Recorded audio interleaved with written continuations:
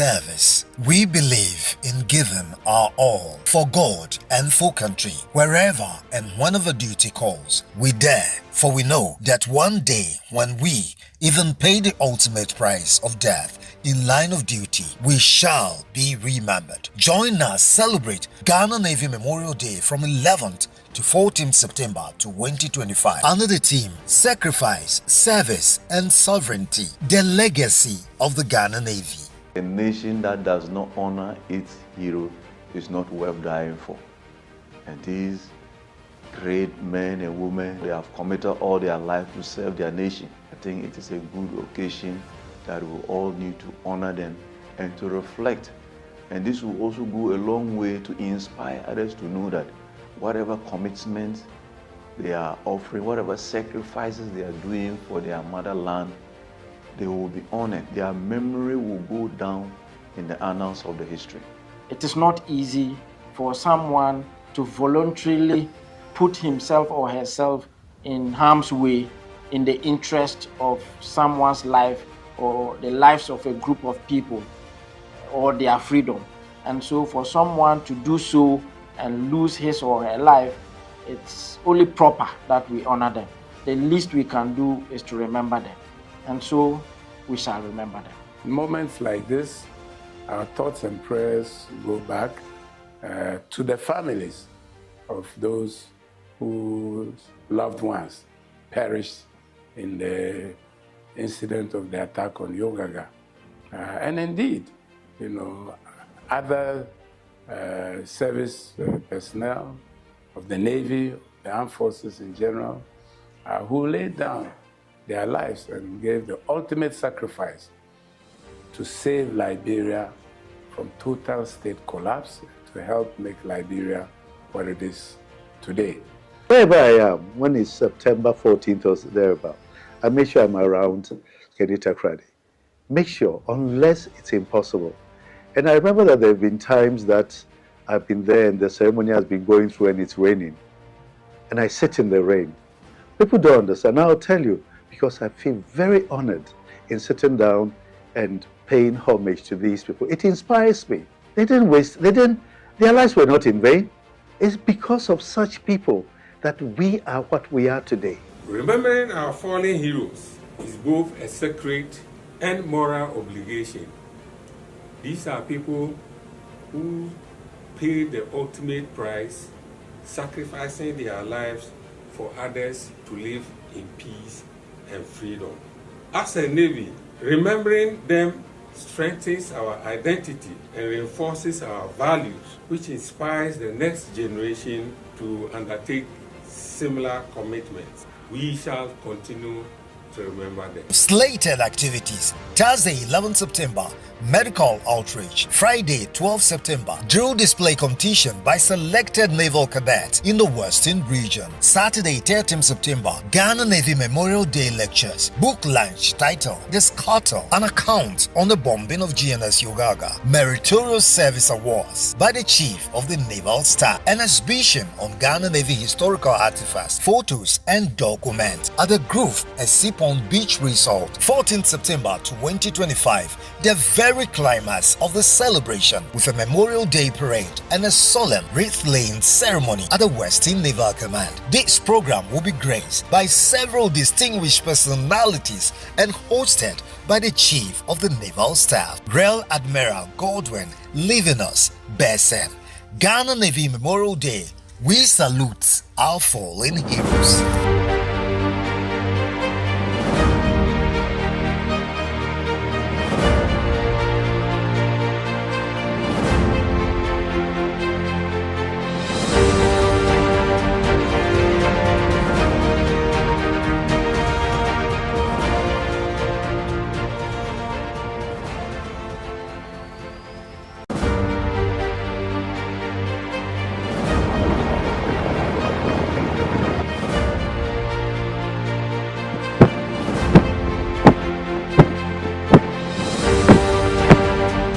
We believe in service. We believe in giving our all for God and for country, wherever and whenever duty calls. We dare, for we know that one day when we even pay the ultimate price of death in line of duty, we shall be remembered. Join us celebrate Ghana Navy Memorial Day from 11th to 14th September 2025 under the theme Sacrifice, Service and Sovereignty, the legacy of the Ghana Navy.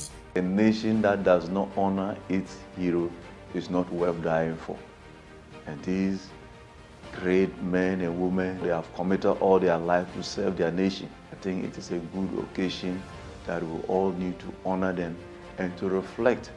And this will also go a long way to inspire others to know that whatever commitments they are offering, whatever sacrifices they are doing for their motherland, they will be honored. Their memory will go down in the annals of the history. It is not easy for someone to voluntarily put himself or herself in harm's way in the interest of someone's life or the lives of a group of people or their freedom.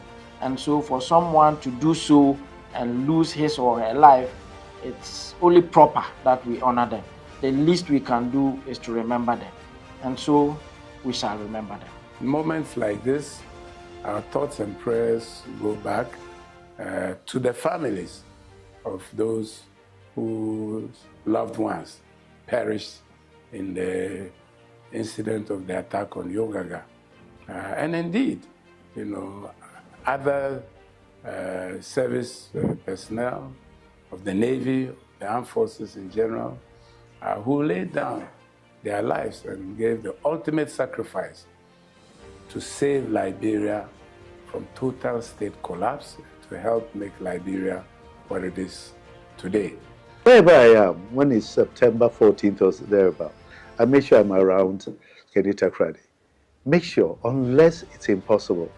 And I remember that there have been times that I've been there and the ceremony has been going through and it's raining. And I sit in the rain. People don't understand. I'll tell you, because I feel very honored in sitting down and paying homage to these people. It inspires me. They didn't waste, their lives were not in vain. It's because of such people that we are what we are today. Remembering our fallen heroes is both a sacred and moral obligation. These are people who paid the ultimate price, sacrificing their lives for others to live in peace and freedom.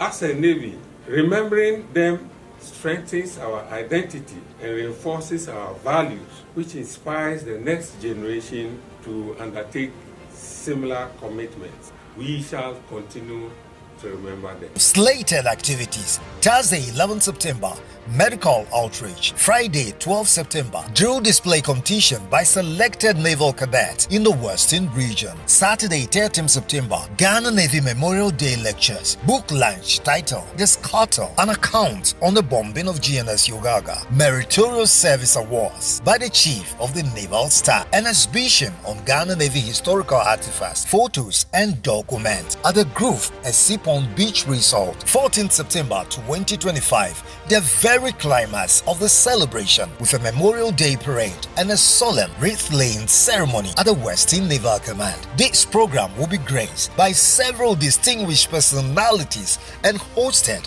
by the Chief of the Naval Staff, Rear Admiral Godwin, leaving us Besen. Ghana Navy Memorial Day. We salute our fallen heroes.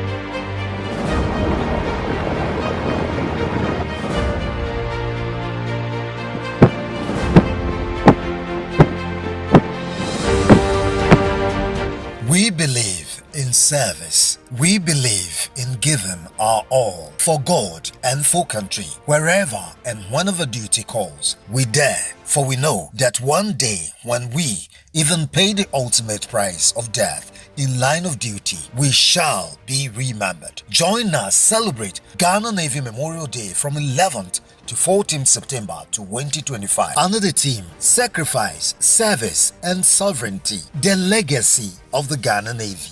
A nation that does not honor its hero is not worth dying for. And these great men and women, they have committed all their life to serve their nation. I think it is a good occasion that we all need to honor them and to reflect. And this will also go a long way to inspire others to know that whatever commitments they are offering, whatever sacrifices they are doing for their motherland, they will be honored. Their memory will go down in the annals of the history. It is not easy for someone to voluntarily put himself or herself in harm's way in the interest of someone's life or the lives of a group of people or their freedom. And so for someone to do so and lose his or her life, it's only proper that we honor them. The least we can do is to remember them. And so we shall remember them. In moments like this, our thoughts and prayers go back to the families of those whose loved ones perished in the incident of the attack on Yogaga. And indeed, other service personnel of the Navy, the armed forces in general, who laid down their lives and gave the ultimate sacrifice to save Liberia from total state collapse, to help make Liberia what it is today. Wherever I am, when it's September 14th or thereabout, I make sure I'm around Keynote. Make sure, unless it's impossible. And I remember that there have been times that I've been there and the ceremony has been going through and it's raining. And I sit in the rain. People don't understand. I'll tell you, because I feel very honored in sitting down and paying homage to these people. It inspires me. They didn't waste, their lives were not in vain. It's because of such people that we are what we are today. Remembering our fallen heroes is both a sacred and moral obligation. These are people who paid the ultimate price, sacrificing their lives for others to live in peace and freedom. As a Navy, remembering them strengthens our identity and reinforces our values, which inspires the next generation to undertake similar commitments. We shall continue to remember them. Slated activities: Thursday 11 September, medical outreach; Friday 12 September, drill display competition by selected naval cadets in the Western region; Saturday 13 September, Ghana Navy Memorial Day lectures; book launch titled The Scuttle, an account on the bombing of GNS Yogaga; meritorious service awards by the Chief of the Naval Staff; an exhibition on Ghana Navy historical artifacts, photos and documents at the Grove ESSIPONG Beach Resort. 14th September 2025, the very climax of the celebration with a Memorial Day parade and a solemn wreath-laying ceremony at the Western Naval Command. This program will be graced by several distinguished personalities and hosted by the Chief of the Naval Staff, Rear Admiral Godwin, leaving us Besen. Ghana Navy Memorial Day. We salute our fallen heroes.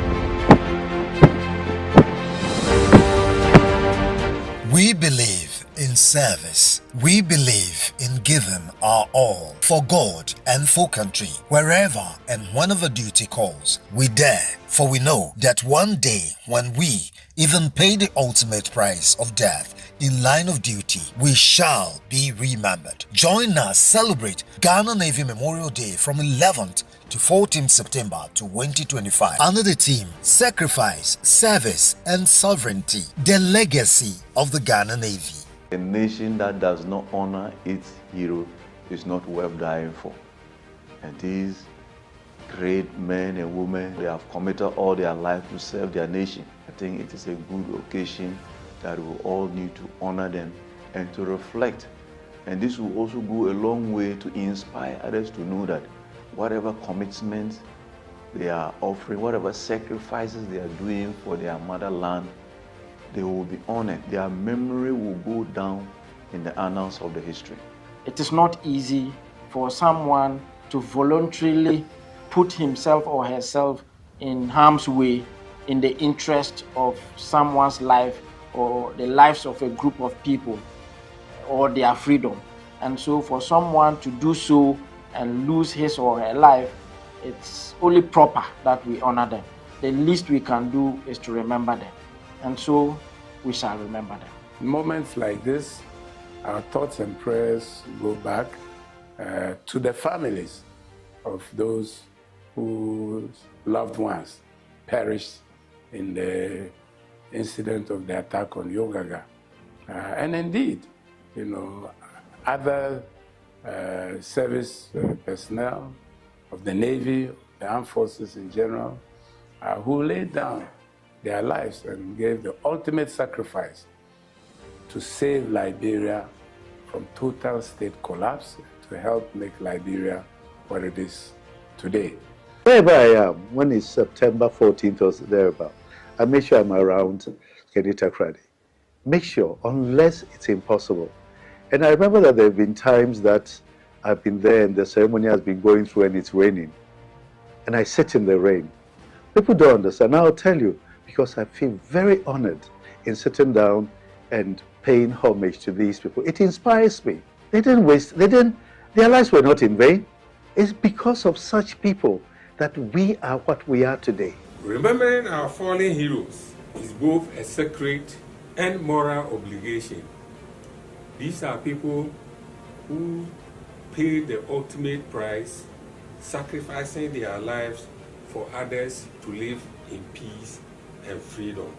As a Navy, remembering them strengthens our identity and reinforces our values, which inspires the next generation to undertake similar commitments. We shall continue to remember them. Slated activities: Thursday 11th September, medical outreach; Friday 12th September, drill display competition by selected naval cadets in the Western region; Saturday 13th September, Ghana Navy Memorial Day lectures; book launch titled The Scuttle, an account on the bombing of GNS Yogaga; meritorious service awards by the Chief of the Naval Staff; an exhibition on Ghana Navy historical artifacts, photos and documents at the Grove ESSIPONG Beach Resort. 14th September 2025, the very climax of the celebration with a Memorial Day parade and a solemn wreath-laying ceremony at the Western Naval Command. This program will be graced by several distinguished personalities and hosted by the Chief of the Naval Staff, Rear Admiral Godwin, leaving us Besen. Ghana Navy Memorial Day. We salute our fallen heroes.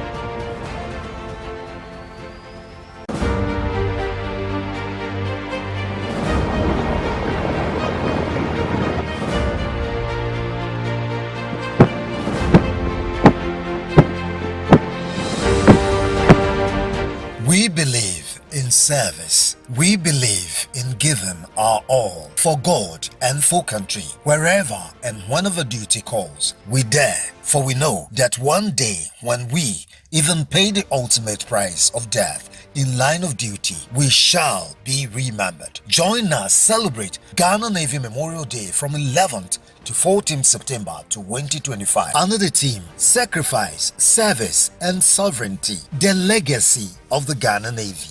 A nation that does not honor its hero is not worth dying for. And these great men and women, they have committed all their life to serve their nation. I think it is a good occasion that we all need to honor them and to reflect. And this will also go a long way to inspire others to know that whatever commitments they are offering, whatever sacrifices they are doing for their motherland, they will be honored. Their memory will go down in the annals of the history. It is not easy for someone to voluntarily put himself or herself in harm's way in the interest of someone's life or the lives of a group of people or their freedom. And so for someone to do so and lose his or her life, it's only proper that we honor them. The least we can do is to remember them. And so we shall remember them. In moments like this, our thoughts and prayers go back to the families of those whose loved ones perished in the incident of the attack on Yogaga. And indeed, other service personnel of the Navy, the armed forces in general, who laid down their lives and gave the ultimate sacrifice to save Liberia from total state collapse, to help make Liberia what it is today. Wherever I am, when it's September 14th or thereabout, I make sure I'm around Keynote. Make sure, unless it's impossible. And I remember that there have been times that I've been there and the ceremony has been going through and it's raining. And I sit in the rain. People don't understand. I'll tell you, because I feel very honored in sitting down and paying homage to these people. It inspires me. They didn't waste, their lives were not in vain. It's because of such people that we are what we are today. Remembering our fallen heroes is both a sacred and moral obligation. These are people who paid the ultimate price, sacrificing their lives for others to live in peace and freedom.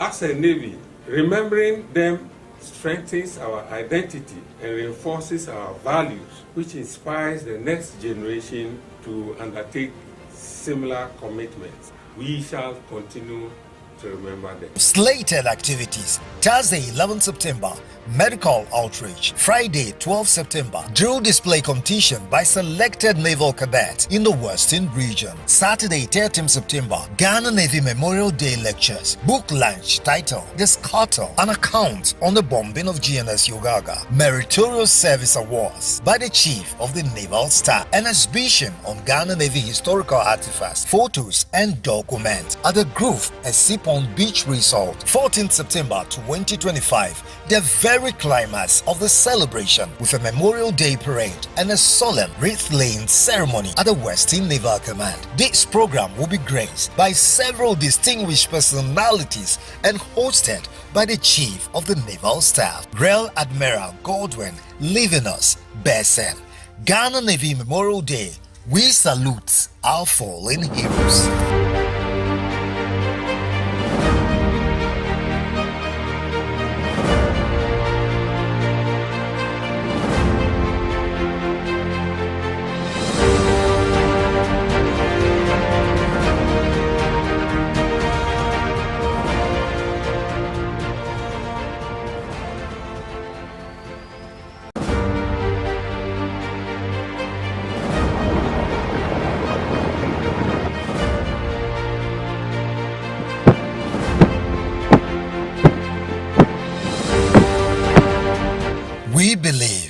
service. We believe in giving our all for God and for country. Wherever and whenever duty calls, we dare, for we know that one day when we even pay the ultimate price of death in line of duty, we shall be remembered. Join us celebrate Ghana Navy Memorial Day from 11th to 14th September 2025 under the theme Sacrifice, Service and Sovereignty, the Legacy of the Ghana Navy. A nation that does not honor its hero is not worth dying for. And these great men and women, they have committed all their life to serve their nation. I think it is a good occasion that we all need to honor them and to reflect. And this will also go a long way to inspire others to know that whatever commitments they are offering, whatever sacrifices they are doing for their motherland, they will be honored. Their memory will go down in the annals of the history. It is not easy for someone to voluntarily put himself or herself in harm's way in the interest of someone's life or the lives of a group of people or their freedom. And so for someone to do so and lose his or her life, it's only proper that we honor them. The least we can do is to remember them. And so we shall remember them. In moments like this, our thoughts and prayers go back to the families of those whose loved ones perished in the incident of the attack on Yogaga. And indeed, other service personnel of the Navy, the armed forces in general, who laid down their lives and gave the ultimate sacrifice to save Liberia from total state collapse, to help make Liberia what it is today. Wherever I am, when it's September 14th or thereabout, I make sure I'm around Keynote. Make sure, unless it's impossible.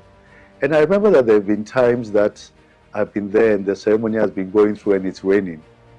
And I sit in the rain. People don't understand. I'll tell you, because I feel very honored in sitting down and paying homage to these people. It inspires me. They didn't waste, their lives were not in vain. It's because of such people that we are what we are today. Remembering our fallen heroes is both a sacred and moral obligation. These are people who paid the ultimate price, sacrificing their lives for others to live in peace and freedom. As a Navy, remembering them strengthens our identity and reinforces our values, which inspires the next generation to undertake similar commitments. We shall continue to remember them. Slated activities: Thursday 11 September, medical outreach; Friday 12 September, drill display competition by selected naval cadets in the Western region; Saturday 13 September, Ghana Navy Memorial Day lectures; book launch titled The Scuttle, an account on the bombing of GNS Yogaga; meritorious service awards by the Chief of the Naval Staff; an exhibition on Ghana Navy historical artifacts, photos and documents at the Grove ESSIPONG Beach Resort, 14th September 2025, the very climax of the celebration with a Memorial Day parade and a solemn wreath-laying ceremony at the Western Naval Command. This program will be graced by several distinguished personalities and hosted by the Chief of the Naval Staff, Rear Admiral Godwin, leaving us Besen. Ghana Navy Memorial Day. We salute our fallen heroes.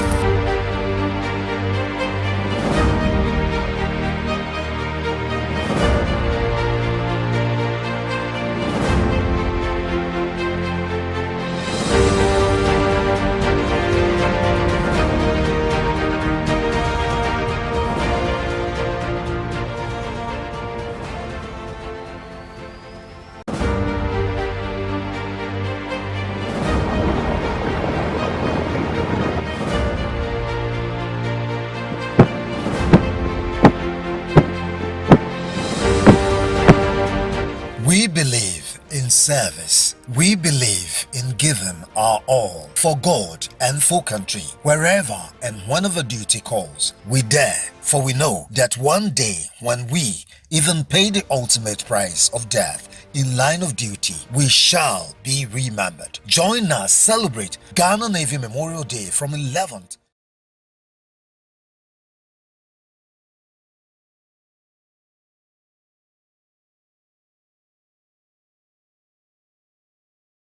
to 14th September 2025 under the theme Sacrifice, Service and Sovereignty, the Legacy of the Ghana Navy. A nation that does not honor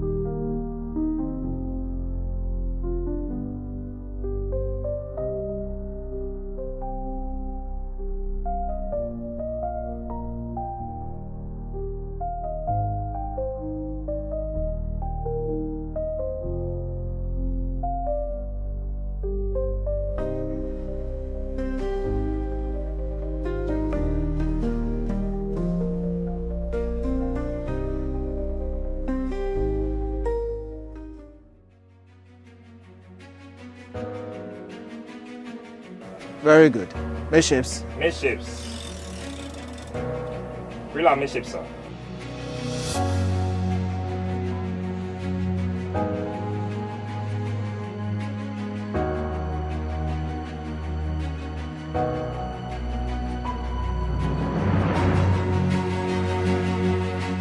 The Ghana Navy, a force of discipline and courage, was established in July 1959. The Navy has remained a pillar of safeguarding Ghana's maritime sovereignty, from peacekeeping missions across Africa to anti-piracy operations and humanitarian support. Its men and women have stood watch day and night over our waters, protecting lives, trade, and national interests. But behind every uniform is a story of sacrifice and a story of service.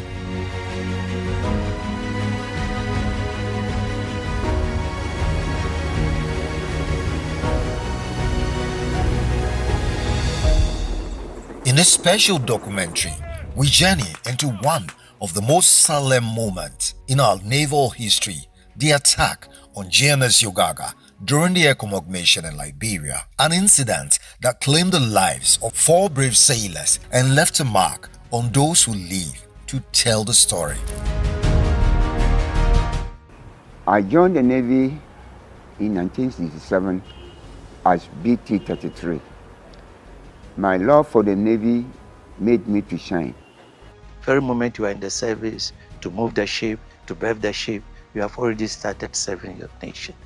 But at times we come about and thinking about patriotism. Patriotism, the way I look at it, is not only trying to serve your country. No, it's in depth. Putting all you yourself away, putting yourself in what you intend to do. In the early 1990s, Liberia was in chaos. Civil war had torn the nation apart, and innocent lives hung in the balance. In response, the Economic Community of West African States, ECOWAS, launched a regional peacekeeping force known as the ECOMOG to help restore order.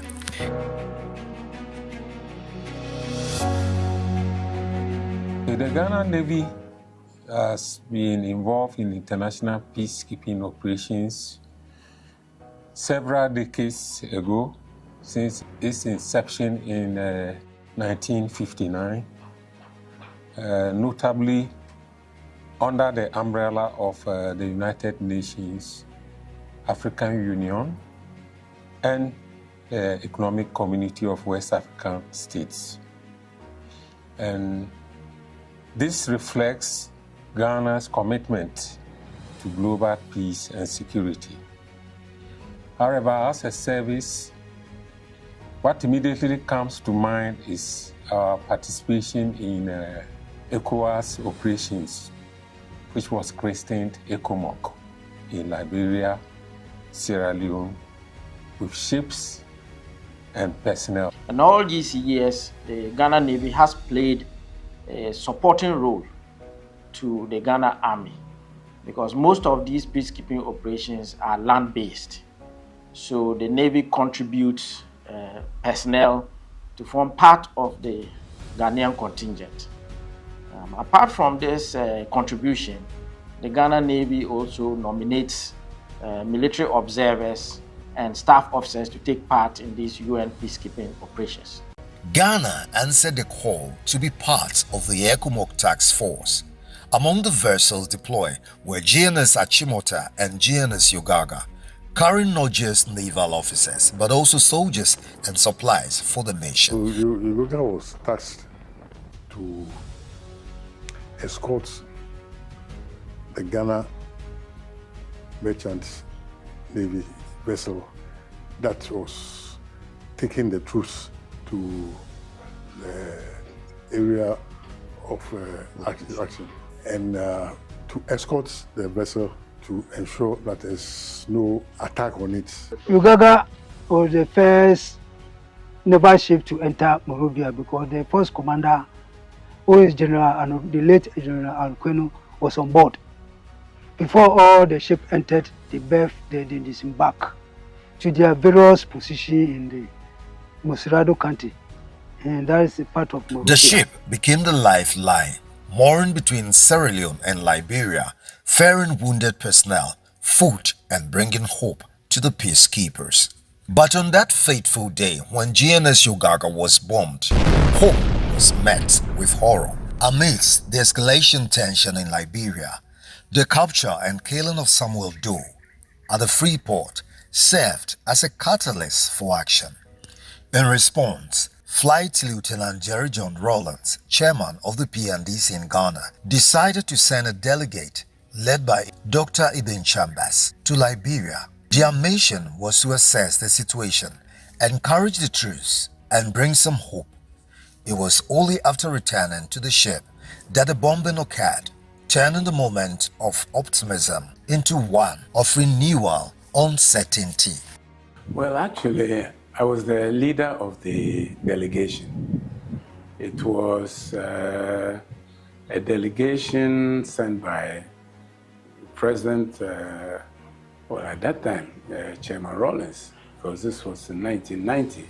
We were still under the PNDC, and Ghana, along with other West African countries, principally Nigeria, Guinea, Sierra Leone, Gambia, Mali, had deployed in Liberia, the ECOMOG force.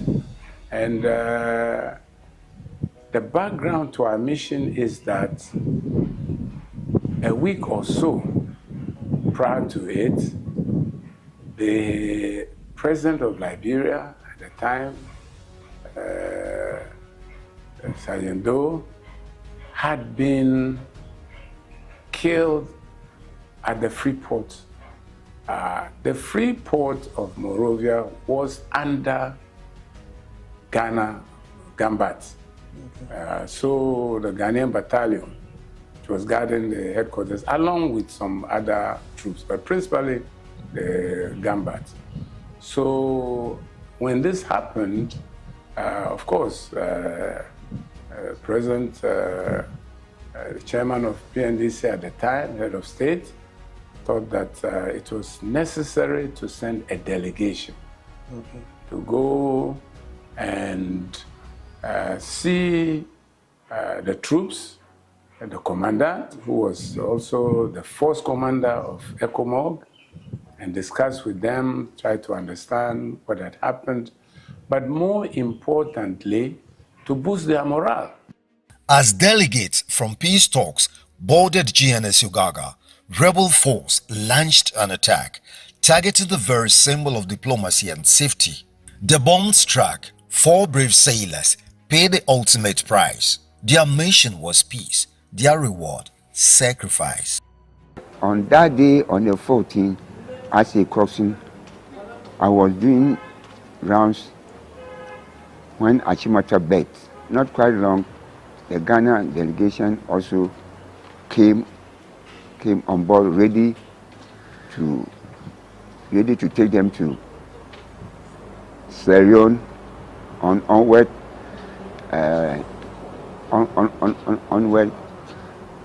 on their journey to Ghana, back to Ghana. Then the first shot landed at the furthest parts of the ship, but not the ship, on the jetty. That place was Nigeria Field Hospital. So they killed, I think, 6 Nigerians there. So it splashed on the ship. Then the second one landed. I think they were using the max pole as a target. So the bomb fell where the Adbom motor has been placed. So when I heard the sound, I got off my bunk. So I got off the bunk and looked into the scuttle. When I looked into the scuttle, it was so sharp. It was so sharp because I looked into the scuttle and then I just heard in my ears down. So down, I tagged in. It was reflex. So I just went and tagged in. When I tagged in, the second sound, the second blast came in. That one I did hear, I just felt the head boom. This hit, in fact, my cabin, the joint of my cabin, and then the MSO. And then it exploded in the wardroom, and that is what killed Dachimo.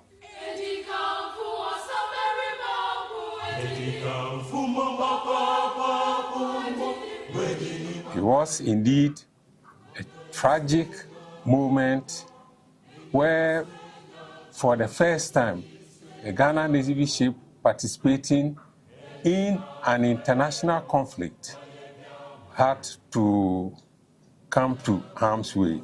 They knew the mission was dangerous. They knew they might not return. But still, they went. Not because they were ordered to, but because they believed in something greater than themselves. Yes, they believed in Ghana, the land of the above. Patriotism isn't just about wearing the uniform. It is the quiet courage to serve, to protect, and to sacrifice for a nation you love. The sailors of GNS Yogaga and GNS Achimota showed us what it means to put country before selves. Their sacrifice is not just a memory. It is a reminder that true patriotism lives in action, in honor, and in unity, and in every Ghanaian willing to stand for peace and progress. May we have Ghana not only in words, but in action, in service, and in pride. Let us resolve to live for God and for country. Yes, we shall remember them. So I think it is a good occasion that we all need to honor them and to reflect. And this will also go a long way to inspire others to know that whatever commitments they are offering, whatever sacrifices they are doing for their motherland, they will be honored. Their memory will go down in the annals of the history. It is not easy for someone to voluntarily put himself or herself in harm's way in the interest of someone's life or the lives of a group of people or their freedom. And so for someone to do so and lose his or her life, it's only proper that we honor them. The least we can do is to remember them. And so we shall remember them. Wherever I am, when it's September 14th or thereabout, I make sure I'm around Keynote. And I remember that there have been times that I've been there and the ceremony has been going through and it's raining. And I sit in the rain. People don't understand. I'll tell you, because I feel very honored in sitting down and paying homage to these people. It inspires me. It's because of such people that we are what we are today. I'd like to entreat our esteemed ratings and officers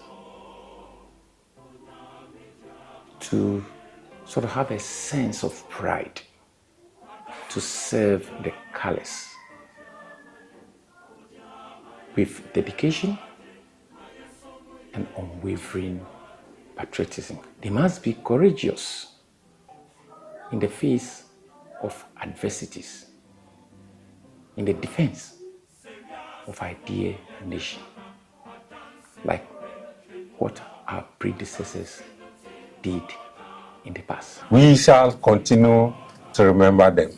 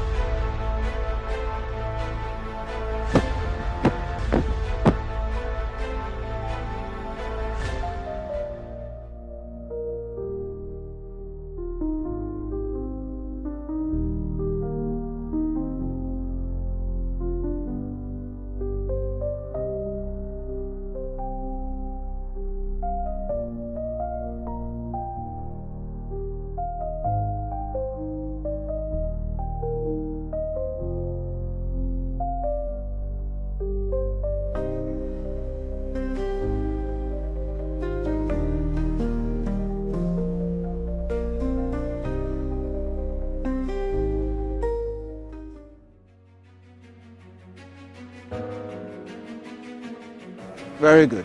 Midships. Midships. Real midships, sir.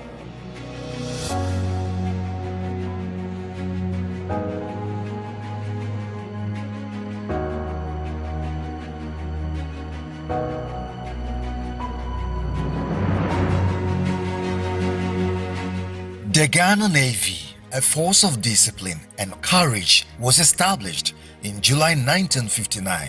The Navy has remained a pillar of safeguarding Ghana's maritime sovereignty from peacekeeping missions across Africa to anti-piracy operations and humanitarian support. Its men and women have stood watch day and night over our waters, protecting lives, trade, and national interests. But behind every uniform is a story of sacrifice and a story of service.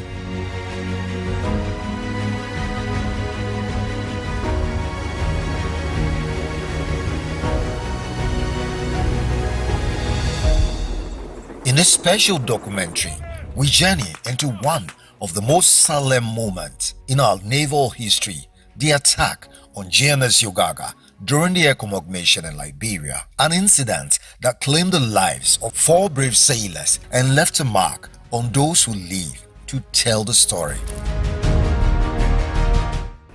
I joined the Navy in 1967 as BT-33. My love for the Navy made me to shine. Very moment you are in the service, to move the ship, to berth the ship, you have already started serving your nation. But at times we come about and thinking about patriotism. Patriotism, the way I look at it, is not only trying to serve your country. No, it's in-depth. Putting all you yourself away, putting yourself in what you intend to do. In the early 1990s, Liberia was in chaos. Civil war had torn the nation apart, and innocent lives hung in the balance.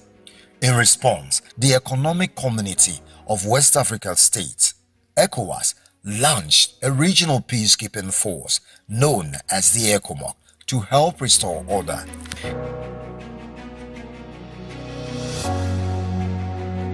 The Ghana Navy has been involved in international peacekeeping operations several decades ago, since its inception in 1959, notably under the umbrella of the United Nations, African Union, and the Economic Community of West African States.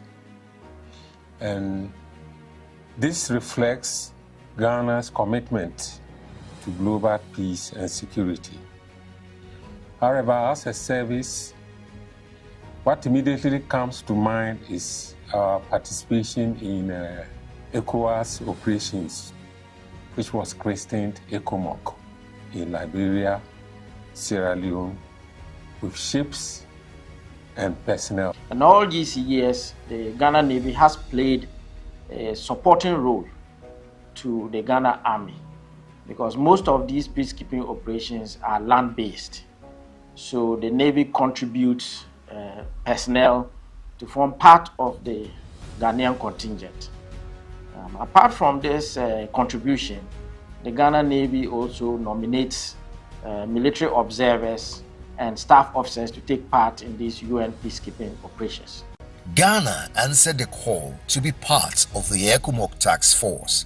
Among the vessels deployed were GNS Achimota and GNS Yogaga, carrying not just naval officers but also soldiers and supplies for the nation. So Yogaga was tasked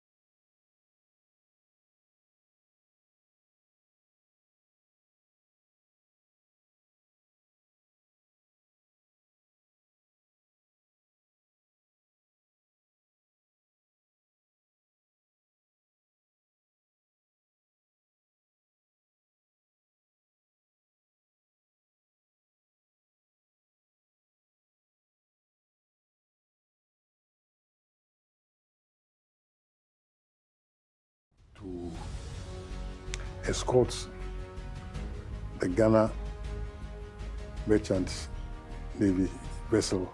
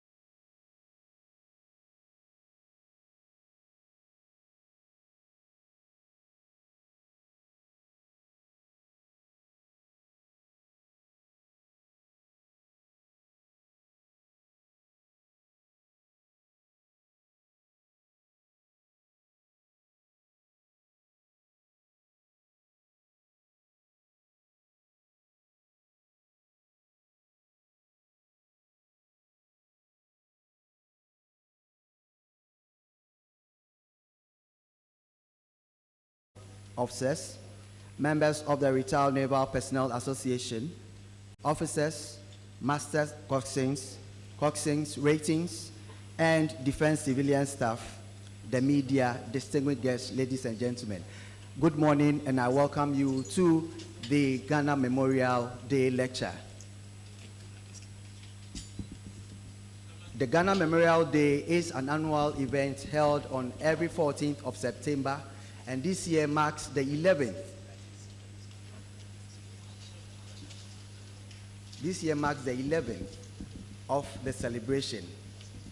And the theme for this year is Sacrifice, Service, and Sovereignty, the legacy of the Ghana Navy.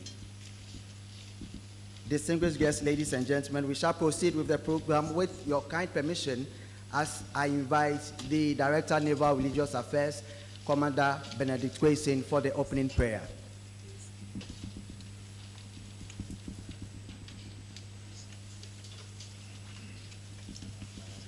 So respectfully shall we rise as we pray.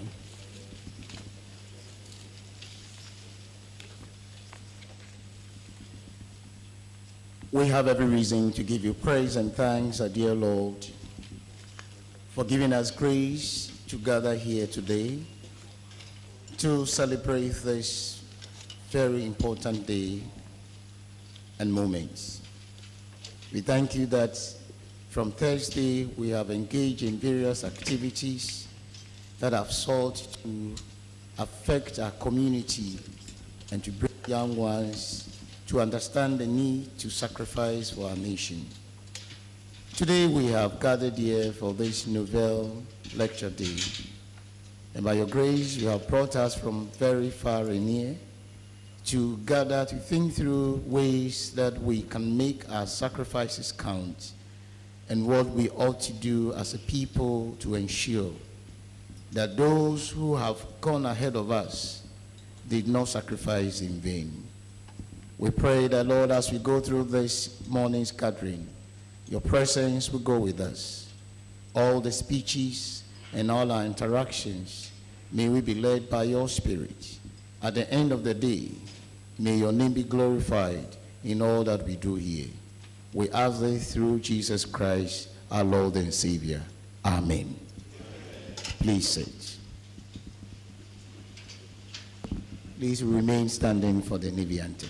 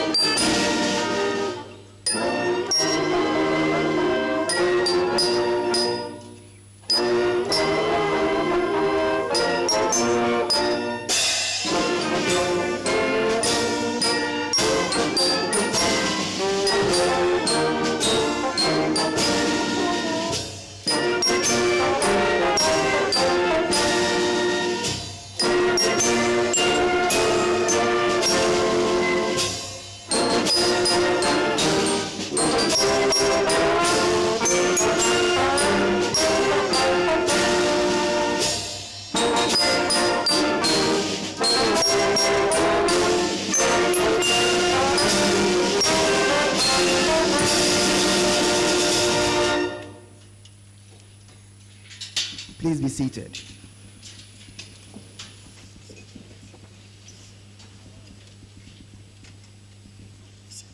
Distinguished guests, ladies and gentlemen, before we proceed, may I request that movement in the hall be kept to the barest minimum during proceedings.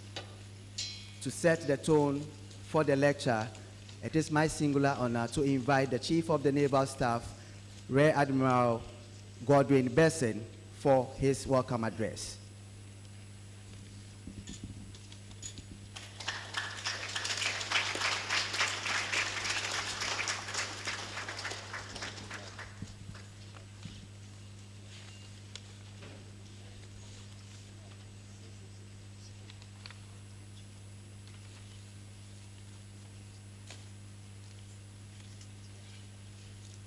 The Western Regional Minister, Honorable Joseph Nelson, our guest of honor, members of Parliament present, municipal chief executives of STMA, ECMA, and Shama, Omanhin of Scuttle Traditional Area, Nana Kobina Ketia V, Nananom present, former Chief of Naval Staff Rear Admiral Nunu, then Commanding Officer of GNS Yogaga on the 14th of September 1990. Immediate past Chief of the Naval Staff, Vice Admiral Isa Adam Yakubu, President and members of the Association of Retired Naval Officers, 2 Garrison Commander, Flag Officers Commanding, senior officers present, both serving and retired, members of the Regional Security Council, representatives of our various security services here present, commanding officers, master coxswain, coxswains, ratings, and defense civilian staff, distinguished invited guests, our friends from the media, ladies and gentlemen, a hearty good morning to you all, and welcome to the series of events commemorating the Ghana Navy's 2025 Memorial Day, which takes place tomorrow.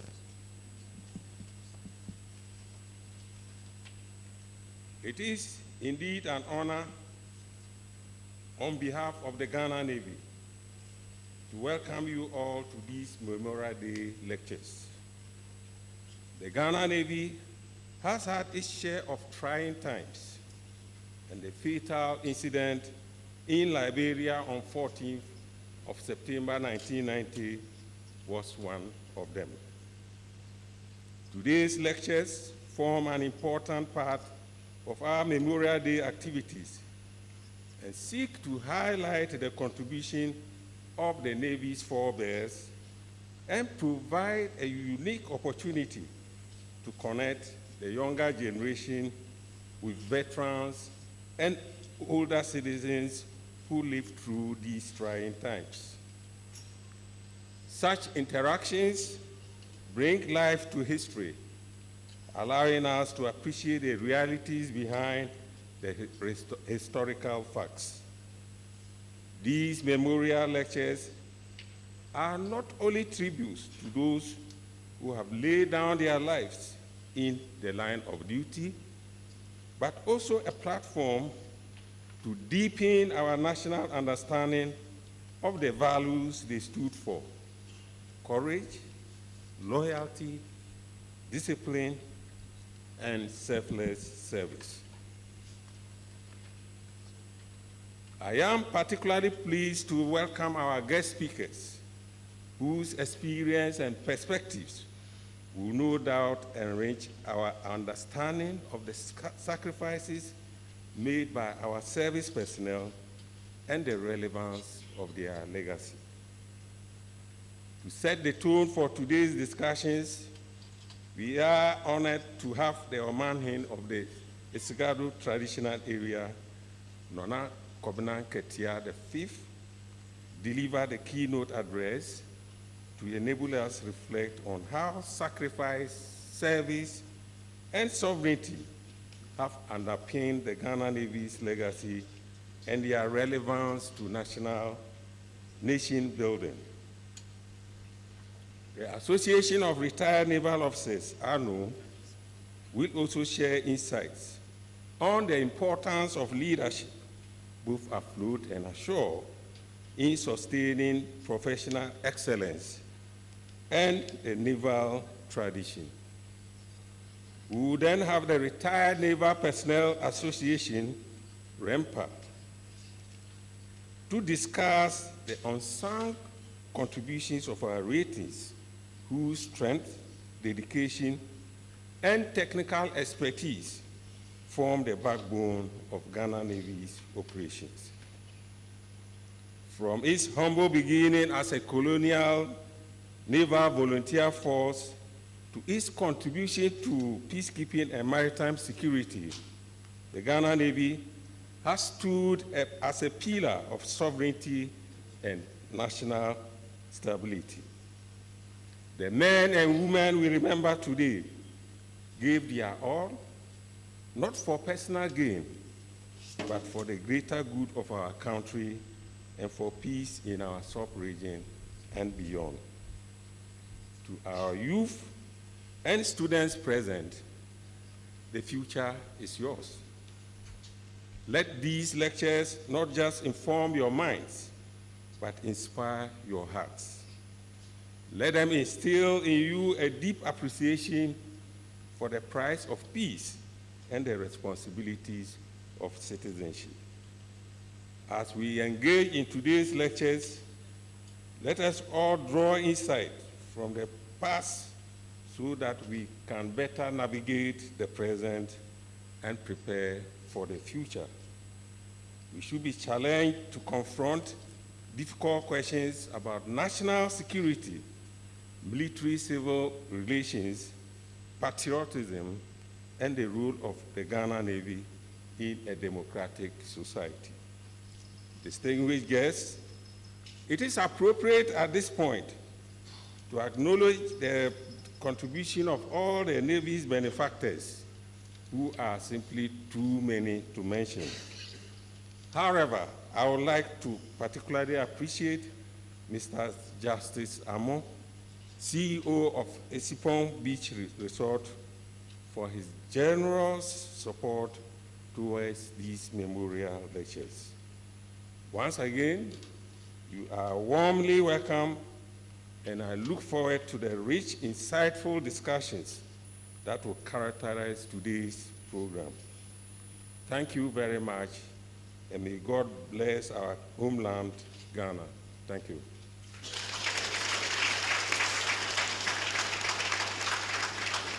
Thank you very much, sir. A round of applause once again for the Chief of the Naval Staff. May I remind all that this year marks the 35th year since the bombing of Ghana Navy ship Yogaga in Liberia. The band will treat us to some tunes whilst we prepare ourselves for the first lecture, ladies and gentlemen.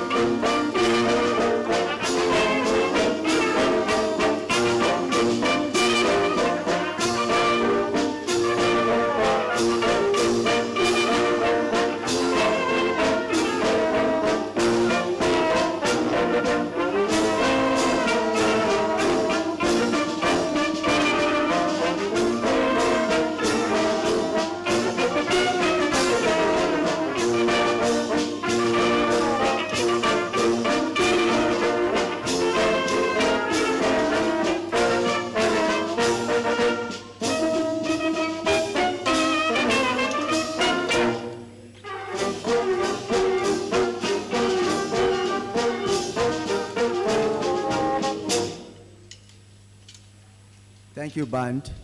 Distinguished guests, ladies and gentlemen.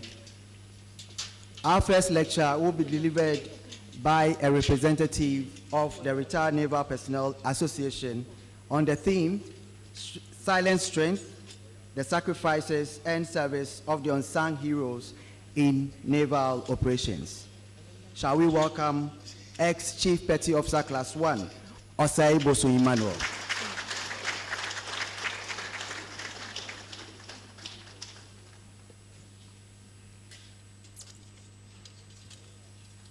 I stand on already established protocols.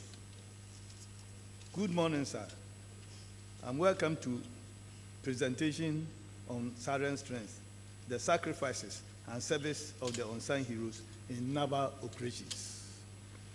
I am ex-Chief Petty Officer Class 1, Augustine Osei Bosu. Served 30 years with colors,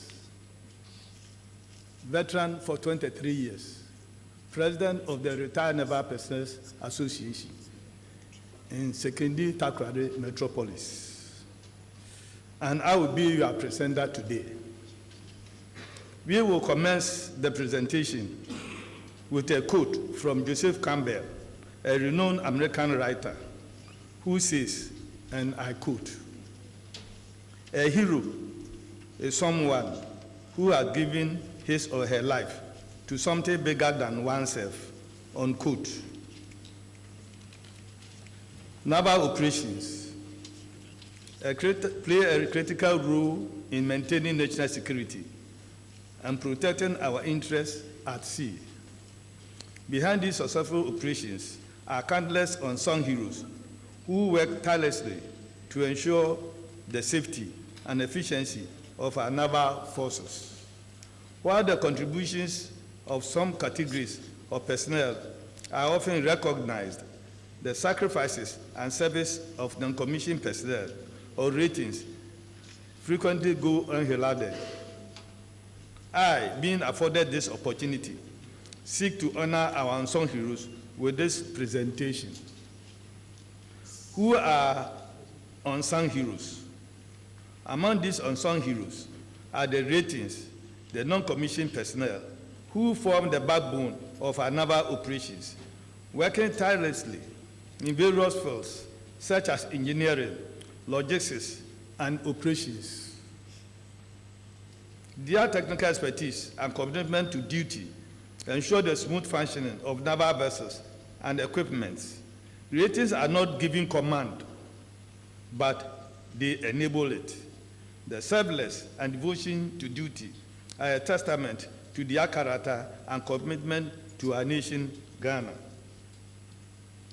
The presentation aims to showcase the stories of the unsung heroes, highlighting the role of the non-commissioned officer in sustaining naval efficiency and national maritime sovereignty. Scope. The presentation will cover the following: essential qualities, which will explore the necessary qualities that ratings bring to their roles. Then we will look at diverse roles, played by ratings in various fields where they serve, including operations, technical, and support roles. We will also look at the impact and contributions of ratings. The ultimate goal is to demonstrate how these quiet sacrifices are vital for maintaining naval efficiency and securing national maritime interests. Then we will look at challenges, then conclude with the way forward. Essential qualities. Loyalty is about demonstrating commitment to the Ghana Navy, fellow sailors, and the country. It involves being faithful to the principles and values of the naval service. Ratings embody loyalty, support their colleagues, even in difficult situations, and work together as a team to achieve common goals. Duty. Duty involves fulfilling obligations and responsibilities, even when it's challenging or uncomfortable. Ratings who prioritize duty to take their tasks seriously and strive to complete them to the best of their abilities. Naval ratings who embody duty, prioritize tasks, manage their time effectively, and maintain a high level of productivity. Respect. Respect involves treating others with dignity, kindness, and compassion. Naval ratings who embody respect value diversity, promote inclusivity, and avoid discriminatory behavior. Ratings who prioritize respect follow the chain of command, obey orders, and show deference to senior officers. Selfless service. Selfless service involves putting others first, prioritizing their needs, and making sacrifices for the greater good. Naval ratings who embody selfless service are willing to risk their own lives to protect others.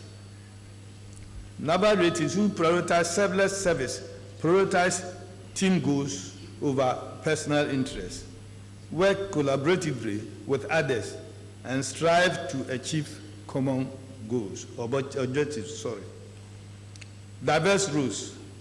Ratings within the Ghana Navy play diverse and critical roles, ensure the safe and effective operation of the Navy. This can be highlighted in the following. Operational roles of ratings. Ratings play a role in maintaining operational effectiveness, from navigation, communication, to maintaining and repairing equipment. Their operational responsibilities include, but not limited to, operations, where ratings are assisted with navigation, watchkeeping, monitoring of ship systems, ensuring the safety of the crew, and the safe arrival as well as departure of the vessel. Additionally, rating provides security for the vessel and crew, preventing unauthorized access and protecting against potential threats. Technical rule of ratings. Ratings bring specialized skills and knowledge to their duties, ensuring the smooth operation of naval vessels and equipment. Their technical responsibilities include maintenance and repair of engines, electrical systems, and other machinery, ensuring the vessel's propulsion and auxiliary system function efficiently. Ratings respond to and manage control situations on board, minimizing damage and ensuring the vessel remains operational. Support rules of ratings. Ratings provide essential logistics, support, managing supply chains, and ensuring timely delivery of resources and personnel to sustain operations during extended deployments. We also play a critical role in providing support service that ensure the well-being and effectiveness of the crew, preparing nutritious meals for the crew, maintaining morale and energy levels during extended deployments. Additionally, we ratings manage administrative tasks, including personnel records, supply logistics, and financial management, ensuring the smooth operation of the vessel. These diverse roles demonstrate the critical contributions ratings make to naval operations, underscoring their importance as skilled and dedicated members of the naval team. Impact and contributions. The impact and contribution of ratings in naval operations are multifaceted and significant. Ratings, as indicated earlier, form the backbone of all naval operations, working tirelessly in various fields such as engineering, seamanship, logistics, and security operations. Enhanced mission success. The contributions of ratings directly impact mission success, enabling naval forces to achieve their objectives effectively. Improved operational efficiency. Ratings technical expertise and logistics support improve operational efficiency, reducing downtime, increasing the readiness of naval vessels. Improve interoperability. Ratings participation in joint operations enhances interoperability among different military branches, fostering a culture of cooperation and collaboration. In summary, the roles of ratings in naval operations are vital to the success of naval missions. Their technical expertise, logistical support, and operational effectiveness directly contribute to the achievement of naval objectives, making them indispensable to naval operations. Challenges. Ratings in naval operations face numerous challenges that impact their daily lives and overall effectiveness. Here are some of the key challenges. Time away from family. Ratings often spend extended periods at sea, leading to prolonged separation from family and friends, which can be emotionally taxing. Hazardous working conditions. Ratings are exposed to hazardous materials, loud noises, and physically demanding tasks, increasing their risks of injury or illness. Physical and mental demands. The physical and mental demands of working at sea can be exhausting, leading to fatigue, stress, and decreased morale. Technological advancement and changing nature of warfare. The rapid pace of technological change in naval operations can be challenging for ratings to keep up with, requiring continuous training and adaptation. Also, the changing nature of warfare, including the increasing use of unmanned systems and cyber warfare, requires ratings to adapt new threats and challenges. Way forward. These challenges highlight the need for the Ghana Navy to prioritize the well-being, training, development of ratings to ensure they can operate effectively and safely in an increasingly complex and dynamic environment. We will, however, be able to achieve more in this era if we focus on investing in modern training and warfare, improve career progression and systems, strengthening reputation of dedication. Conclusion. In conclusion, the sacrifices and service of ratings in naval operations went beyond our borders. Liberia, for example, was freed from total state collapse because of their blood. They paid the ultimate price for going in service for God and country. As we remember them, let us remind ourselves of the values which make us as a nation. In freedom and peace, how has their sacrifices benefited the loved ones they left behind? Have they been left alone, only to be invited to these rituals? The best memorial for the unsung heroes is to at least leave a lasting legacy for the children they left behind. Eternal Father, mighty to bind the selfless waves and bid the mighty ocean to be still, hear us when we cry for thee, for those in peril on the sea, air, and land. When the last post is sounded, we say, rest in peace. Those of us left will respond to the rebel.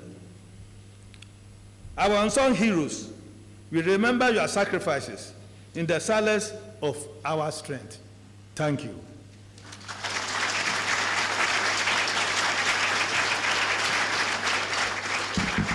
Thank you very much, sir. A round of applause once again.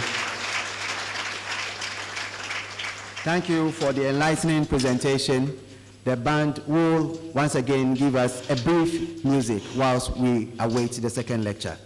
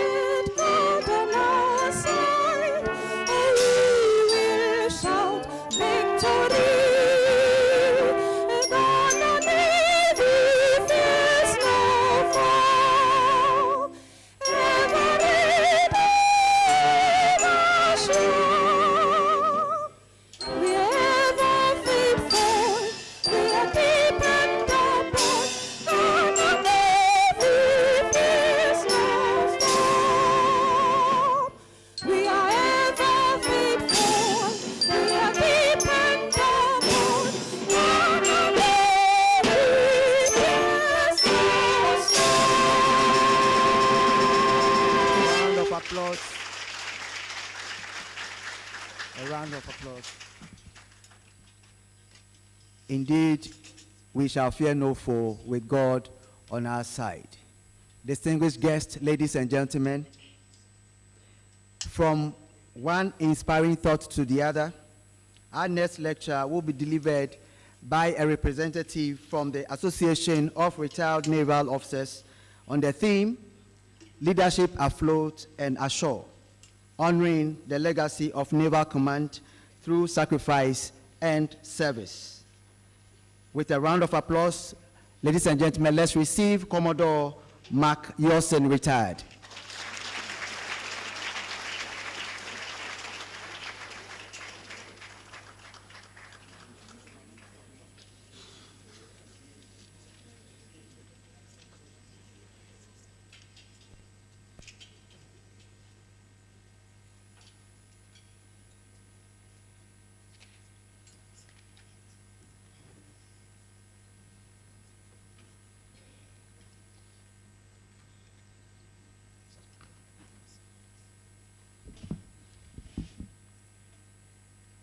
the guest of honor, permit me to stand on the existing protocol. But I want to include the selected students from the schools within the metropolis. And I'm happy that my alma mater, the Antaman Girls Senior High School, is here.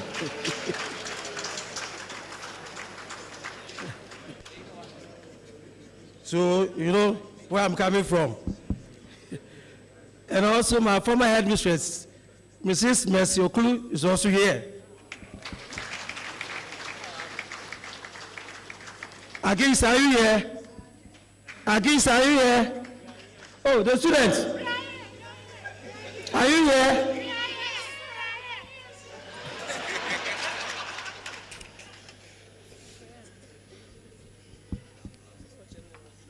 I'm Commodore Mark Ransford, Nanabin Yeltsin, retired, Vice Chairman of the Association of Retired Naval Officers for the Western Command. This morning, I'm going to present to you on the topic, Leadership Afloat and Ashore, honoring the legacy of Naval Command through sacrifice and service. The nature of leadership has been a source of debate throughout history, but there has never been any doubt about its importance in any institution.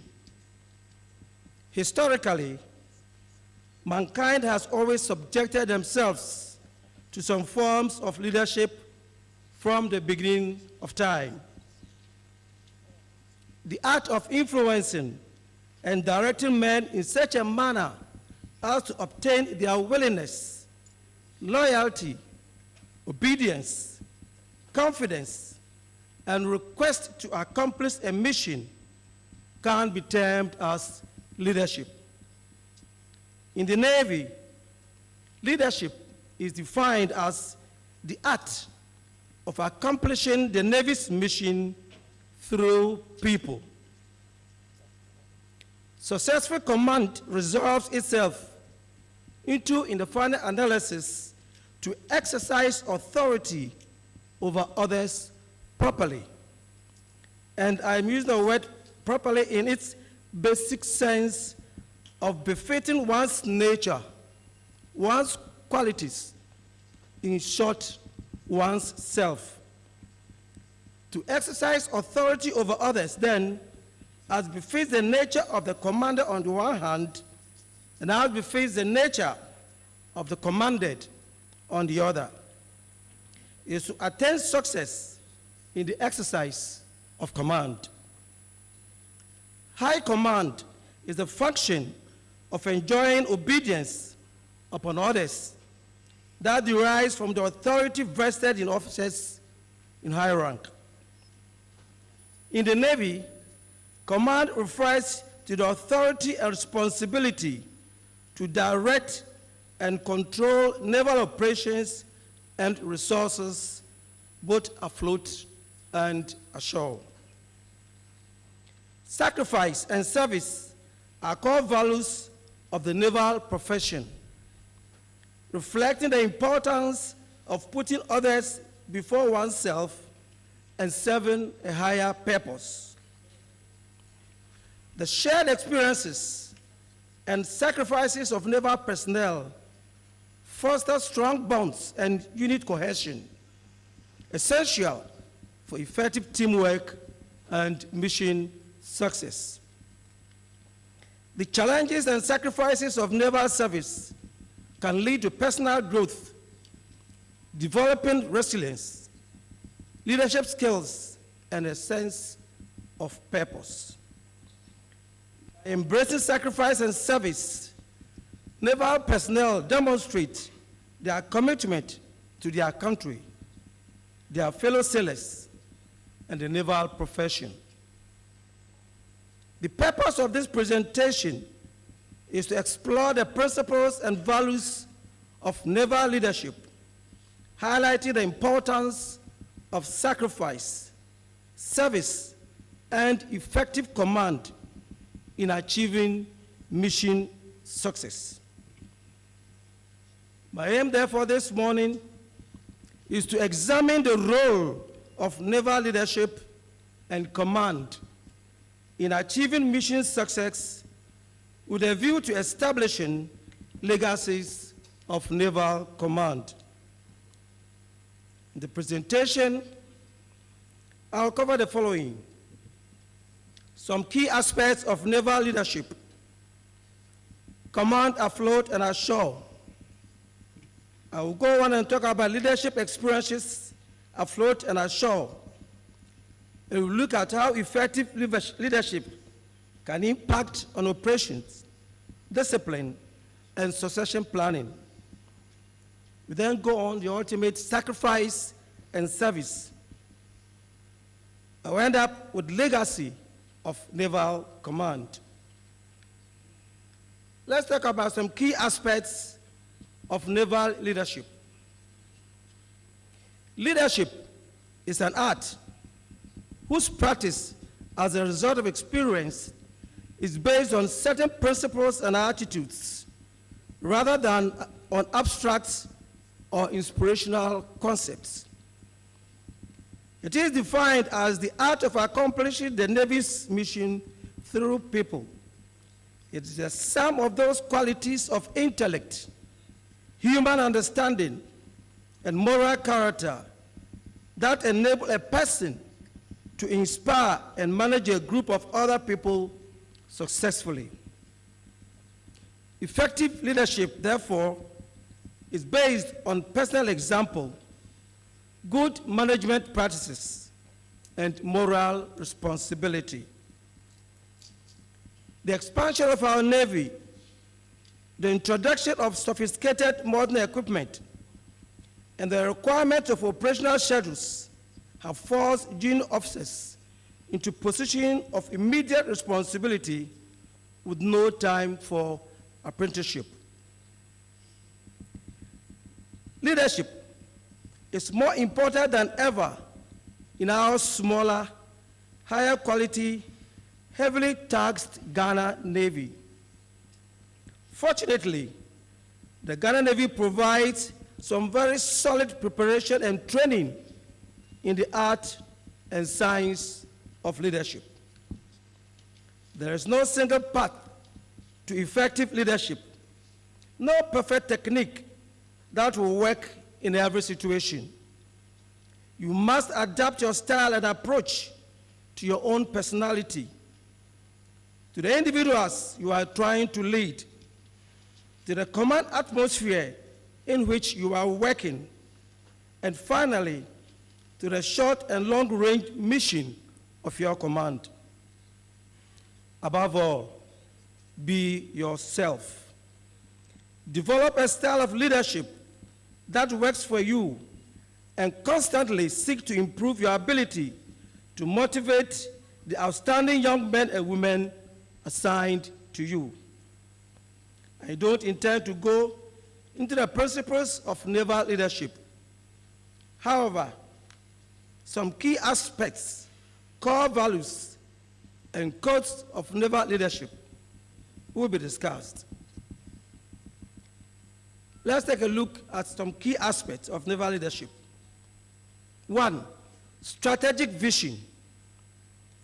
Naval leaders must possess a clear understanding of their mission objectives and the ability to adapt to changing circumstances.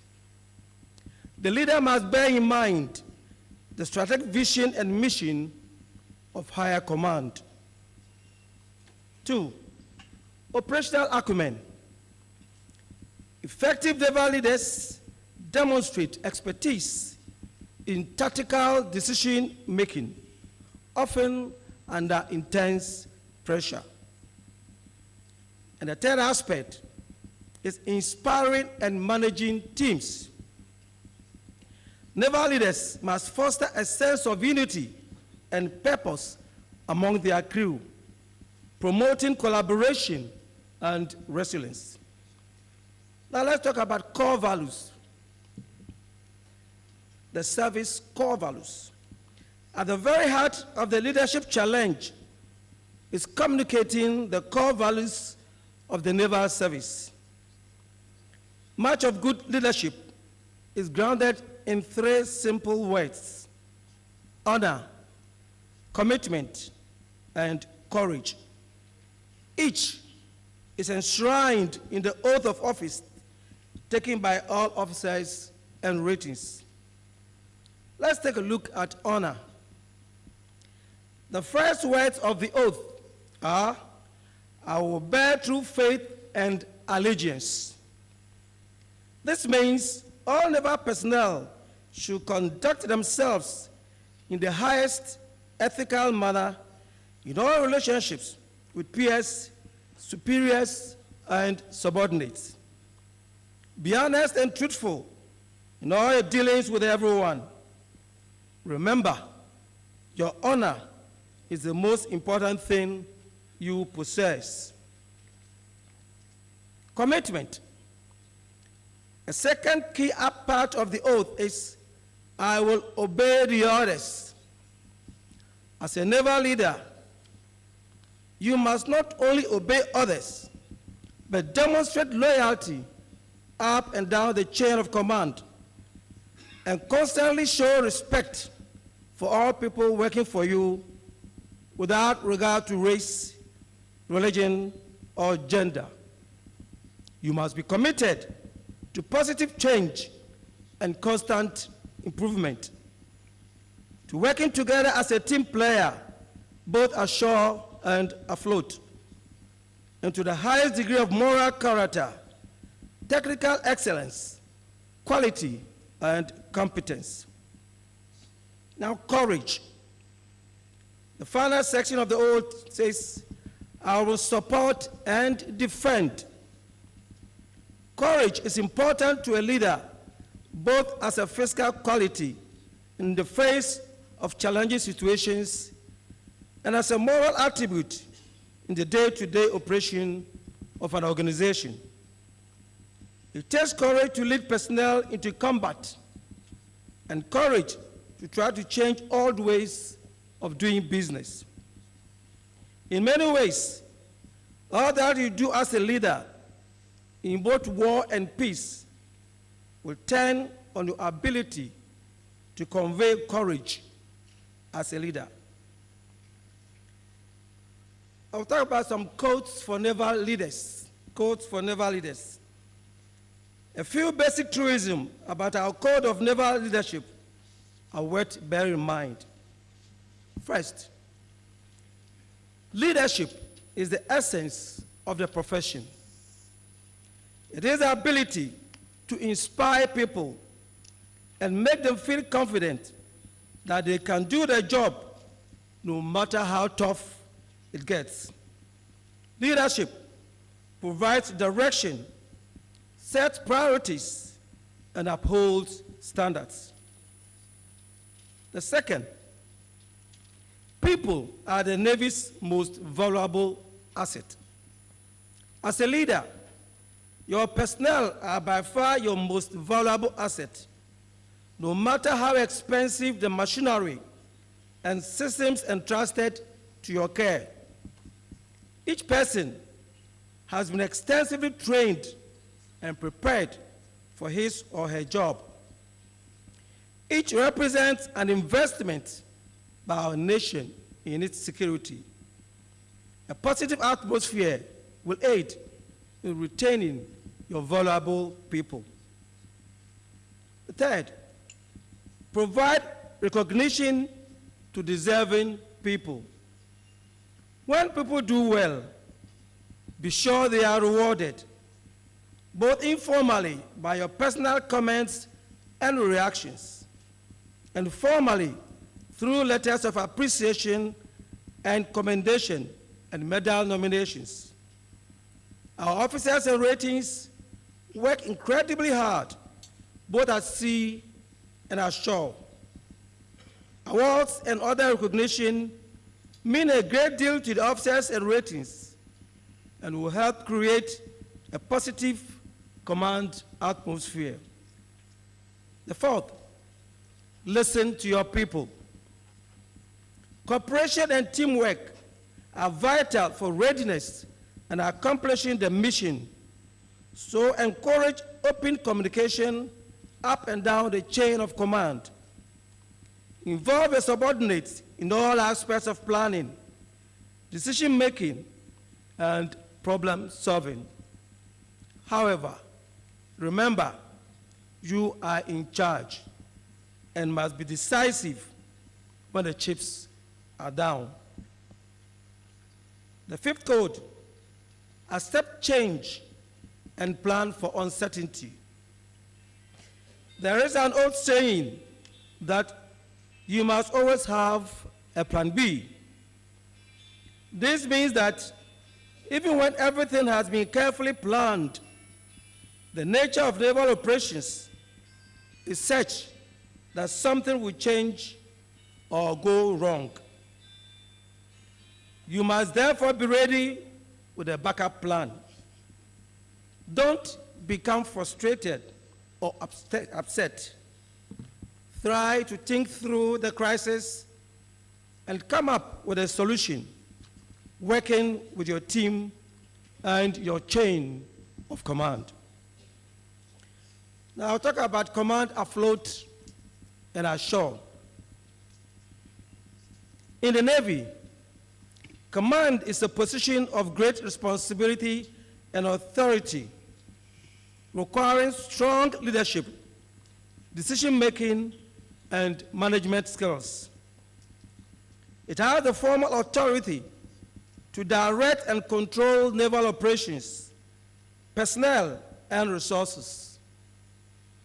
Command is also accountable for mission success, safety, and outcomes, and the performance of their personnel and units. It is typically associated with specific roles, such as commanding a ship or shore-based unit. There are two primary contexts: command at sea and command ashore. Let's talk about command at sea. Command at sea, we have operational command, that is directing naval vessels, submarines, can Ghana have submarines? Aircraft, can we have at sea? Making tactical decisions to achieve mission objectives. We also have shipboard command, that is leading a ship's crew, overseeing navigation, operations, and maintenance. And then, of course, we have task force command, that is leading a group of ships or vessels, coordinating their efforts to accomplish a specific mission. Now, command ashore, we have shore-based command, that is directing naval operations from a land-based headquarters, like the Flag Officer Command, the Western Naval Command, overseeing logistics and planning and strategy. We also have naval-based command, like the NBSEC, leading a naval base responsible for maintenance, supply, and support services. We also have training command, overseeing naval training programs, developing personnel, and ensuring readiness. And of course, of late, we have the logistics command, which include upkeep, supply and inspection of material, provision of funds, supply of personnel, education, health, including medical inspection and maintenance. Now, both command at sea and ashore require strong leadership, strategic thinking, and decision-making skills to ensure mission success and the safety of personnel. However, there are key differences in command and leadership, both at sea and ashore. Let's see the key differences. While these are related, command and leadership are distinct concepts in the Navy. There are two key differences. One, formal authority. Command implies formal authority, while leadership can be demonstrated without formal authority. The second is the scope and focus. Command focuses on mission objectives, operations, and resources, while leadership focuses on people, teams, and relationships. In the Navy, effective commanders are often strong leaders, but not all leaders hold command positions. Leadership is a critical component of command, and both are essential for achieving mission success. I'll go ahead and talk about leadership experiences afloat and ashore. At the end, I will share my own experiences with you. Leadership experiences in the Navy can vary depending on the specific role, location, and context. I'll give you some examples, both afloat and ashore. Afloat experiences, we have commanding a ship, commanding officer of a ship, leading a crew, making tactical decisions, and ensuring the safe operation of the vessel. Departmental heads, call it divisional officers, overseeing a specific department, such as operations, engineering or supply, and managing a team of personnel. Of course, the department heads are the HOD, and then we have the divisional officers. And then we have the officers of the watch or the day, standing watch on the bridge or in the combat information center, making tactical decisions and coordinating with the other units afloat. Now, leadership experiences ashore. Ashore, of course, we have the staff officers serving on the staff, providing support to senior leaders, and coordinating with other units and organizations.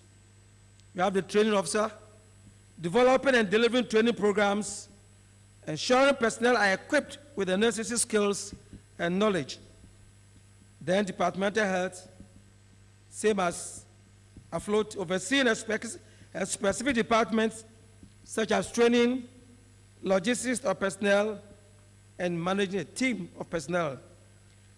Then we have the base or installation command, leading a naval base or installation, overseeing daily operations, and ensuring the safety and security of personnel and facilities. However, we have common leadership experiences, both whether at sea or ashore. Some of these are leading teams. We saw on the screen a while ago, there were practical leadership exercise, PLX.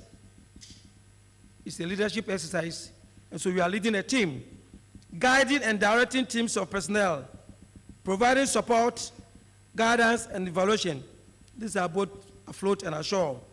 Making decisions, analyzing situations, weighing options, and making informed decisions that impact the mission and personnel.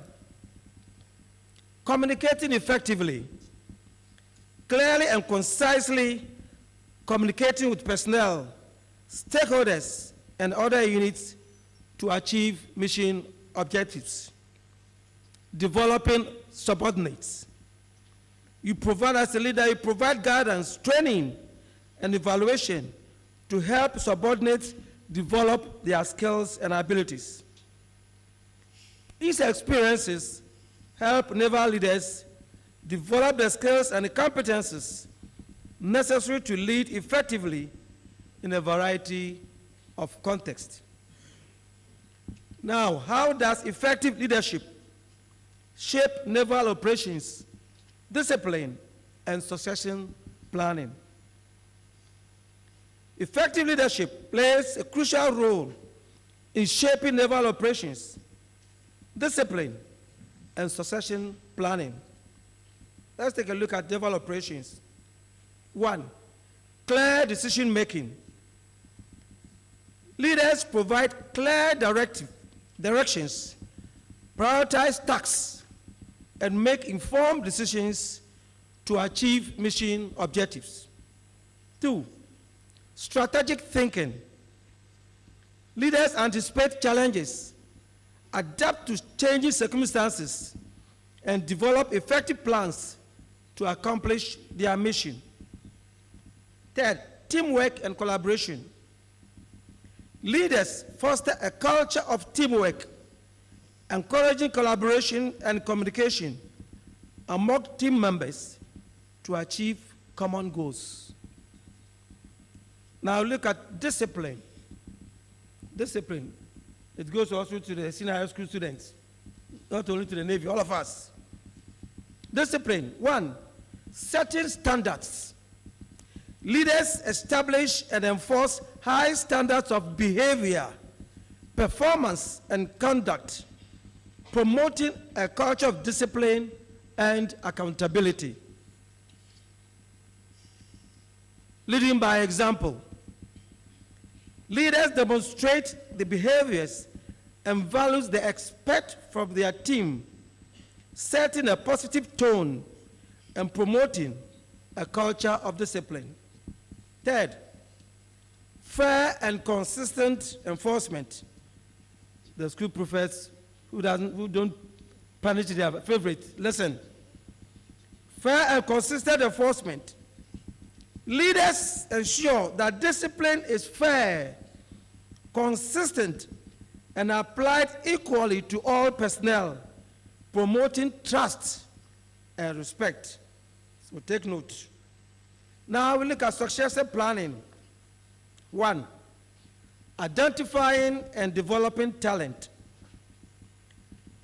Leaders identify potential successes and provide them with opportunities for growth and development, ensuring a strong pipeline of future leaders. 2, mentorship and coaching. Leaders mentor and coach their team members, providing guidance, feedback, and support to help them develop their skills and abilities. And the 3rd one is knowledge transfer. Knowledge transfer. When I joined the Navy, some CEOs will never give this to you, young officer, either to sleep or come alongside. You lie. But this is important. I hope it has changed now. You have to transfer the knowledge. Leaders ensure that knowledge and expertise are transferred to future generations of leaders, preserving institutional knowledge and promoting continuity. Now, what are the benefits of effective leadership? 1, improved mission effectiveness. Effective leadership enables naval personnel to achieve their mission objectives, promoting national security and protecting national interest. 2, increased morale and retention. Leaders who prioritize their team's well-being, development, and growth promote high morale and retention, reducing turnover and improving overall performance. 3, stronger naval culture.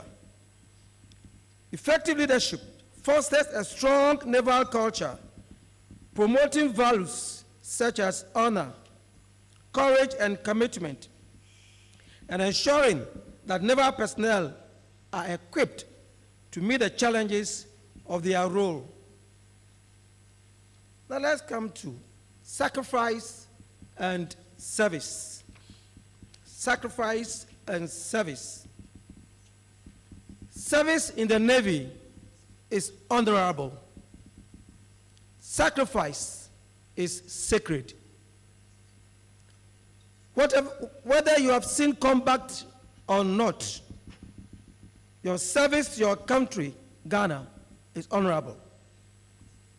Naval personnel are often praised for their bravery, service, and sacrifices to their country.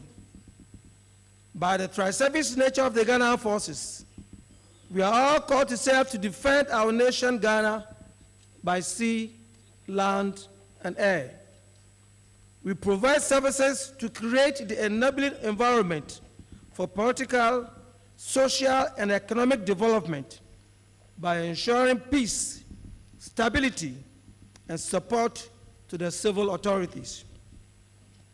We are also called upon to provide humanitarian and peace support operations in times of crisis in Ghana and other countries. These services require a lot of sacrifices and sometimes pay for the ultimate sacrifice of life. However, they are rarely recognized for the many skills that they have developed throughout their naval career and beyond.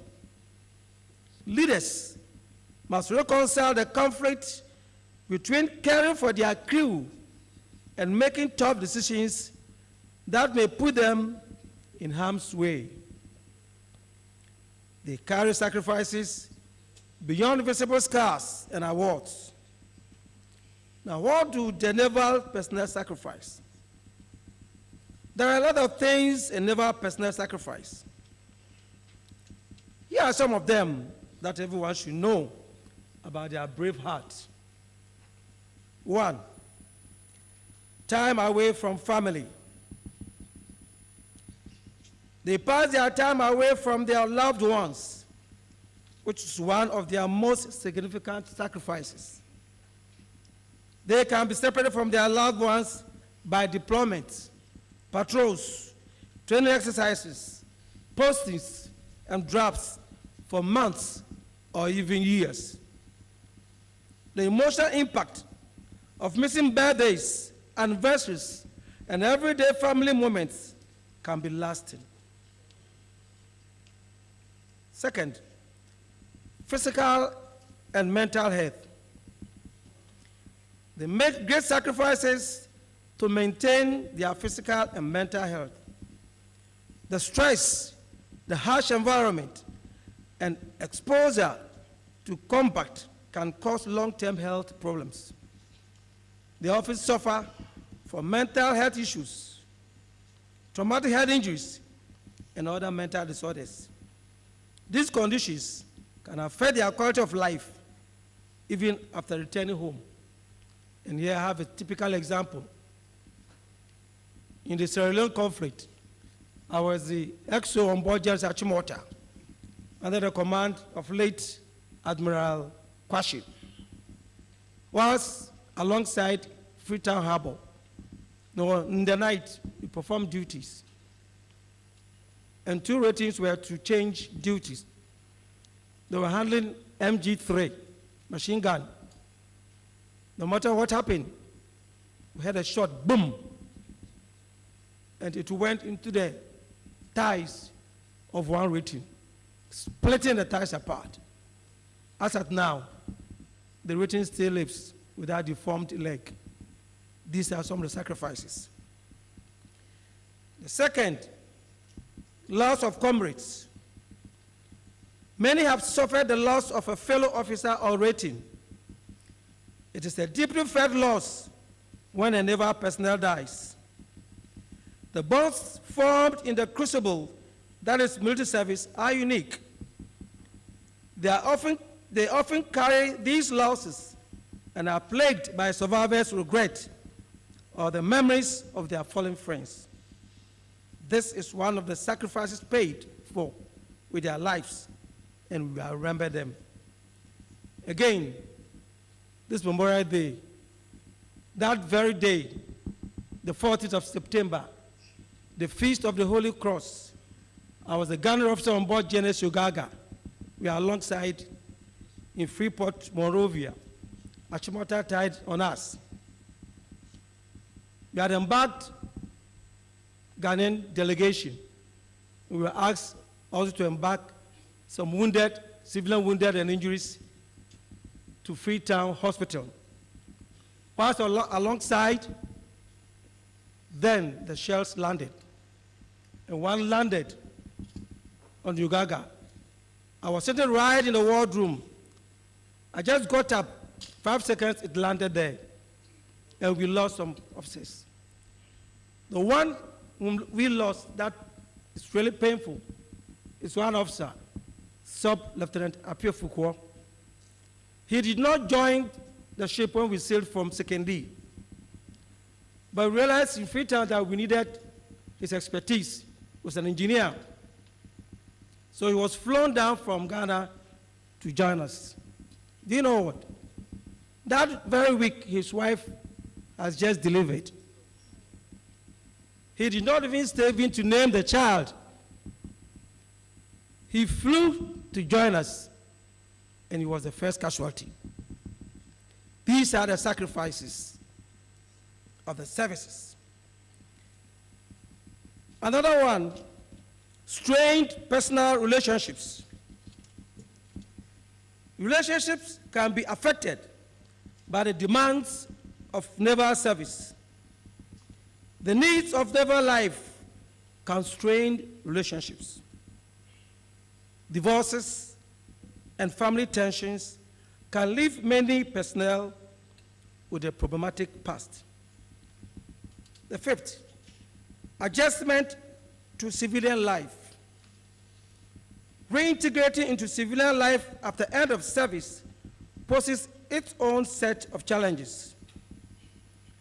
The structured and disciplined naval environment can vastly differ from the relative freedom of civilian life. They may struggle with adapting to new norms, finding a purpose, and rebuilding a life outside the Navy. Another is financial strain. Retired naval personnel can face significant financial pressures, even though they receive a military salary and other benefits. Transitioning to civilian life can involve costs upfront, and the economic impact of injuries or disability sustained while serving may be long-standing. So in all this, let's look at the legacy of Naval Command. I have two. Honoring the past. Naval history provides valuable lessons for current and future leaders, highlighting the importance of sacrifice, service, and effective leadership. This is what we are doing now, and I'm sure the service has been doing. The second one is inspiring future generations. The legacy of Naval Command serves as a powerful motivator for sailors and officers, encouraging them to uphold the highest standards of leadership and service. And before I conclude, I'll give you a few personal examples on leadership and command afloat and ashore. I have served both ashore and afloat. At least I commanded about 4 naval ships: Sibor, Achimota, Yogaga, Bonsu. I also served in various leadership positions and command positions ashore. At least I was the Chief Staff Officer, Naval Headquarters. I became the Flag Officer Fleet, Flag Officer Commanding West Eastern Naval Command, Flag Officer Commander Western Naval Command, and then I took up the diplomatic appointment. And in all this, there are challenges. And today I want to tell you that if you imbibe the teachings, the traditions, and the tenets of the Navy, success will be yours. Be mindful of what the Navy is teaching you. Never go astray. Again, eschew pride and anger. These are negative forces. And then put on the cloak of honor, courage, and commitment. And success will be yours. In the Liberian operation, my commanding officer, Admiral Nuno, is seated here. When the shell landed, he did not run away. Courageous enough, he gave the orders. Single up, engineers into a room, start the main engines. We were under shelling. We started engines, and we were able to slip off to Sierra Leone. This is the courage, the commitment, as a leader we're asking you to embrace. And God on our side, the Ghana Navy will forever succeed. In conclusion, by exploring the principles and values of naval leadership, we can give a deeper understanding of the sacrifices and service that underpin effective command. We can build and sustain the Ghana Navy's professional excellence and institutional integrity. This knowledge can inspire future generations of naval leaders to prioritize mission success, crew welfare, and selfless service. We are remembering our fallen heroes who exhibited the core values of the naval profession and paid the ultimate price with their lives. Tomorrow, as the Beyond verses is read, we shall remember them. We shall remember them. We shall remember them. Thank you.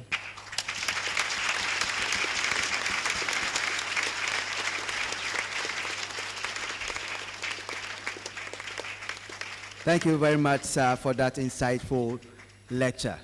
Ladies and gentlemen, our guest of honor has an equally important ceremony to attend, and in that sense, he will be delivering his speech before he leaves us. On this note, it is my singular honor to invite the Western Regional Minister, Honorable Joseph Nelson, to deliver his address.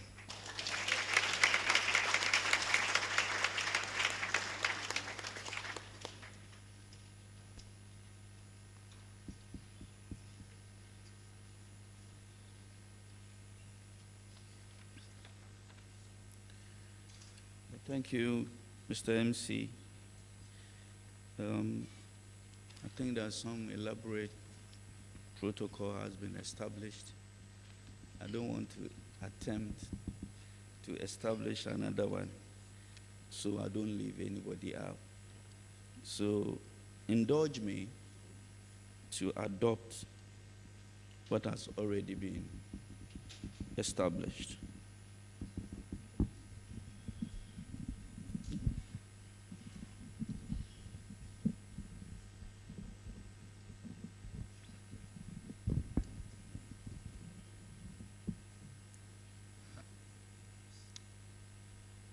Good morning to every one of us. It is an honor to join you this morning for today's program.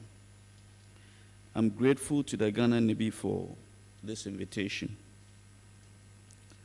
We are here today enjoying freedom as individuals and as a collective, because others went beyond the call of duty to pay the ultimate price. 35 years ago, some personnel lost their lives when GNS Yogaga was attacked in Liberia. Other Ghanaians have died in similar circumstances in and outside Ghana. Only a few weeks ago, some of our compatriots, whilst performing national assignment met their untimely death in a helicopter crash. Such selfless sacrifice and service cannot be allowed to fade away or consigned to the dustbin of history. Memorial Day lectures provide us an opportunity to keep the memories of our fallen heroes alive and educate us on how their sacrifices underpin our national sovereignty. There's also an opportunity to inspire future torchbearers on the various aspects of responsible citizenship, including selfless national service. The concept of service, sacrifice, and sovereignty are neither abstract nor rhetorical ideals. They are principles that have shaped and defined the destinies of nations. The service of one generation inspires the next.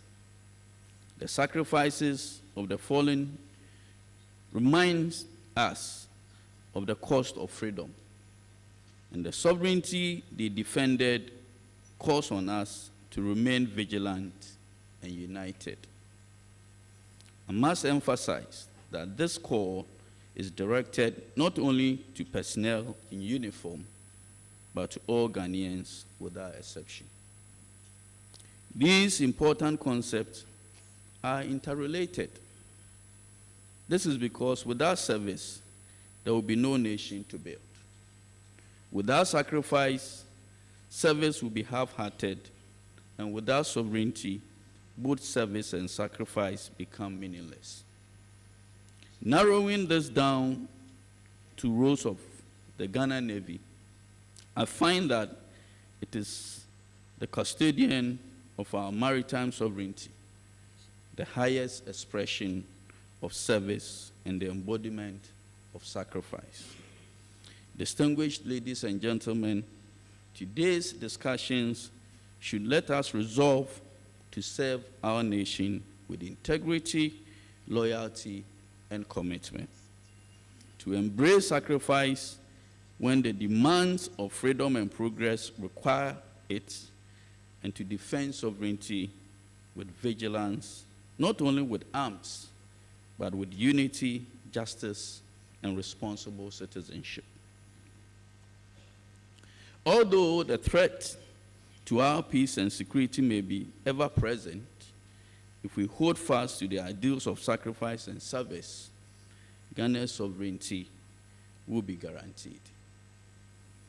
In honoring these principles, we not only preserve the memory of those who came before us, but we also safeguard the destiny of those yet to come.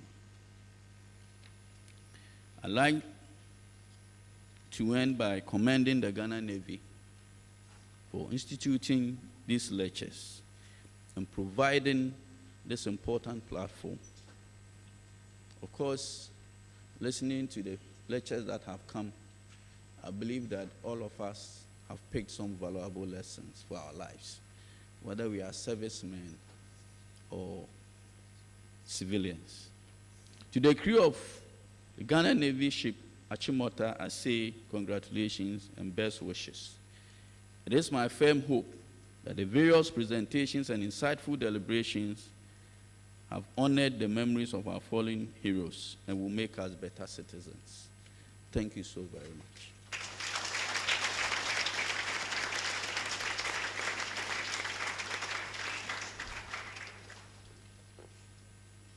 Thank you very much, Honorable Minister. We wish you journey mercies. Distinguished guests, ladies and gentlemen, we now take a break, a coffee break, and reconvene in 30 minutes. The ushers will lead the VVIPs to their designated area, followed by the VIPs, and other dignitaries will follow respectively. The washroom is located to the right of this door. Ladies and gentlemen, thank you very much. See you in 30 minutes.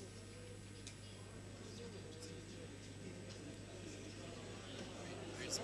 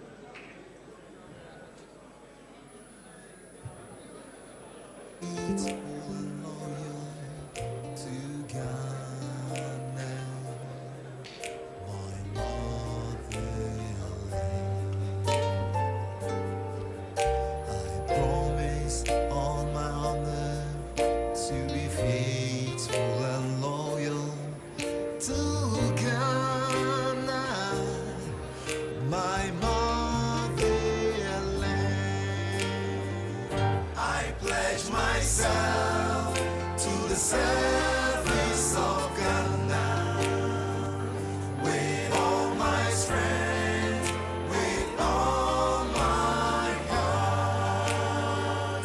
I pledge myself to the service of Ghana with all my strength, with all my heart.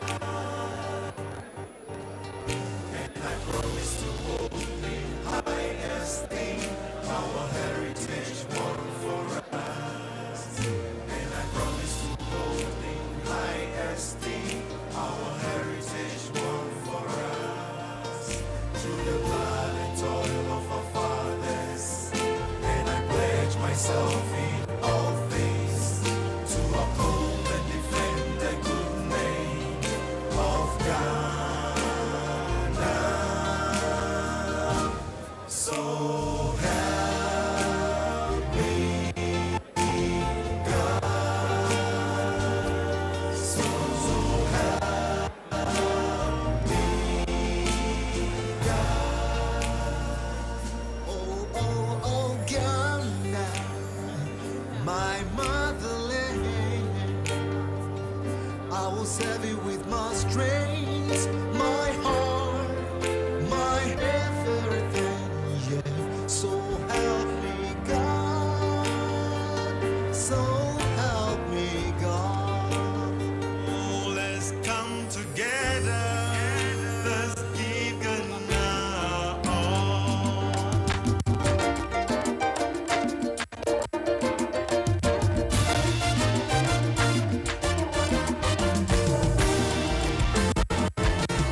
It's time for nationalism. Let's give Ghana all. It's time for nationalism. Let's give Ghana all. It's time for nationalism. Let's give Ghana all. It's time for nationalism. Let's give Ghana all.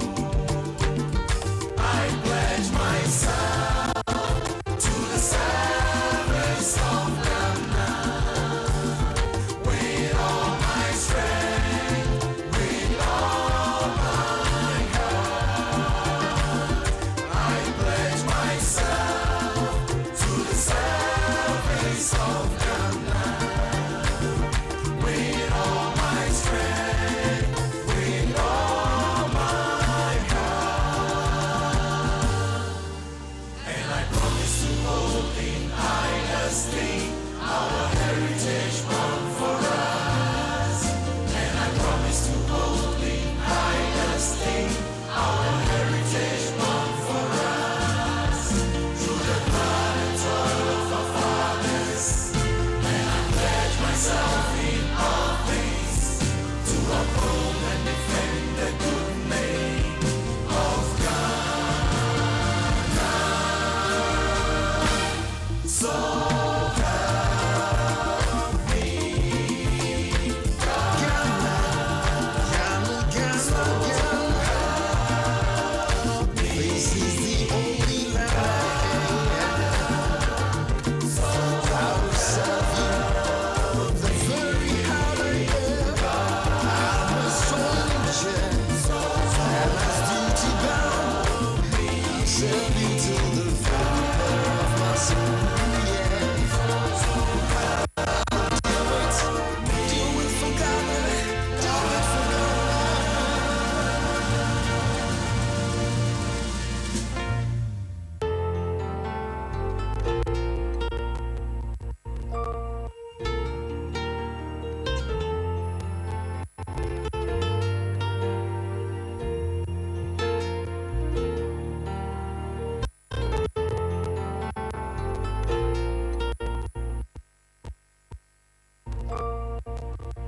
I promise on my honor to be faithful and loyal to Ghana, my motherland. I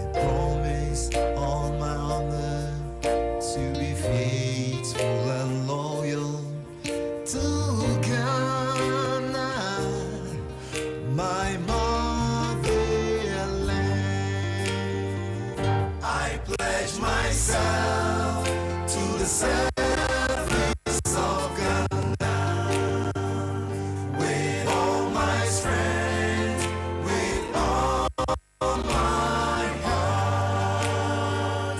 I pledge myself to the service of Ghana with all my strength, with all my heart. And I promise to hold in high esteem our heritage won for us. And I promise to hold in high esteem our heritage won for us. Through the blood and toil of our fathers. And I pledge myself in all things to uphold and defend the good name of Ghana.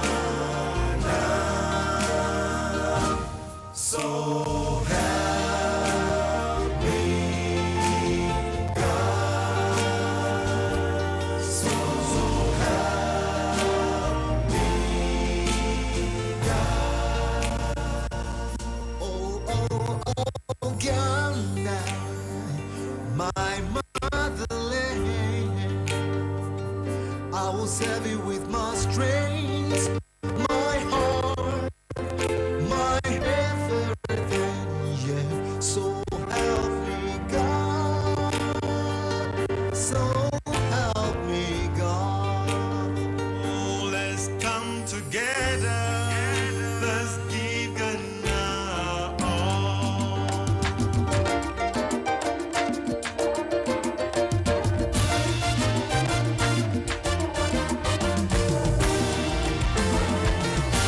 It's time for nationalism. Let's give Ghana all. It's time for nationalism. Let's give Ghana all. It's time for nationalism. Let's give Ghana all. It's time for nationalism. Let's give Ghana all. I pledge myself to the service of Ghana with all my strength, with all my heart. I pledge myself to the service of Ghana with all my strength, with all my and I promise to hold in high esteem our heritage won for us. And I promise to hold in high esteem our heritage won for us. Through the blood and toil of our fathers. And I pledge myself in all things to uphold and defend the good name of Ghana. So help me God. So help me. This is the only land. So I'll serve the very heart I am. I'm a soldier. And that's duty bound. Serve you till the very of my soul, yeah. Do it for God, do it for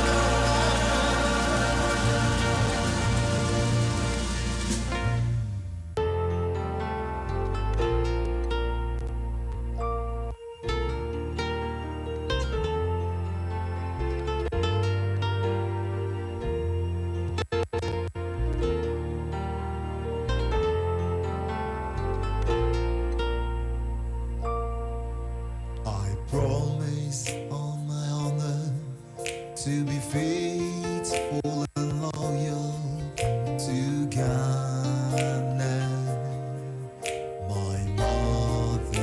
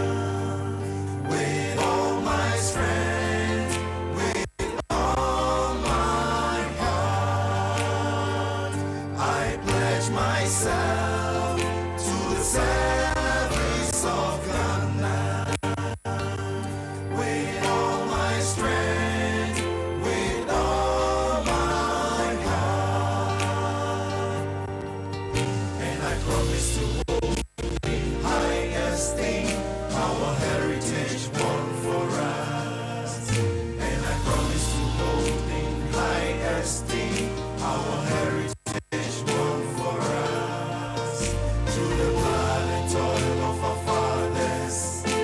And I pledge myself in all things to uphold and defend the good name of Ghana. So help me God. So help me God. Oh, oh, oh, Ghana, my motherland. I will serve you with my strength, my heart, my everything.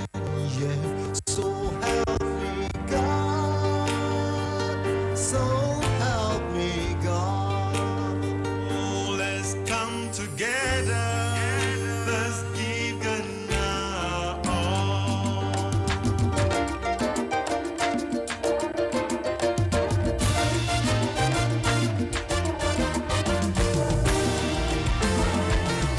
It's time for nationalism.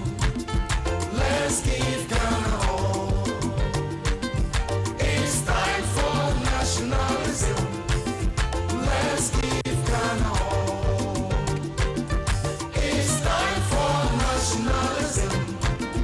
Let's give Ghana all. It's time for nationalism. Let's give Ghana all. I pledge myself to the service of Ghana with all my strength, with all my heart.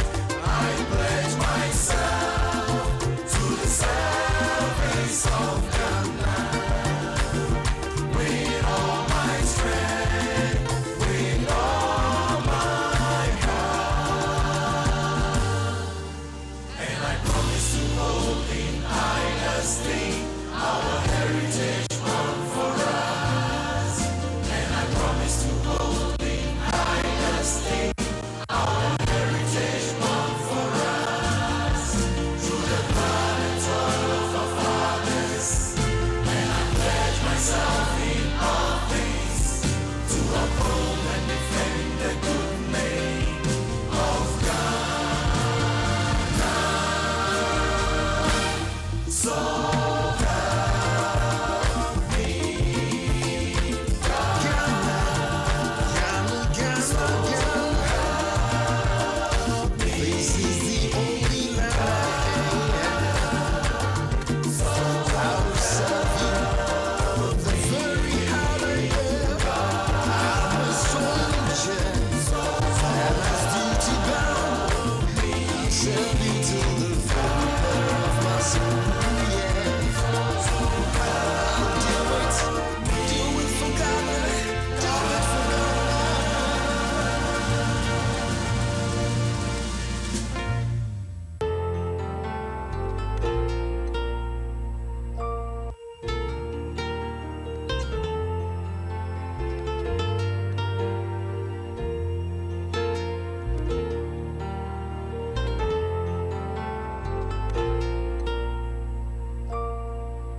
I promise on my honor to be faithful and loyal to Ghana, my motherland. I promise on my honor to be faithful and loyal to Ghana, my motherland.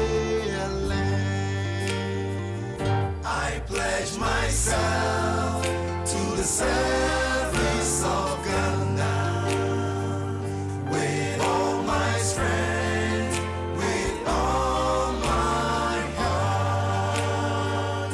I pledge myself to the service of Ghana with all my strength, with all my heart.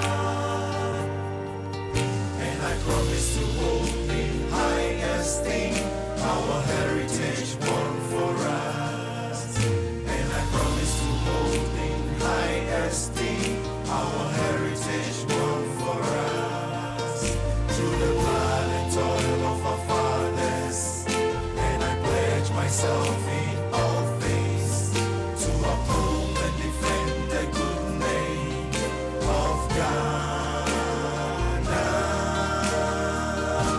So help.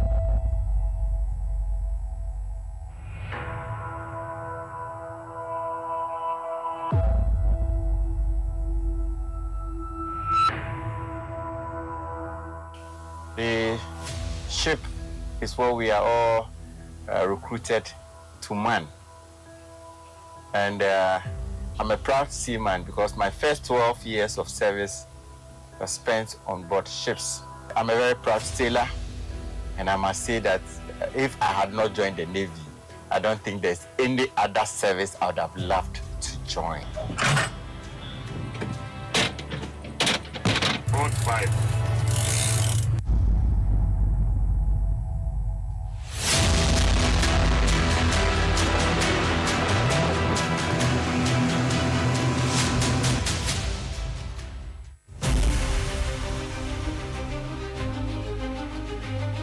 There used not to be a Master Coxswain or Sergeant Major of the Army or the Master Air Warrant Officer. Previously, we only had the Forces Sergeant Major. This office was created by the former President, Jerry John Rawlings of blessed memory. The main aim of the office was to bridge the gap between the officer corps, especially the High Command, and then the other ranks corps. As time passed, it was realized that the office was very, very good at achieving that. And so the decision was made to decentralize it to the services level. And that is how come the Master Coxswain's office was born.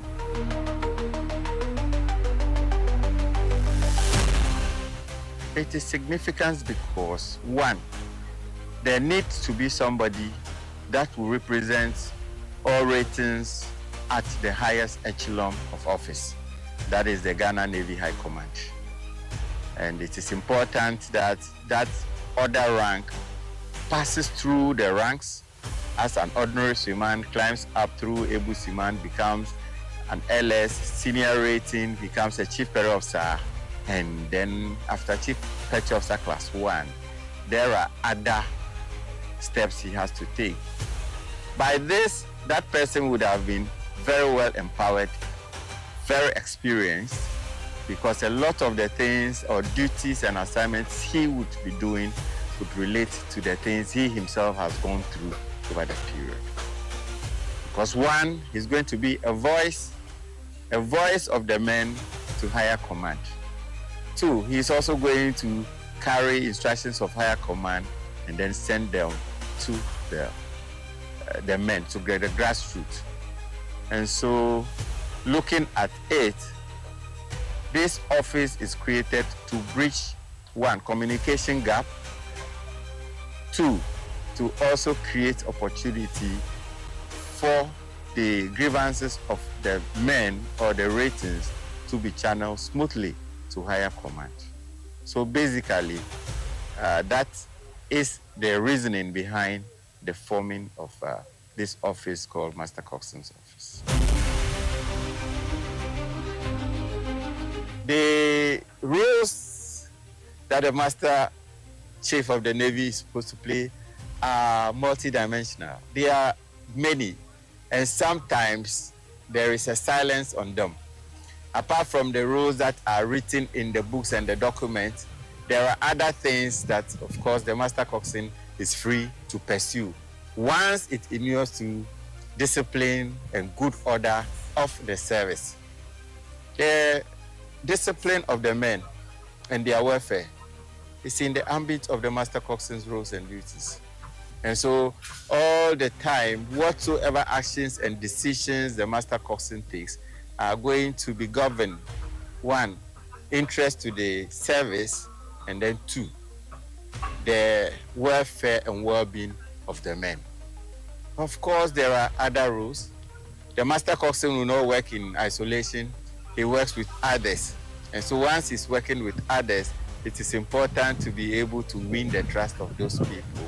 And then when you give them instructions, they will take it up.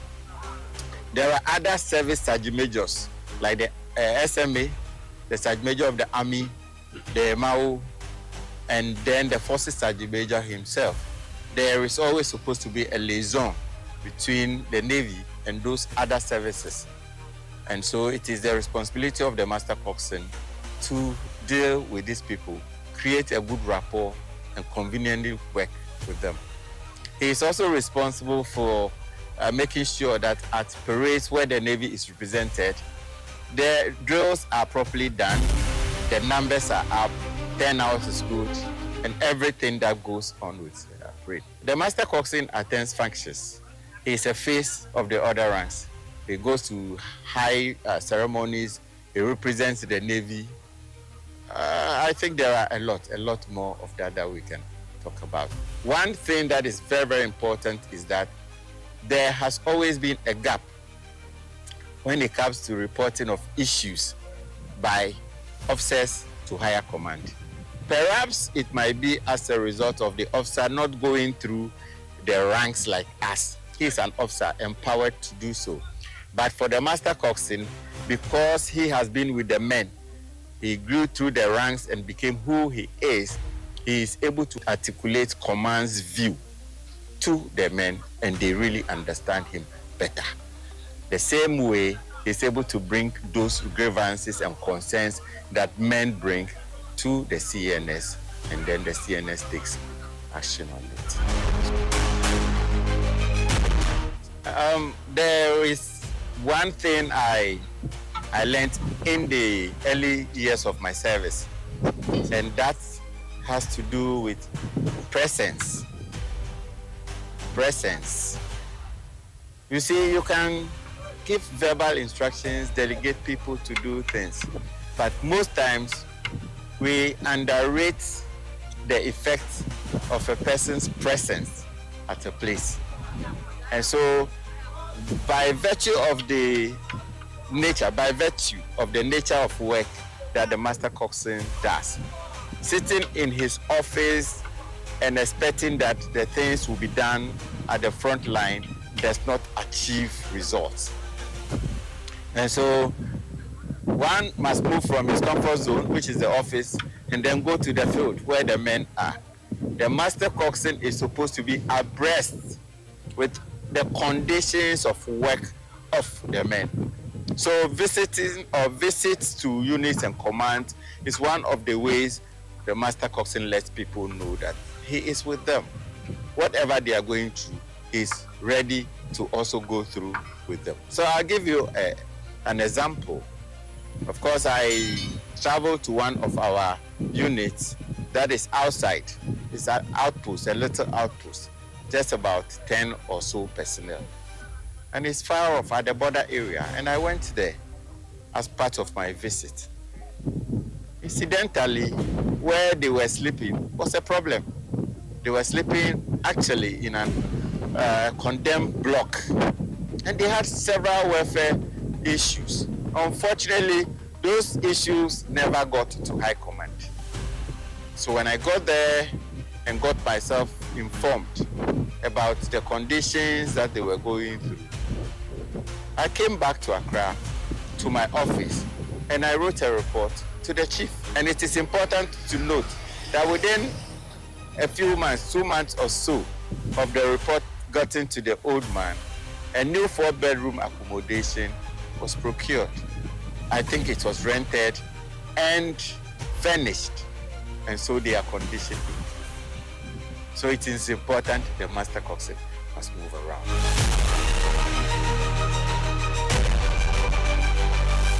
There is no armed forces that can do well without discipline.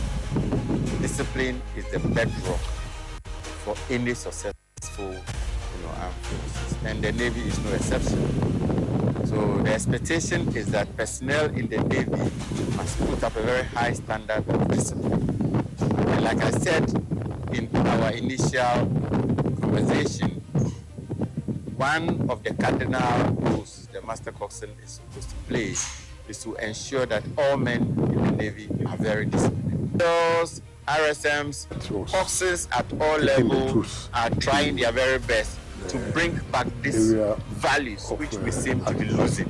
And for me, as the Master Coxswain, I seriously don't joke with Yogaga leaders, was the first naval ship to enter because I feel that once we set the state, once we set who the is General tone, and the late give the General example, was on board. follow. Before all the ship rigorously entered the pursuing berth, it they to make sure back that those to their various positions values that we used to have, Musrado County. we will continue to hold them dear. The ship and became the lifeline, mooring between Sierra Leone and Liberia, ferrying wounded personnel, food, and bringing hope to the peacekeepers.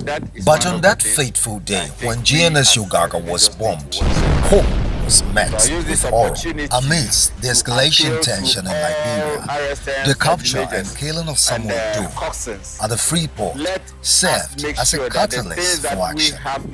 In response, Flight Lieutenant Jerry John Rollins, chairman of the PMDs in Ghana, decided to send a delegate led by Dr. Ibn Chambers to Liberia. Their mission was to assess the situation, encourage the troops, and bring some hope.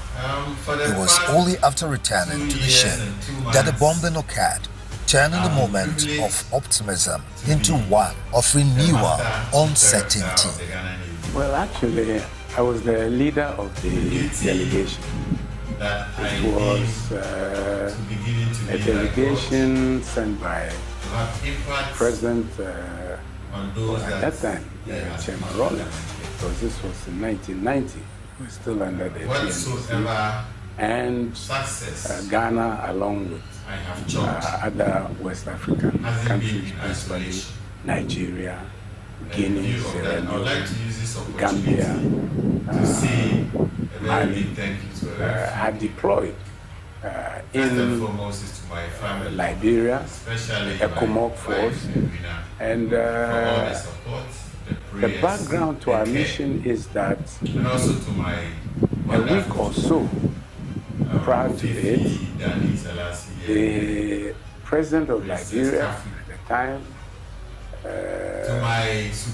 Sergeant Doe, had been killed at the free port. The free port of Monrovia was under Ghana. So the Ghanaian battalion was guarding the headquarters along with some other troops, but principally Gamba.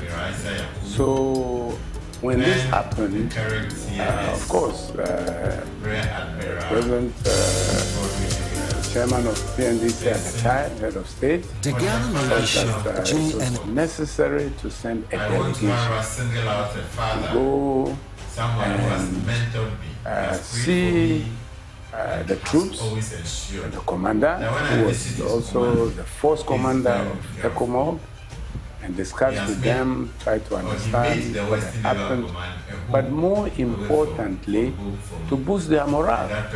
As delegates from peace talks boarded GNS Yogaga, rebel force launched an attack, targeting the very symbol of diplomacy and safety.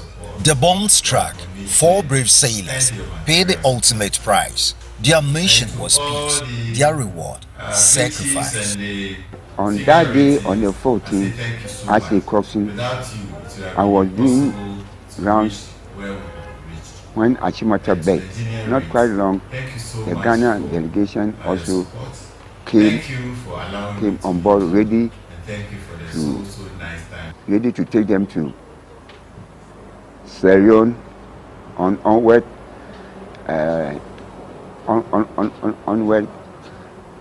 on their journey to Ghana, back to Ghana. Then the first shot landed at the furthest part of the ship, but not the ship, on the jetty. That place was Nigeria Field Hospital. So they killed, I think, 6 Nigerians there. So it splashed on the ship. Then the second one landed. I think they were using the max pole as a target. So the bomb fell where the Agbo motor has been placed. So when I heard the sound, I got off my bunk.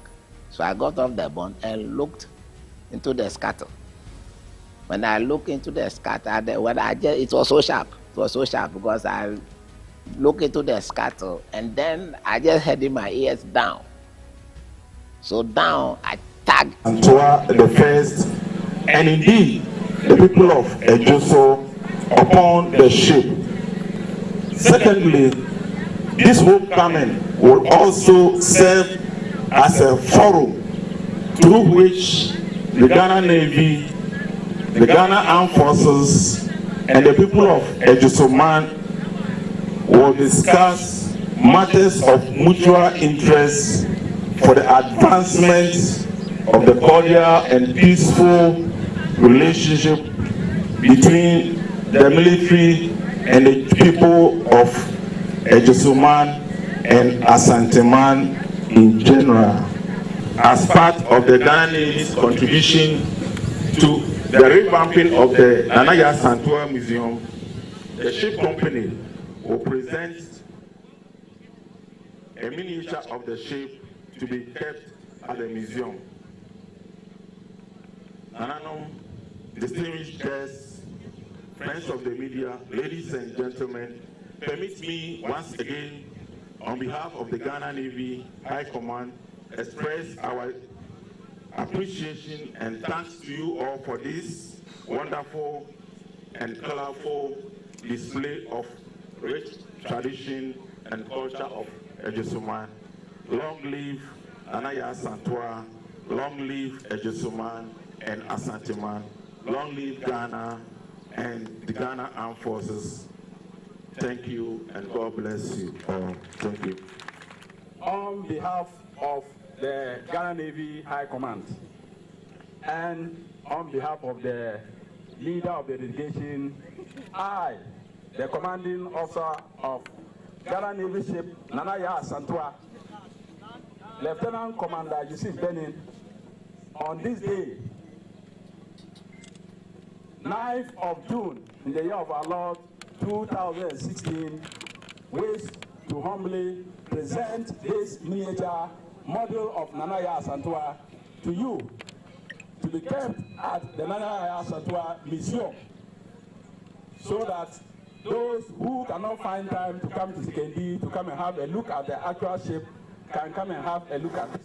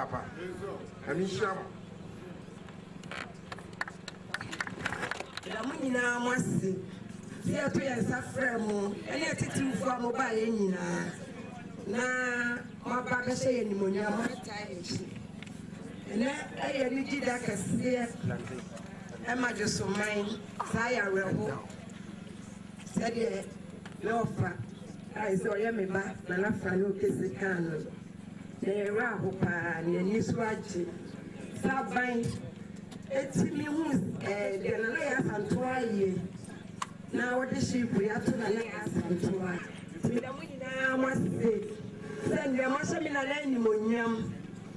Na ebia mobile we are hobo munimi ase na meka na nampani sam kakra na ya sansoa oba ba ko pe oba ne friend na amosewa ne be wo 11 no ma mi ensa emema enchi emani mi ensa no yo to so 9 onu bedi ejeso hima onu so wumienu oba ba ko Bema baako. Bema ni na frani the third. Na frani the third no. Ne ma ni nia ba. Ene na efia trobo. Efia trobo no so ne be wo na frani the fourth ene. Oye do so man hini. Abo betu ni. Na efia trobo so ne baba apanyini. E friend na brese one na ne ba ne me. Ne ma me echi man nine. Yes, ene na frani okesi. Sinana ya santua samobaya ni bani sam kakra be ka che mo me nka kwachiri wa pese otie bibia efie oba e betena se ya kana na mpani sam achire mo sinana ya santua na pa na frani a otoso nan ene me na ya santua etoso yinu semeda mo ase le me semu no ene me nana aya me wo fa osaya me ba ya ba ya be ha shape no yet na mi entre bi muda na mo dia na ya santua afetao oni ma fa fero no asana na rabia kwa kutuku kama na no asrenya onfa wo fenya she we dia wo fetapwa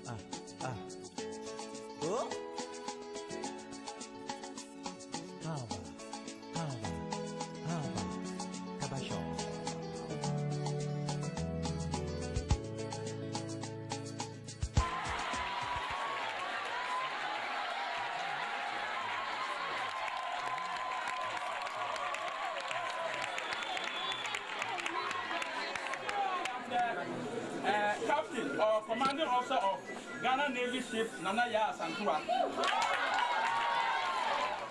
The reason why we have come here, first of all, to Ejusu and to this school is that the ship, as is named after Nanaya Santua, we who are serving on the ship thought it wise that we should come and introduce ourselves to the chiefs and people of Ejusu, and of course, the good people like you, that you get to know that Nanaya Santua has been honored by the Ghana Navy by naming a ship after her. We are part of what we call the Ghana Armed Forces. Yeah, because the Ghana Armed Forces are now 3 branches. We have the Army. He is from the Army. We have the Air Force. They fly on air, and we have the Navy. We use ships, and our business is on the sea. We do exactly what the Army does on land. It's just that we do it on the sea. Are you with me? Yes. Is that clear? Yes. And of course, the Navy, one of the uniforms we wear is this white. White you are seeing. We have several uniforms, but today we are in white. Okay, now, the Ghana Navy came into existence by way of an act of parliament in 1959, when Ghana gained independence. Before then, the British, who was ruling the country, formed a naval volunteer force that was based in Takoradi. They were using the volunteer force at that time to protect the coast of Ghana against people using the sea to come and attack the country. So when we gained independence, our first president, Osagyefo Kwame Nkrumah, said, no, we must reform our own navy. So in 1959, an act of parliament was passed that gave birth to the formation of the Ghana Navy, which was part of the Ghana Army, which was formed right at the onset of independence in 1957. So essentially, this is how the Ghana Navy came into existence. The Navy has a lot of roles. We have a lot of roles. You all know that the sea, any country that is blessed with sea, that country is a very fortunate country. And you all know why. Because in Ghana today, over 70% of Ghana's population live close to the sea. Accra, Takoradi, Cape Coast, almost 70% of Ghana's population lives close to the sea. Why? Because the sea has a lot of potential for sustenance of life. So Navy, one of our first roles we have two broad roles. The first one is we have our roles during wartime, and we have our roles for peacetime.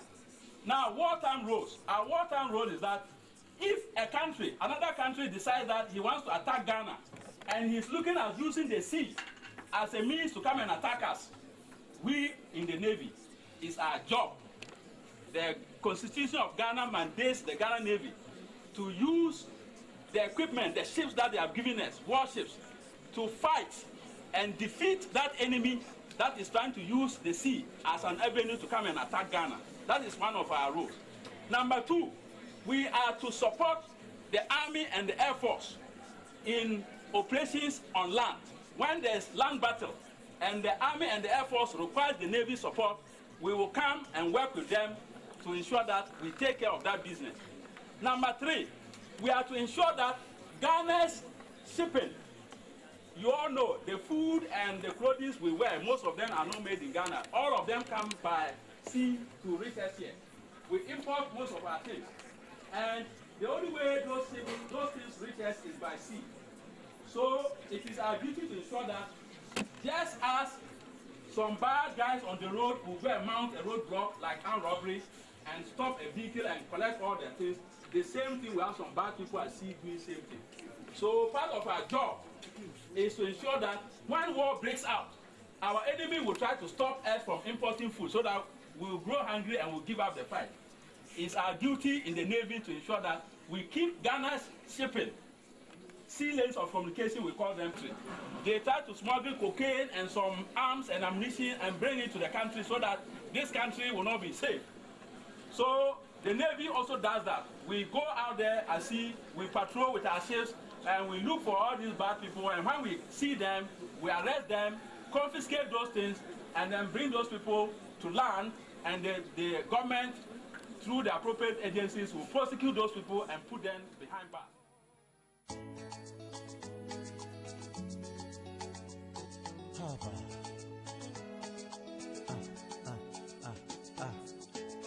Oh?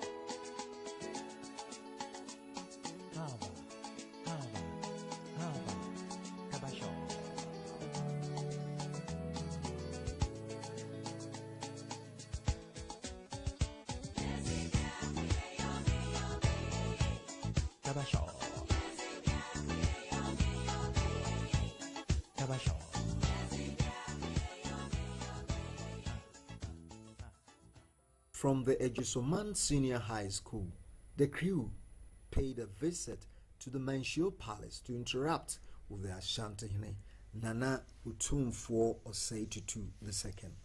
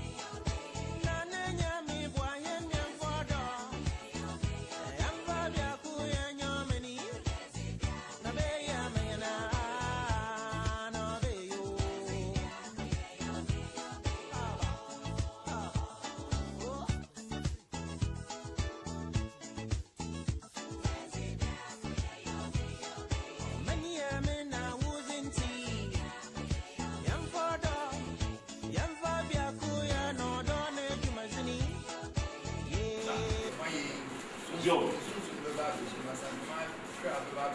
Ziom. The money to be another person who want to see as I demand about the sim.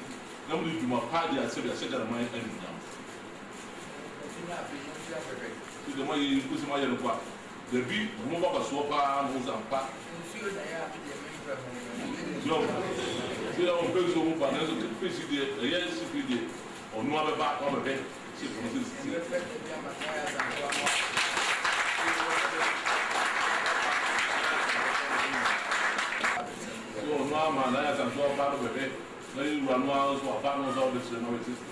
My engineers, the moment Inti said in Anaya Santoye and Noah Suna, ship Gusua, yeah.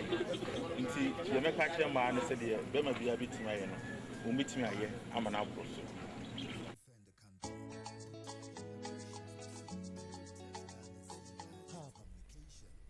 To climax activities, the crew donated items to an orphanage home in Kumasi. Hello, ladies and gentlemen, shall we resume our seats for the continuation of the program? Respectfully. Said the ship no your back time, so the say you young year on my mainland.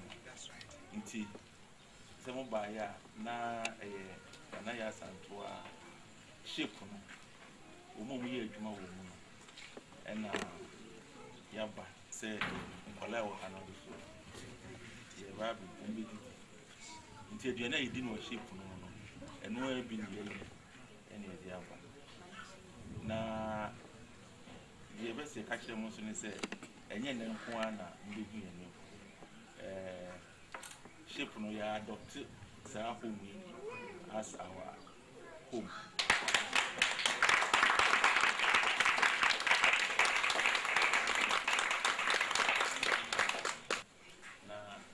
You can some a more bargains now. You can some Gary Botomino, a more Galomino, a brew bag about and a summoner. Seja, Mosmunji, Namufa. Distinguished guests, ladies and gentlemen, welcome back from the coffee break.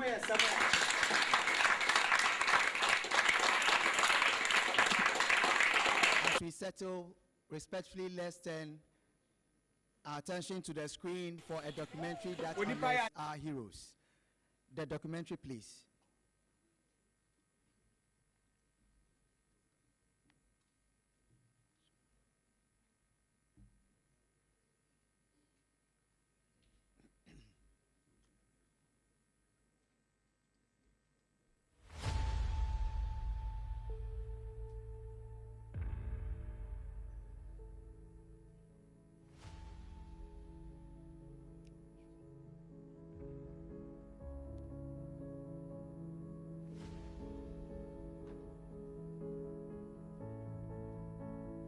Ladies and gentlemen, as we watch this documentary, let us keep in mind their sacrifices and the sacrifice of countless others who stood, watched, so we might live in freedom.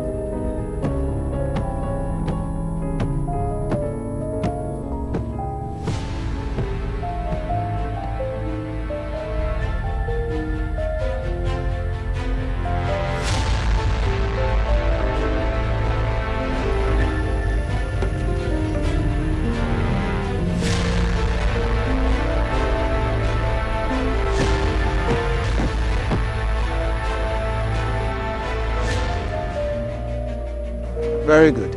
Midships. Midships. Real are midships, sir.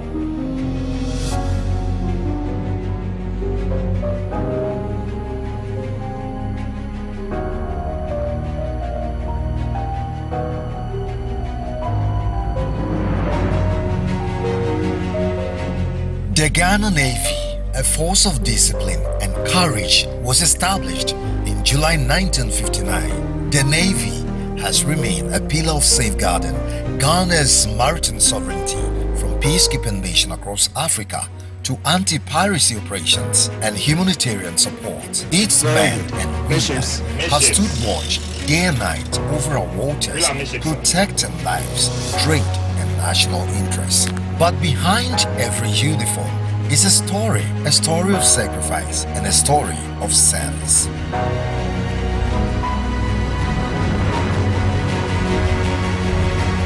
The Ghana Navy, a force of discipline and courage, was established in a special documentary. We journey into one of the most solemn moments in our naval history, the attack on GNS Yogaga during the Commemoration of Liberia, an incident that claimed the lives of 4 brave sailors and left a mark on those who live to tell the story. Protecting lives, trade, and national interests. I joined the Navy behind every in uniform is a 1967 story of sacrifice 33. and a story of service. My love for the Navy made me to shine. Very moment you are in the service, to move the ship, to rev the ship, you have already started serving the nation. But at times we come about thinking about patriotism. Patriotism, the way I look at it, is not only trying to serve your country. During the It's in depth. An incident Putting that all claimed the you lives yourself of 4 brave away, sailors and left a putting mark yourself on in those what who you live intend to tell do. In the early 1990s, Liberia was in chaos. Civil war had torn the nation apart, and innocent lives hung in the balance. In response, the Economic Community of West African States, ECOWAS, launched a regional peacekeeping force known as the ECOWAS to help restore At order. times we come about and thinking about patriotism.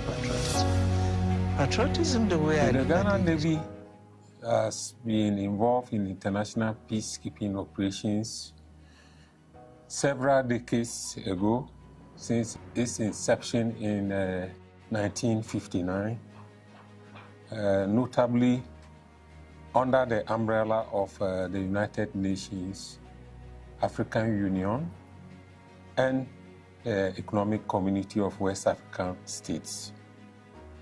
And this reflects Ghana's commitment to global peace and security. However, as a service participation in ECOWAS operations, which was christened ECOMOC in Liberia, Sierra Leone, with ships and personnel. And all these years, the Ghana Navy has played a supporting role to the Ghana Army, because most of these peacekeeping operations are land-based. So the Navy contributes personnel to form part of the Ghanaian contingent. Apart from this contribution, the Ghana Navy also nominates military observers and staff officers to take part in these UN peacekeeping operations. Ghana answered the call to be part of the ECOMOC task force. Among the vessels deployed were GNS Achimota and GNS Yogaga, carrying not just naval officers but also soldiers and supplies for the nation. Yogaga was tasked to escort the Ghana Merchant Navy vessel that was taking the troops to the area of action, and to escort the vessel to ensure that there's no attack on it. Yogaga was the first naval ship to enter Monrovia because the first commander, who is General and the late General Alqueno, was on board. Before all the ship entered, they disembarked to their various positions in the Mosirado County, and that is a part of Monrovia. The ship became the lifeline, mooring between Sierra Leone and Liberia, ferrying wounded personnel, food, and bringing hope to the peacekeepers. But on that fateful day when GNS Yogaga was bombed, hope was met with horror. Amidst the escalation tension in Liberia, the capture and killing of Samuel Doe at the free port served as a catalyst for action.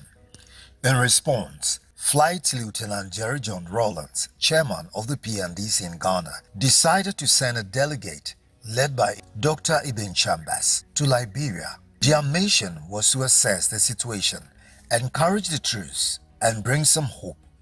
It was only after returning to the ship that the bombing occurred, turning the moment of optimism into one of renewal, uncertainty. Well, actually, I was the leader of the delegation.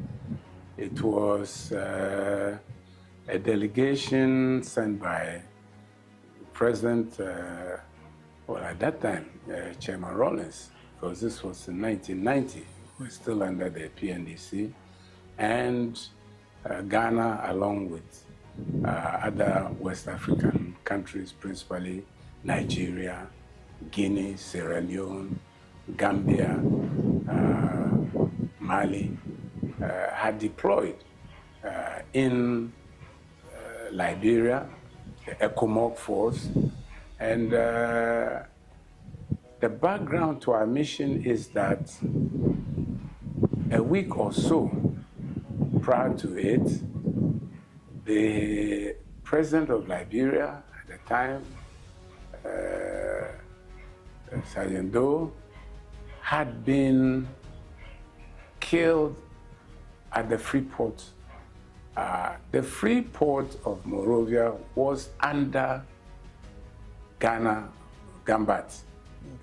So the Ghanaian battalion, which was guarding the headquarters, along with some other troops, but principally the Gambat. So when this happened, of course, President, the chairman of PNDC at the time, head of state, thought that it was necessary to send a delegation to go and see the troops and the commandant, who was also the force commander of ECOMOG, and discuss with them, try to understand what had happened, but more importantly, to boost their morale. As delegates from peace talks boarded GNS Yogaga, rebel force launched an attack, targeting the very symbol of diplomacy and safety. The bomb struck. 4 brave sailors paid the ultimate price. Their mission was peace, their reward, sacrifice. On that day, on the 14th, as a crossing, I was doing rounds when Achimota bet.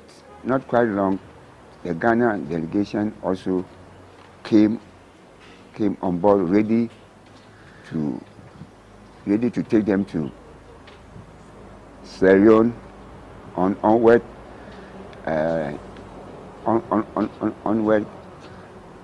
on their journey to Ghana, back to Ghana. Then the first shot landed at the furthest parts of the ship, but not the ship, on the jetty. That place was Nigeria Field Hospital. So they killed, I think, 6 Nigerians there. So it splashed on the ship. Then the second one landed. I think they were using the max pole as a target. So the bomb fell where the Agbo motor has been placed. So when I heard the sound, I got off my bunk. So I got off the bunk and looked into the scuttle. When I looked into the scuttle, it was so sharp. It was so sharp because I looked into the scuttle and then I just had my ears down. So down, I tagged in. It was reflex. So I just went and tagged in. When I tagged in, the second sound, the second blast came in. That one I did hear, I just felt the head boom. This hit, in fact, my cabin, the joint of my cabin, and then the MSO. And then it exploded in the wardroom, and that is what killed Dachimo.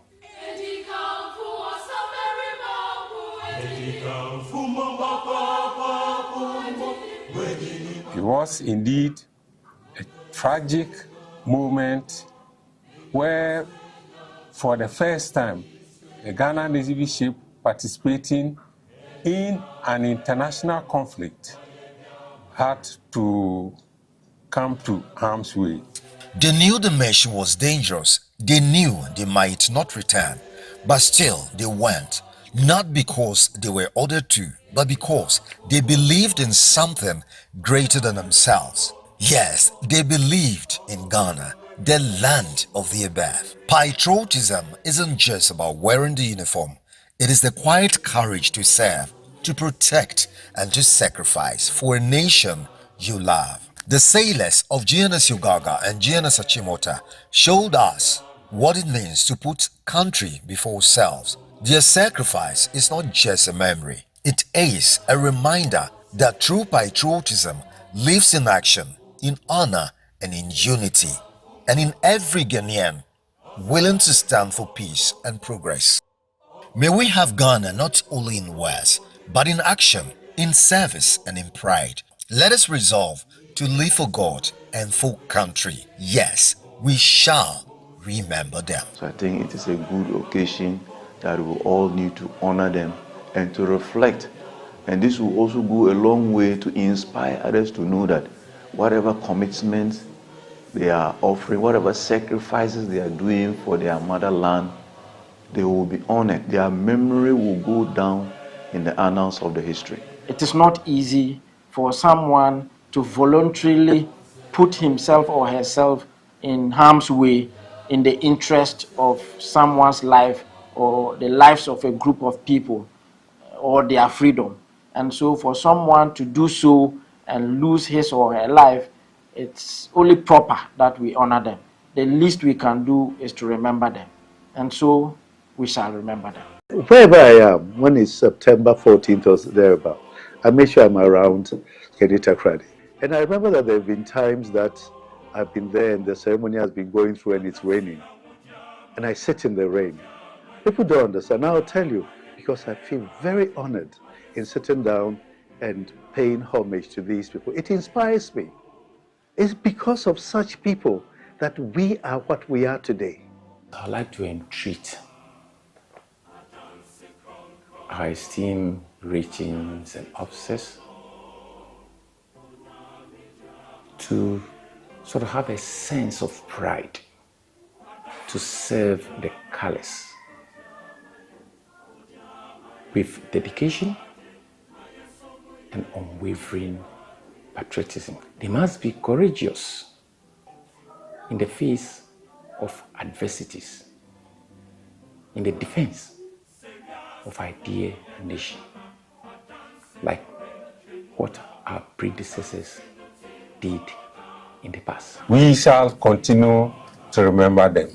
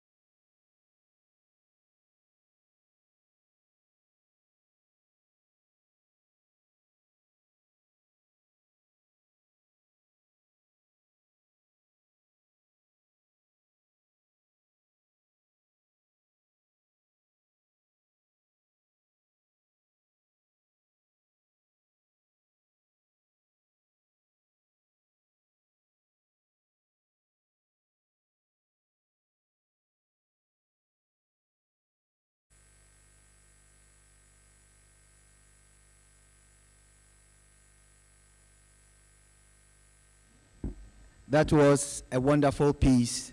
Well done to the team that put this piece together. A round of applause once again for them. Distinguished guests, ladies and gentlemen, before I introduce our next lecture, may I have the honor to call on the surviving crew members of GNS Yogaga to march to the front for us to acknowledge them.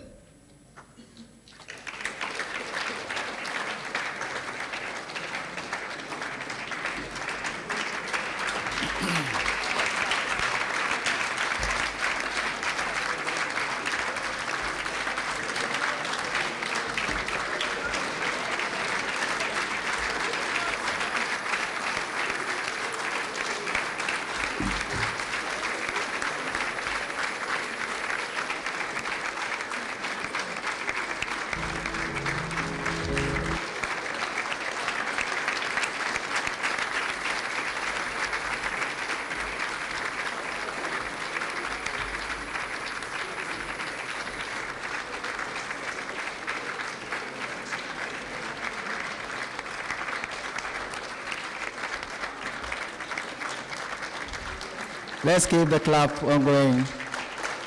This is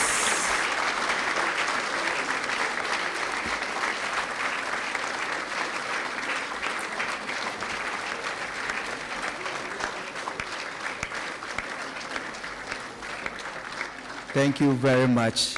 Indeed, their sacrifices serves as a stark reminder that the peace and freedom we enjoy today came at a greater cost. I will invite the Chief of the Naval Staff and the immediate past Chief of the Naval Staff to end Nana Kobnan Ketia, the fifth, to shake their hands.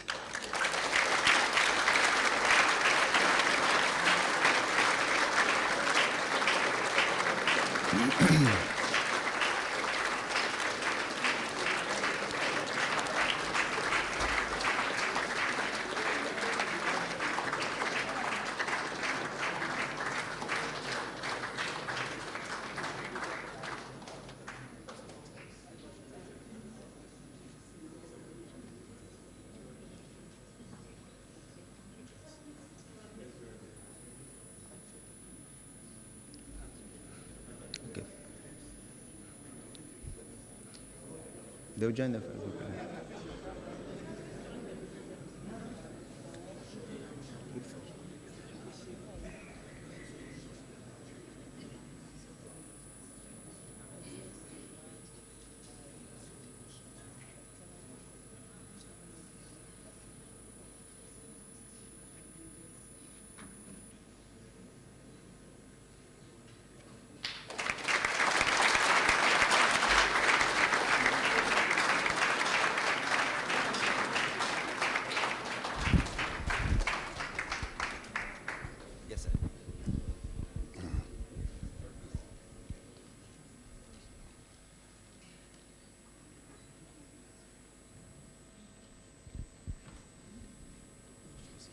Okay. Ladies and gentlemen, please sit down. As you are aware, we are not the only survivors of Yogaga. There are others who are not here with us. So we are a representative of the crew at that time. But all I can say today is we thank you very much for honoring us. And on behalf of us, I want to dedicate this moment to those who lost their lives on the 14th. Thank you very much.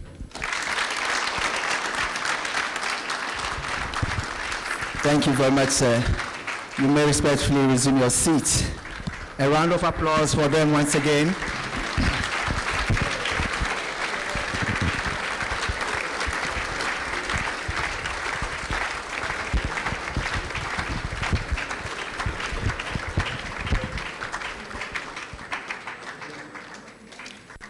May we please resume our seat, ladies and gentlemen.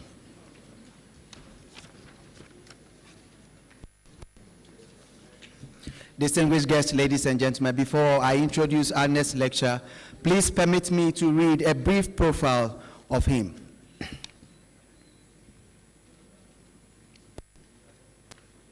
He is the paramount chief of the Scuttle traditional area in the western region of Ghana. He is a sportsman and a committed Pan-Africanist. He is the founder of the Nana Kobnan Ketia the Trust, a non-partisan and non-profit organization named after one of the heroes of Ghana's independence struggle, whose life straddled indigenous community development and the national agenda. The Trust, as part of its objects, is to champion African-centered development, African-centered governance, and articulate the integration of indigenous knowledge system, among others. Nana Ketia holds a PhD in African history from the University of Calabar, Nigeria, and a BA in modern history from the University of Ghana. Nana had his secondary education at Infantipon School in Cape Coast. He has a publication titled African Culture in Governance and Development, The Ghana Paradigm, published by Ghana University Press and University of Cape Coast Press. He also has the following manuscript to his credit: The Oral Nation, 1600 to 1900, Evolution of Nationhood in the Cross River Belt, which was forwarded by Professor Abaro Ikeme and published by the Press Information Service Limited, Lagos, in 1994, and The Quest for Self-Determination, A History of the Oron Nigeria in Press, Publishers EBID.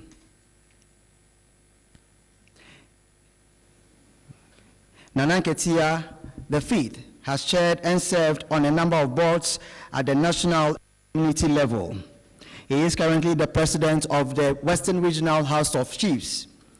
Nana Nketia V has been a guest speaker at various conferences. Among these are the African Heritage Studies Association 50 Conference at Washington, D.C., USA in November 2019, the University of Birmingham Pan-African Conference on Re-engaging Pan-Africanism at the University of Birmingham, United Kingdom in November 2018, and the 6th Octopus Tyro Memorial Lecture of the University of Limpopo, South Africa in September 2018, and also at Clark, Atlanta, USA. Distinguished guests, ladies and gentlemen, it is my singular honor to invite the Omahini of the Scuttle traditional area, Nana Kobna Nketia V, for the keynote address. A round of applause for him.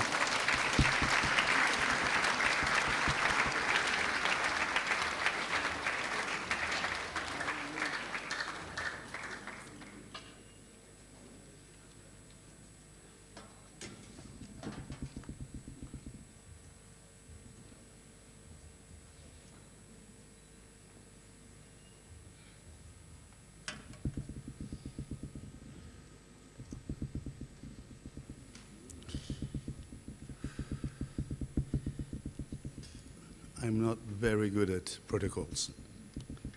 So I had the CNS make some fantastic protocol. And so I sit on it. But commend me for even saying that, because I occupy an office designed by our ancestors. And in that, I've been educated to see all as my children. So I'm especially glad to see the young ones who are here, because they are our tomorrow. Anytime they say protocols, it confuses me. So I'm used to just saying, good afternoon. I've been sitting there and enjoying myself. But anyway, there are some people that I have to mention. If I don't mention them, I'll be in trouble. So the chief of ESSIPONG, Nana Kofi Abuna.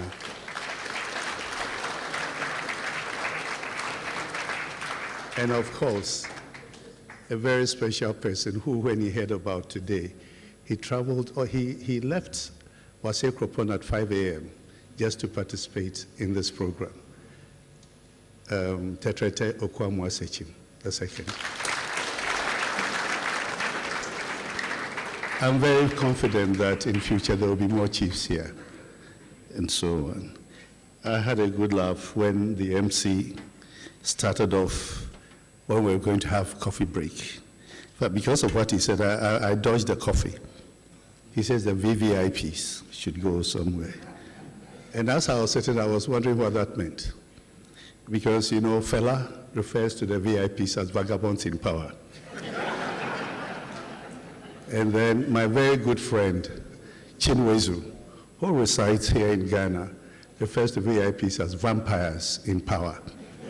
So I'm neither a vampire nor a vagabond. But I'm sure you know them, don't you?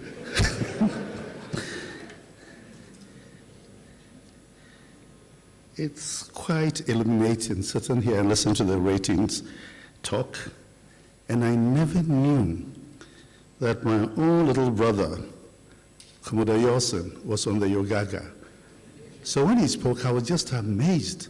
I just walked up and said, "You were on that ship?" I said, "Yeah." I said, "But you never told me. I would have come to sit at your feet." Not vice versa. But as for Admiral Nunu, anytime there's an event, whether it's Yogaga or something to the Navy, and he comes and sits there, the metaphor that comes into my head that he is the Navy. Please give me a special round of applause.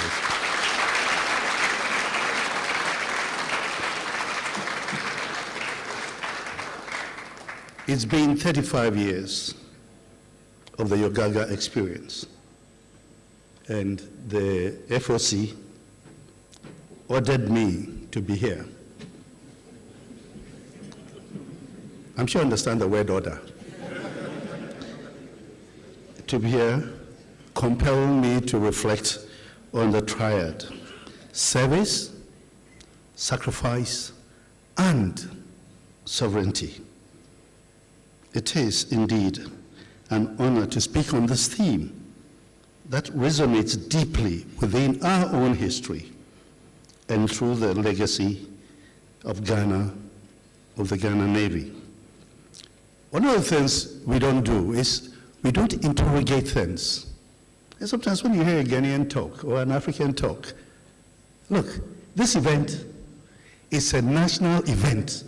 And one day, in some of us, our dreams, the whole nation will come and use Yogaga to foster the spirit of patriotism, as the FOC and the CNS have done this year.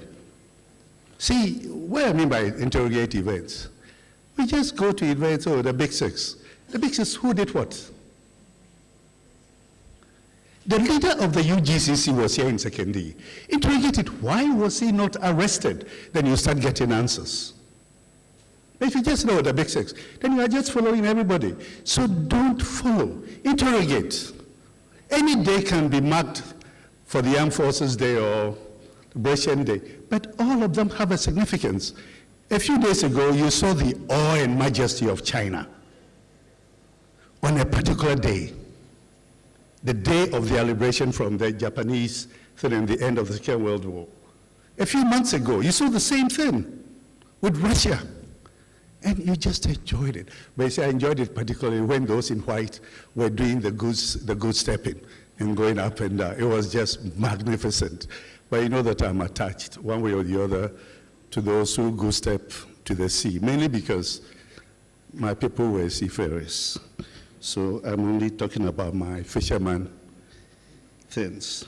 So whenever you choose a date to honor or to do anything, interrogate the day. Ask yourself, of what relevance is that day to our heritage? So I'm very happy that the Navy chose this particular day and this particular activity. It's not about them, it's about us and the fact that their spirit, as Admiral Nunu stood there and spoke beautifully, said it's not about this, but it's about those who have gone on and was their mouthpiece. Thank you, sir. It was beautiful. Now, since they said a lot about my African-centeredness and so on and so forth, I was hoping that nothing would be said. They're just a humble village chief. From where I sit, Abrofosam is the root cause of all African problems, challenges, instability, and insecurity. Abrofosam is simply the word for coloniality. The gang would say, Obroni Shishi, am I right? Or Obroni Nu Yemo.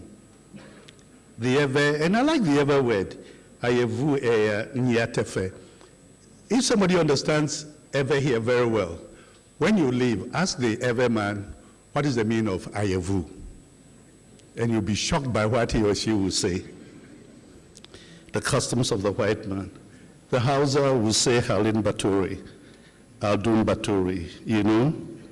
The Yoruba will say, Isa Oyimbo, Asa Oyimbo, and so on. Ladies and gentlemen, from my unprivileged and unassuming meditations, I've been sitting down quietly and seeing that the mighty power of Afrofusim is the unseen architecture of power that continues to shape identities, economies, and institutions in Africa. You are security officers. So when we speak of insecurity, our minds often tends to images of conflict zones, as we know with the Liberian thing, the insurgencies, terrorisms, coup d'etat, and instability. Yet, we don't think about the security of our values. We tend to see the insecurity, but do not look at the other side. So what values are we securing? Yet, to truly understand the roots of the insecurity on this continent, we must look deeper, beyond the immediate crisis, to the historical and structural conditions that gave rise to them, which gave rise to what happened in Liberia.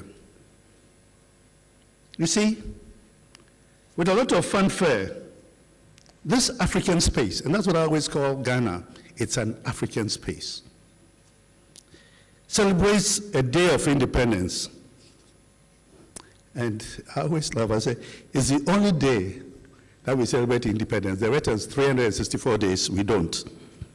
Playing, replaying, and replaying one of the superb, educative, very insightful, and far-sighted speeches of the great Kwame Nkrumah. Even show that picture there. Annually, his replayed voice reverberates in genuine and passionate sincerity about consciousness of African freedom, the African personality, and the new African in the world. I wish that thing had been played. Usually, ladies and gentlemen, I pause and wonder in awe whether the Africans in this space of Ghana have studied, still study, and meditate on the ramifications of this inspiring speech. Where, what, and how is the African personality? And where is the new African in the world? How new?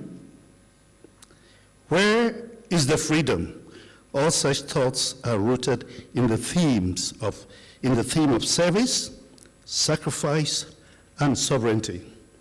How can one exist in the legacy of colonialism that is central to understanding insecurity in Africa and talk about sovereignty, service, and sacrifice? Such a theme fits into liberation that works in tandem with security.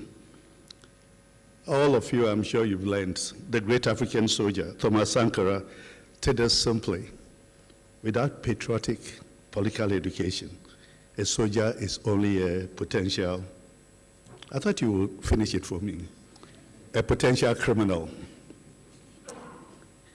This underlines the importance of this theme and also underlines the importance of Yogaga to this country. Distinguished ladies and gentlemen, that Tuesday, 5th March, this seismic speech on the eve of Wednesday, 6th March, is indeed a formal defining moment in Africa with regard to colonialism. I always laugh, you know, after Nkrumah had said all those things, and I always laugh, we are weak and we shall sleep no more. And then we made noise, and I'll make noise about it and say, yeah, and we fell into a coma the following day. But on the more serious side, when the flag of Ghana went up and the Ghana anthem was being played, it wasn't being conducted by a black man, it was being conducted by a white man. And anytime I see that symbolism, I smile and said, well, we'll get to the stage where a black man with a black mind would play that anthem. I forgot to thank you guys. Thank you very much for playing NRI Assassin. You know, thank you very, very much. However, through what is referred to as epistemic coloniality, i.e. the dominance of Western knowledge systems, or what some people refer to as Eurocentrism, Indigenous matters have been marginalized. And that also gives us economic coloniality, which has manacled us to the arrangements and theories. I mean, somebody comes and oppresses you, and you go and use his own theory against yourself. These are the challenges that we have when we look at service and trying to understand what it's all about. And Nkrumah observed in 1965, the new colonial state may be independent in name, but in reality, its economic system and political policy is directed from outside. You need to appreciate why Africa's natural resources, vast natural resources, have kept us in the paradox of poverty. And as security officers, our security lies in making sure that those resources are kept here for our use first. Go around Ghana and look at some of the churches. You'll find flags of the USA, Israel, and Great Britain hanging at the altar.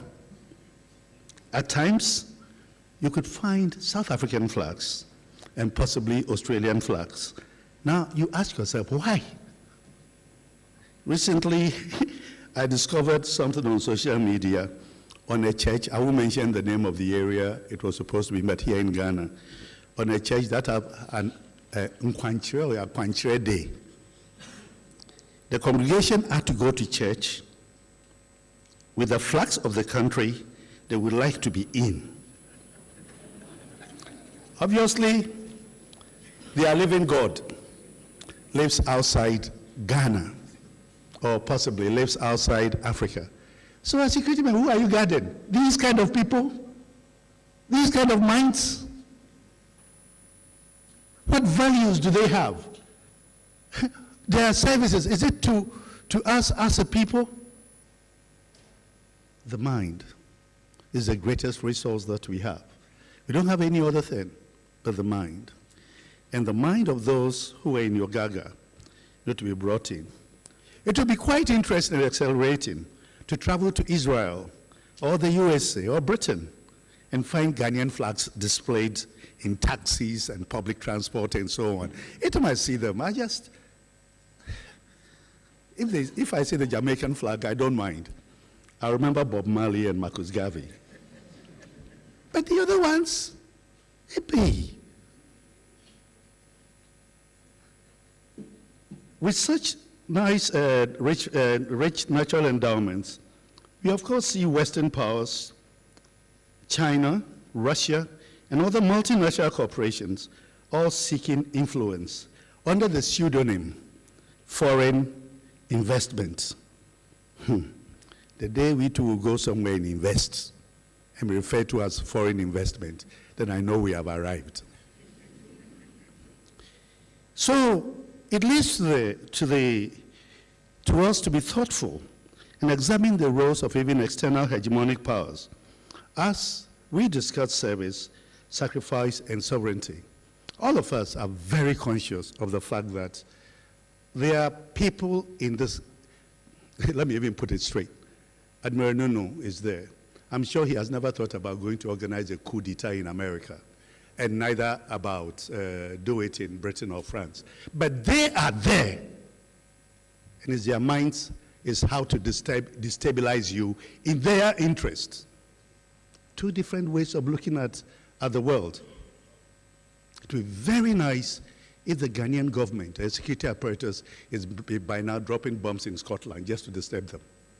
But we won't, because it's not part of our DNA. We are not predators. We don't have a predatory culture.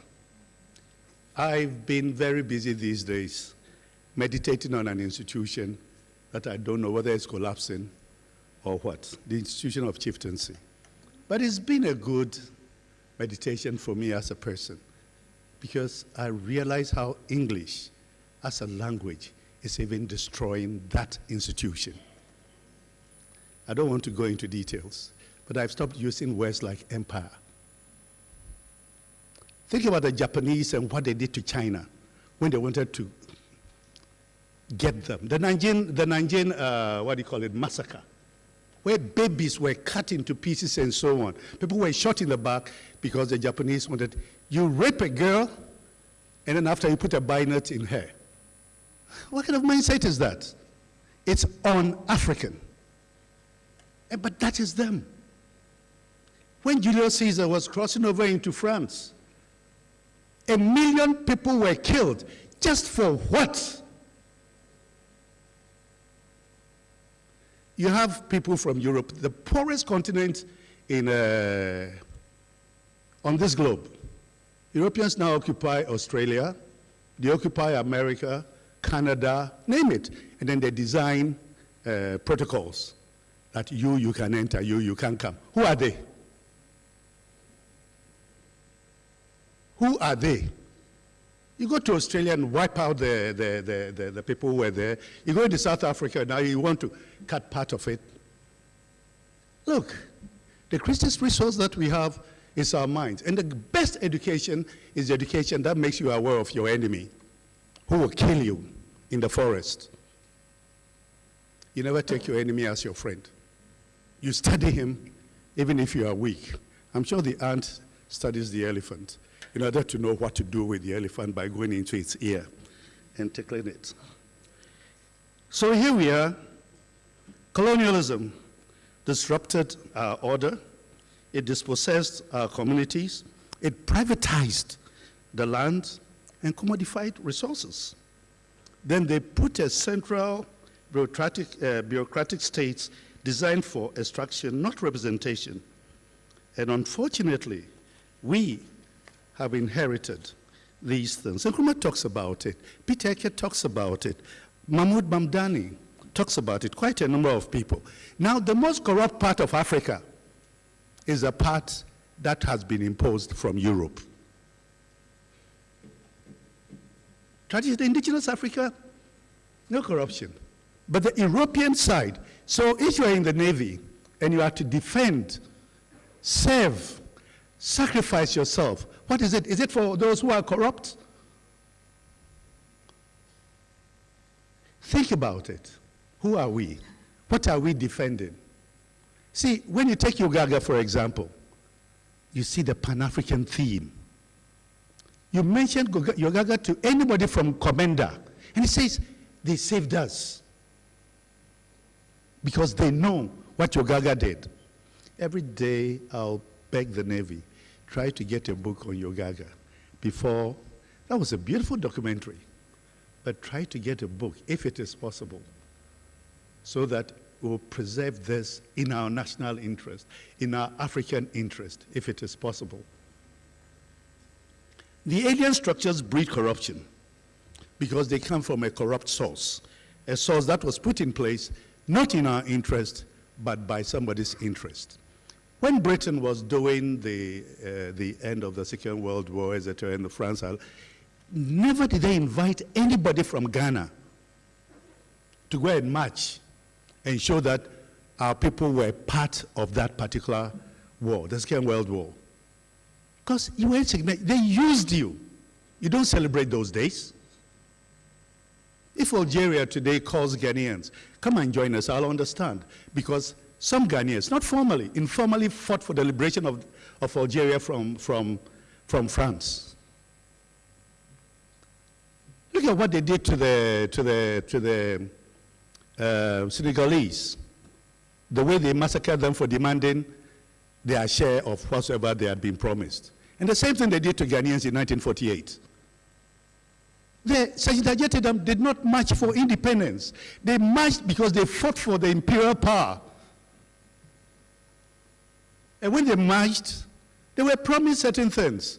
They came and didn't get them, they marched for it. You know, it wasn't about independence. But what it did was to raise our consciousness about the role of what the white man was doing in this country. Do we still want him? Or we don't want him? And perhaps that's what led Park Grant to write the famous letter asking that let black faces come and man administration. Perhaps everything will go down. Not asking for independence, but manning the administration. And unfortunately, they arrested 6 of them, but left out the letter writer and his assistant, Aris Blay. All of them living in Sekinita. And there's a reason for it, but I don't want to go in there because that's not why we are here. You see, thinking about the Yogaga, you think about the ship of state. And that's why it's unique. That is the Navy that has initiated this kind of thing within the country. The ship of state. When Commodore Yawson was talking, I was just thrilled. Mentioned him and the various interviews. And the ratings were talking. All of them played their part equally. They performed their duties. They fulfilled their responsibilities. And they were ready to die to do whatever to fulfill their jobs. And some of them, of course, played the supreme sacrifice. So it's not that the captain is more human than the coxswain. No. It's a role they played. And each one played his role very well in that episode. So here we are, ladies and gentlemen. I've blasted our for some a bit, but like I said, we must thank the Ghana Navy for the celebration of this episode because it awakens us, some of us, from what I will refer to as historical amnesia. There's a feeling that we are wallowing in collective mental filth and keeping company of noisy stupidity in a sleeping world.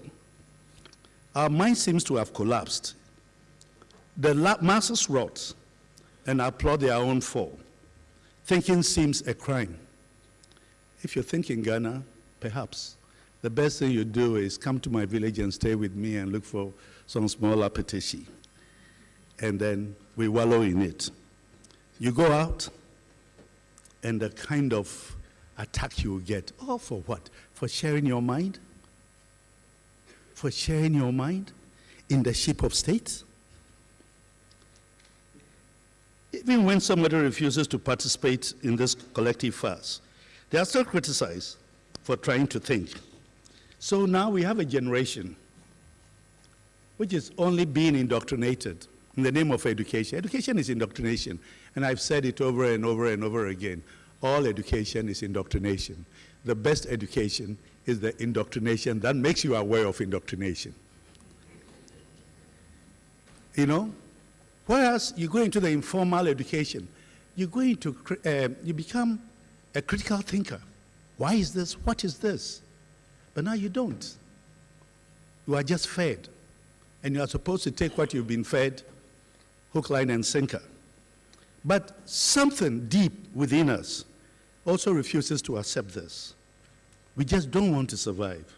We want to live with a consciousness, understand things, become someone better, break free from the cycle of alienation that dominates us every day. It is in that consciousness that Yogaga stimulates recollection. They recollected something. As they were standing here, some of you, I'm sure, were moved with tears in your eyes. Anytime that I see Admiral Nono sitting down when this occasion is being celebrated, I know that he's not just there. It's a spiritual statement filling a human body. Yogaga demands responsibility because the understanding is about self-knowledge. They were there because they knew who they were. The remembrance instructs that now is the time to act. Now is the time to choose. We should not let ourselves be carried away by the avalanche of idiocy because it now surrounds us. Yogaga jolts us to remember that we are Africans. So as a matter of the ship of state, we can appreciate it better through the very high African philosophy that those South Africans had a word for, Ubuntu. You cannot have a ship of state without Ubuntu. I am because we are. We are therefore I am. I am because I belong, and because I belong, I am. Those who, the 15 who passed away on Yogaga are not gone because they belong. Their spirit lives in people like the ones there, Commodore and Admiral Nunu. And what comes out of it? The Akan. I'm a hunter but can't speak a hunter, so the Akan. refer to the human being. If I was laughing when Commodore Yawson was talking, and he says, and mankind. What about womankind? You left them out? But I don't blame you. It's the culture and where the language came from. It's a patriarchal thing. So they talk about mankind, not humankind. We don't say that, you know. But they refer to you as Onyim, that being that knows the good. Onyimpa. Onyimpa. That which knows the good. And when you come to understand it, you understand the holiness of the Ghana Navy as an institution and the sacredness of the Ubuntu philosophy, as well as the sacredness of the responsibility, service, sacrifice, and duty. I've left those things, I've left sovereignty out for deliberately, but that is the Navy. No ship can sail unless responsibilities are fulfilled. No ship can sail unless everybody knows what he or she is to do. No ship can sail knowing that you're going across the sea. Tomorrow is the uncharted waters. So you have to go with self-belief. We don't know what will happen tomorrow. The joke I used to make about African countries, and this is just a joke, that it's nice to be in Africa. Tomorrow morning, if you are alive, you wake up and you hear that there's military band playing, they say there's a coup. All of you must stay at home. So you get a free holiday.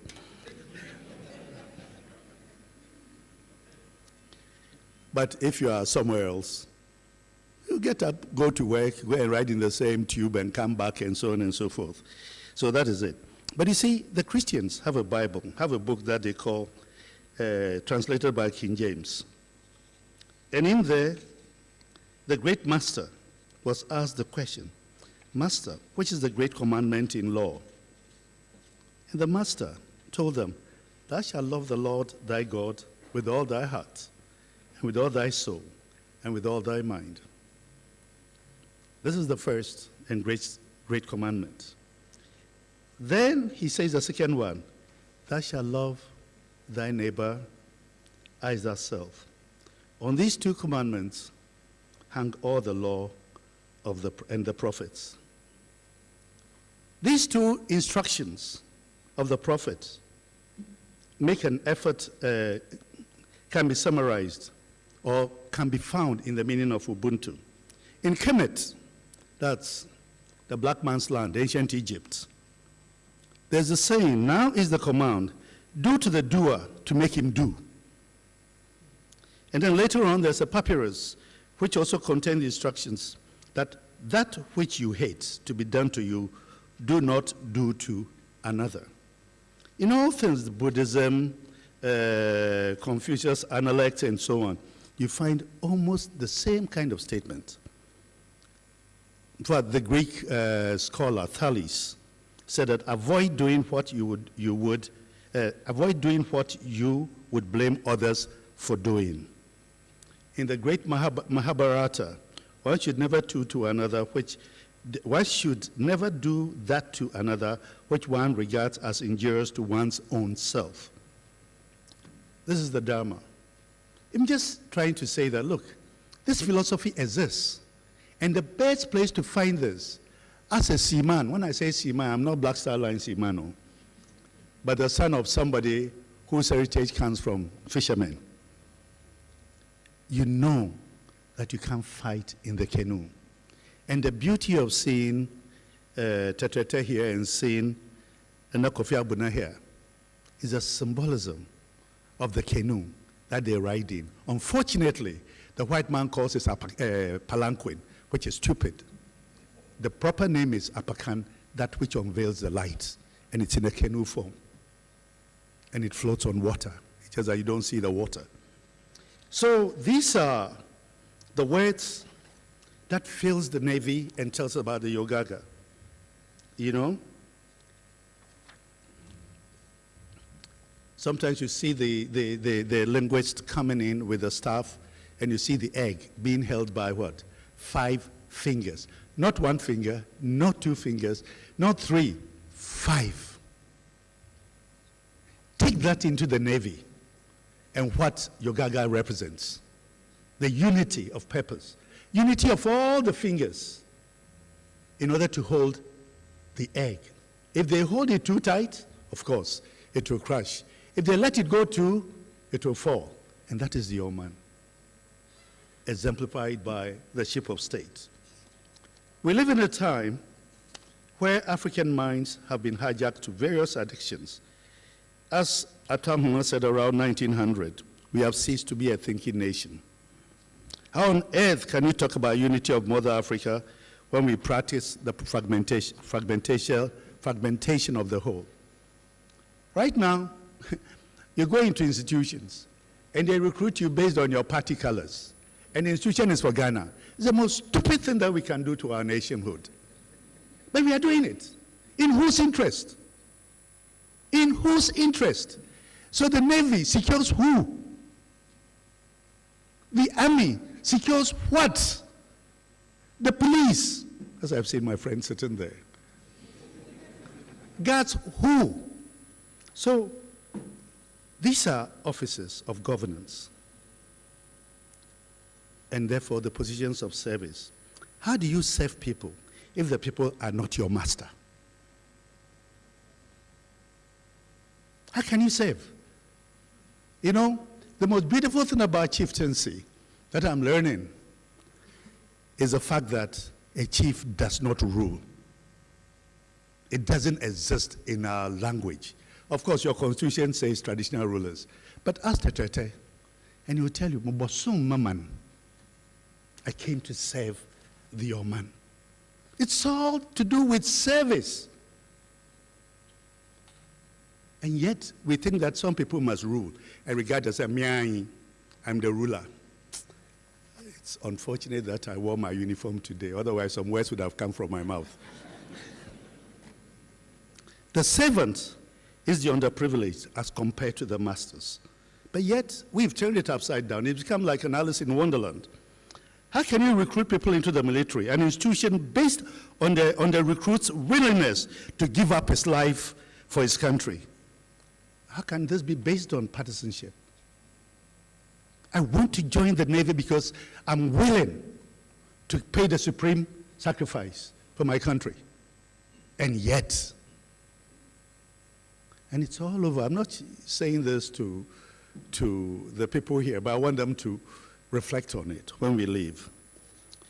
We consume abrofism all the time, but as you all know, I'm still looking for a brony here. We are all maybe before. Our mind, which is our greatest strength, is in ruins.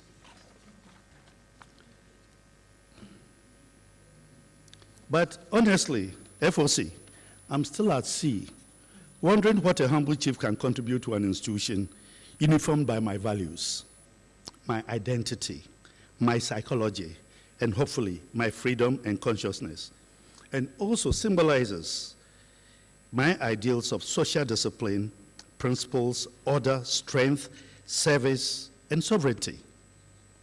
The uniform you wear symbolizes, to me, symbolizes the militancy of my consciousness. But these are all intangibles.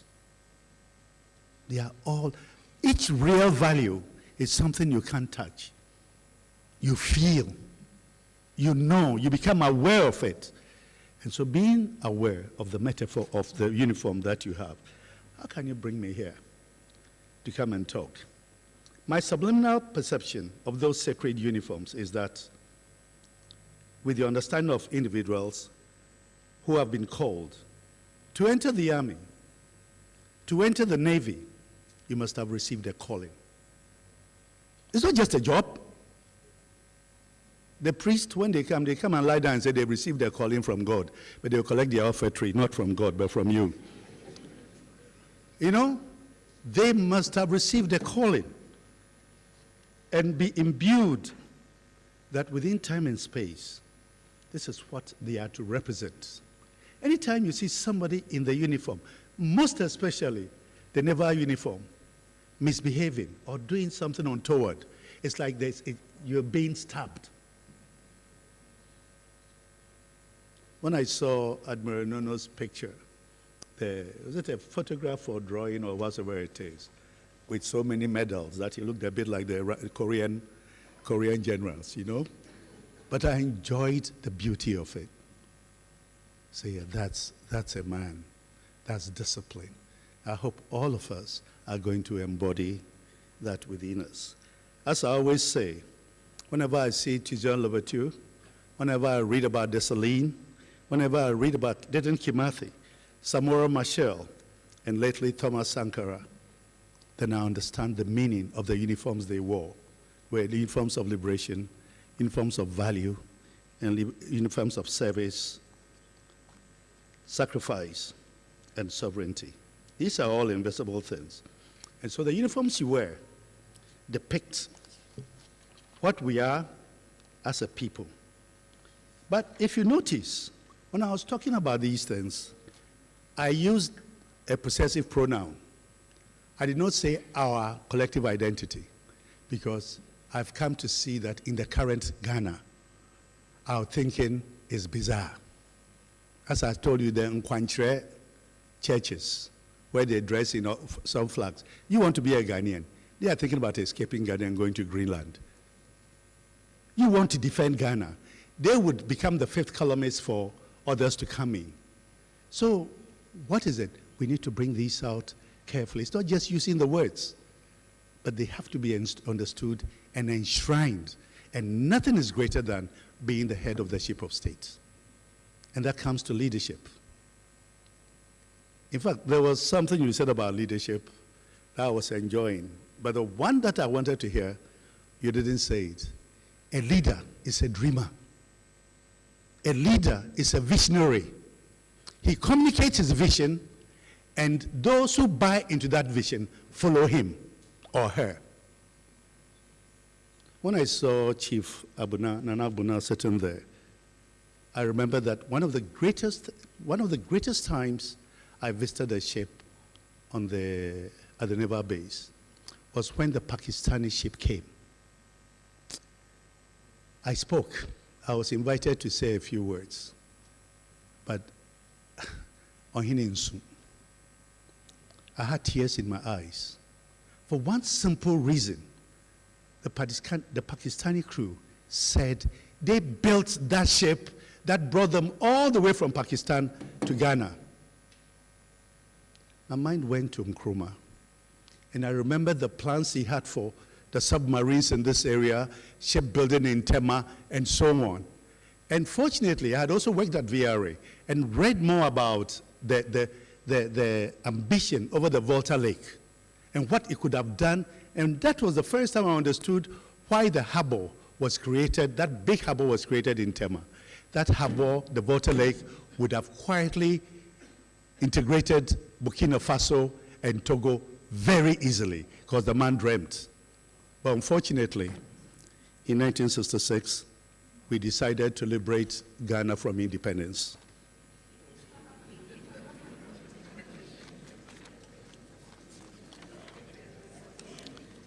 I could go on and on, but I have to stop somewhere so that the discussions can go on. But if I've made any mistake, please blame the FOC. He ordered me to. If I spoke well, to give him the praise. I used to teach in Cape Coast University when I was a very young and handsome guy. I was really handsome. And I taught them political thought. And I always told them, you are not learning political thought, but you are learning Western political thought, not African political thought. So when you pick up Plato, Aristotle, what do you call those people? I'm trying to Hobbes and Rousseau, and it's Western. My people never lived in a state of nature. You know, I could go on, but at least there's one man that I loved his oration, and it's not about Sparta. It was more to do with Athens and the oration of Pericles, the funeral oration.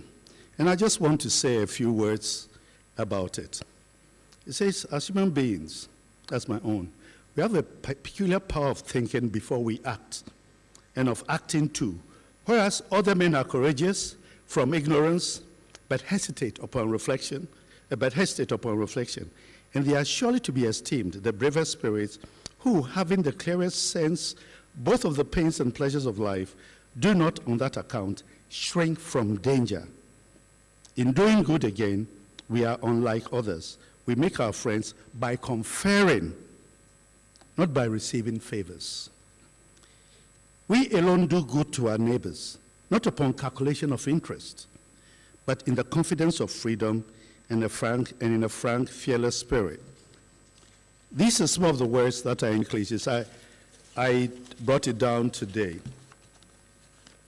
Now he says, such was the end of these men. They were worthy. He says Athens, but they were worthy of Ghana. And the living need not desire to have a more heroic spirit, although they may pray for a less fatal issue. The value of such a spirit is not to be expressed in words. Thank you very much, Yogaga. Let's hope that Ghana will adopt this holiday. Thank you.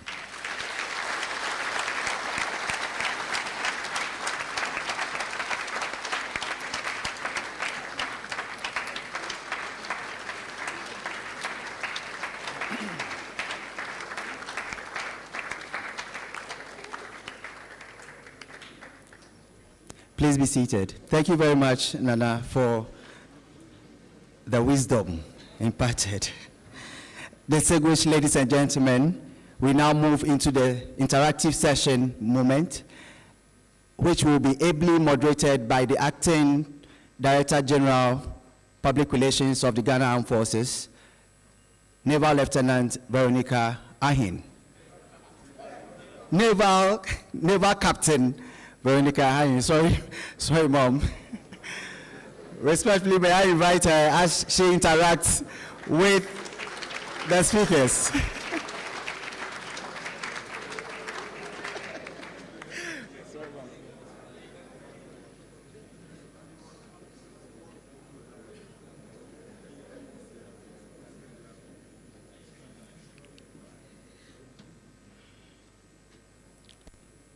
Nananom, admirals, distinguished invited guests, ladies and gentlemen.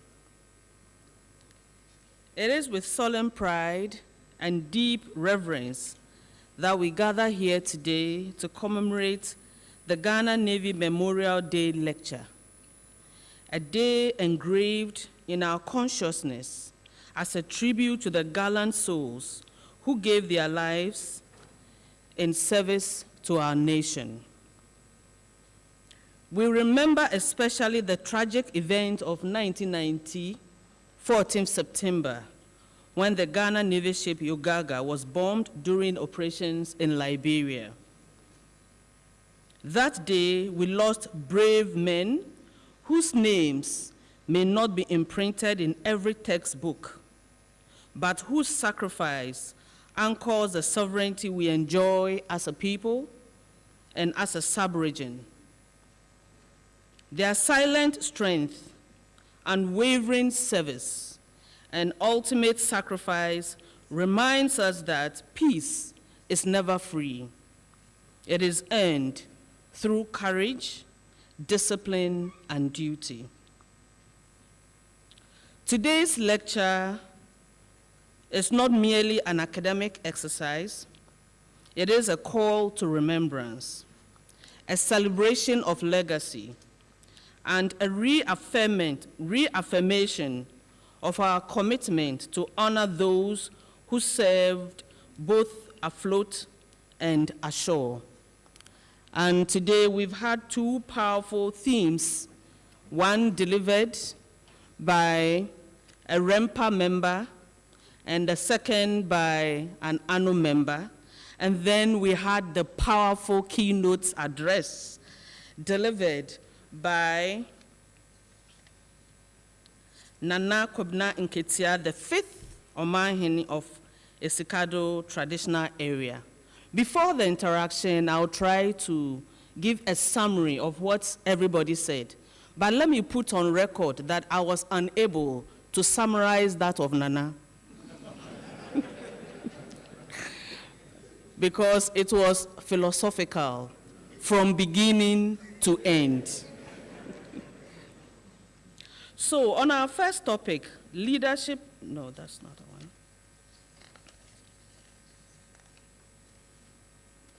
Okay. On our first topic, the sacrifices and services of the unsung heroes in naval operations. He started by giving us an idea as to who a hero is. And he said, a hero is one who has given his or her life to something bigger than oneself. And that is what we all do in the Navy. He went on to expatiate that not all heroes are commanders. When you come to the Navy, we have officers, and then we have the ratings. But also stress that the Navy's backbone is the ratings, and they play very important roles and diverse roles. And so the Navy cannot sail without its ratings. Those are my words. And I also would like to add that no leadership can thrive without supportive and dedicated followership. And that is what the ratings provide for command. It ended on the challenges that we face. The focus was on us, but I would like to turn it for our families that will live for long hours, days, months, years, who have sacrificed all these years. So our theme, sacrifice, service, and sovereignty, comes to the fore. The second presentation on leadership afloat and ashore, honoring the legacy of naval command through sacrifice and service, started with what leadership was all about, and the definition given was the art of accomplishing the Navy's mission through the people. And the people here refer to the officers, the ratings, and the defense civilian staff. It added that leadership is dynamic, and there are several types of leadership. A leader requires strategic vision as a compass to guide him and his followers. And a leader also requires courage, needs the know-how, and also needs a sense of humor when it's getting tough. One of the most important codes of leadership is that the personnel in the Ghana Navy are our most important asset. And then two types of commands were explained, one at sea and one at the bases. Effective leadership comes with clear decision-making, strategic thinking, among others. And command is accountable for mission success, among many other details. The second lecture also ended with the challenges that we face as a people. And so it also brings to the fore that both officers and the ratings and the defense civilian staff, we all render service, and we also sacrifice our lives one way or the other to ensure that our nation succeeds. Even though I said I couldn't say much about Nanes, what I tried to do was just to pick a few quotes, quotable quotes. He began with admonishing us not to follow, but to interrogate. Don't just be a follower. Interrogate whatever decision you are making or whatever you are doing. And abrofosem is also a root cause of many of our challenges. He went on to say that without patriotic African education, a soldier, a sailor, an airman or woman is just only, that one he didn't complete, but I know it's mercenary. Nana also touched on the strategic, global, and international relations order, which is way beyond my pay grade. But I think I'll have to summarize and say that the quotable quote that I loved most was that we ended up liberating Ghana from independence. I'll pause here and open the floor for contributions and for questions to any of the presenters. Are they to come here? Okay. So I respectfully request all the presenters to please come and join me up here. I'll start with Nana Kwabna Nketia, the 5th Omahin of Esikado traditional area. Sir, I'll request you to come up. Or you are more comfortable there? Okay, sir, please, I'll request that you say, no, sir, you can say there, sir. Okay, now I'll request Commodore Yorson, retired, to kindly come up here.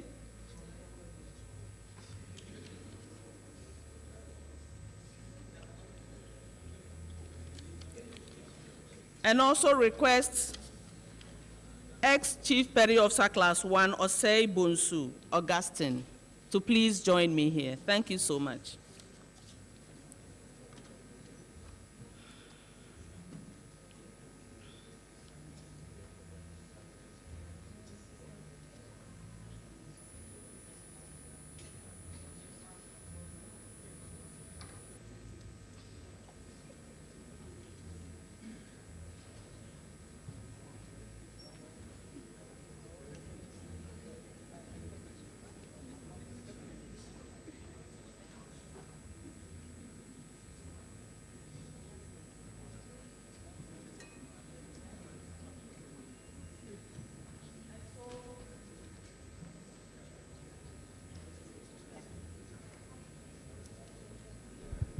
Thank you very much, sir.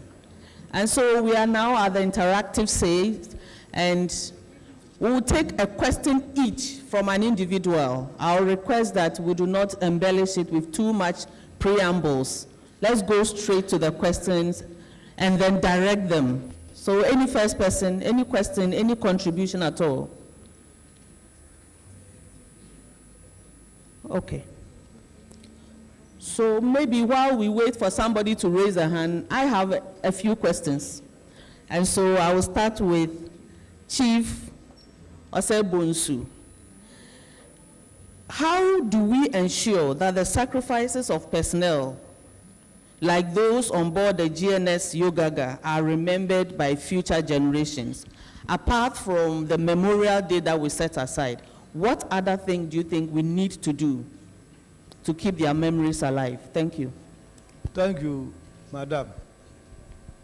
What I want us to do is, after the expiration of the Navy, the rating, or the soldier, the authority, that's the command, must remember them by taking care of their families left behind.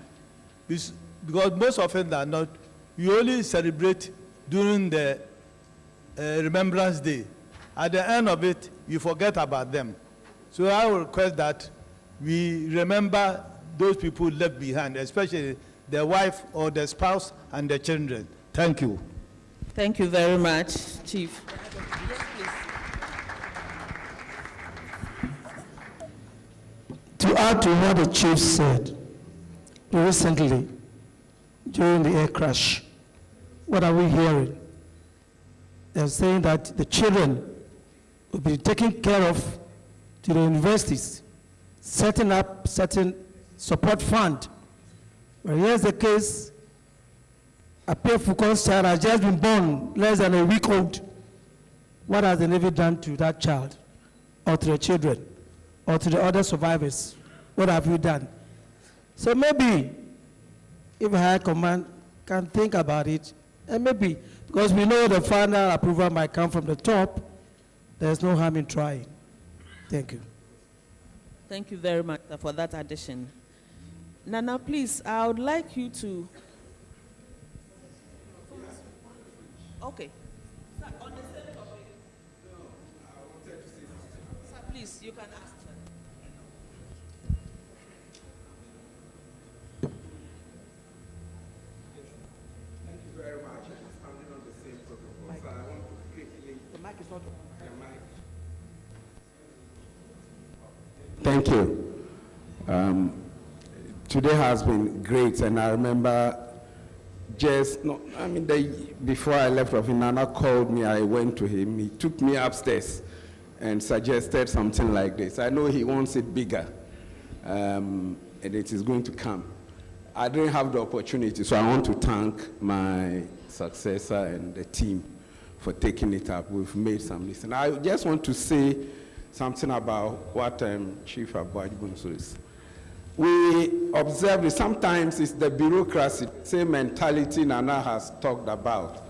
That is the issue. We have regulations in place to do something, even if not to the fullest. We all know that when you die in the course of duty, you are entitled to a compensation. Sometimes it takes 10 years to process. For those who were lost on Yogaga, we know it's about 35 years. I believe all their children are adults now, but we have people who are still serving. And in the course of our duty, things will happen. So when we were there, knowing that our normal compensation takes so long, we introduced the Ghana Navy Endowment Fund, which was within the Navy. We invested some amount of money, we're able to work together to generate. And if anybody died in the course of duty, their families, and it was limited, as you said, to the wife and children, 100,000 cedis immediately. That fund was invested, so we have the Ghana Navy Endowment Fund, so that it will be sustainable. So that fund is there, and I believe they are still working on it. Before I left, at least 4 people had benefited from it. In fact, what took my mind to bring it up within 100 days in office was when I was just taking over, we had lost a rating who was engaged in a diving operation at the base. Budu Kumson or something, or Budu, Chief Budu, or Pio Budu or something. And his family enjoyed it. What we even did was to give part of the money to the wife, about 20,000, and allowed our fund managers to invest the rest of the money so that they could be giving them something every month to sustain them. But that was even entirely up to her. If she wanted the whole amount, it would have been given to her. Others also came along. I know it is not enough. We can do a lot more, but there are always innovations we can use to recognize the sacrifices that we are all doing. And we are all unsung heroes, but we thank everybody for his service. And I thank High Command for this. It's really making us reflect. Thank you, sir.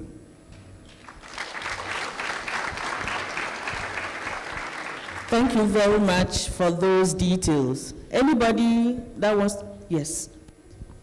Okay.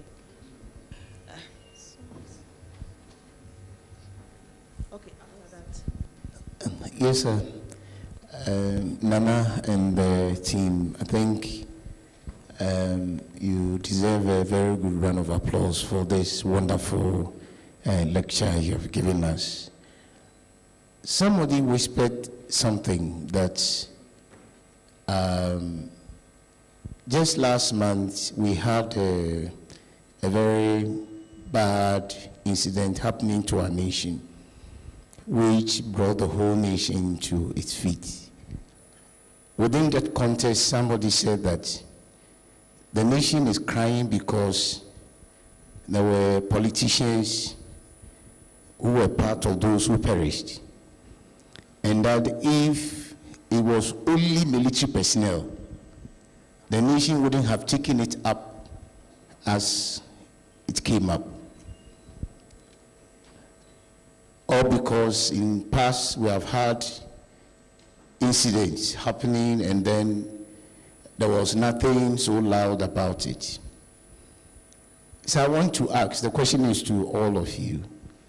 And Nana rightly said that he thinks that the nation needs to recognize the work of the heroes, people who laid their lives in line of duty.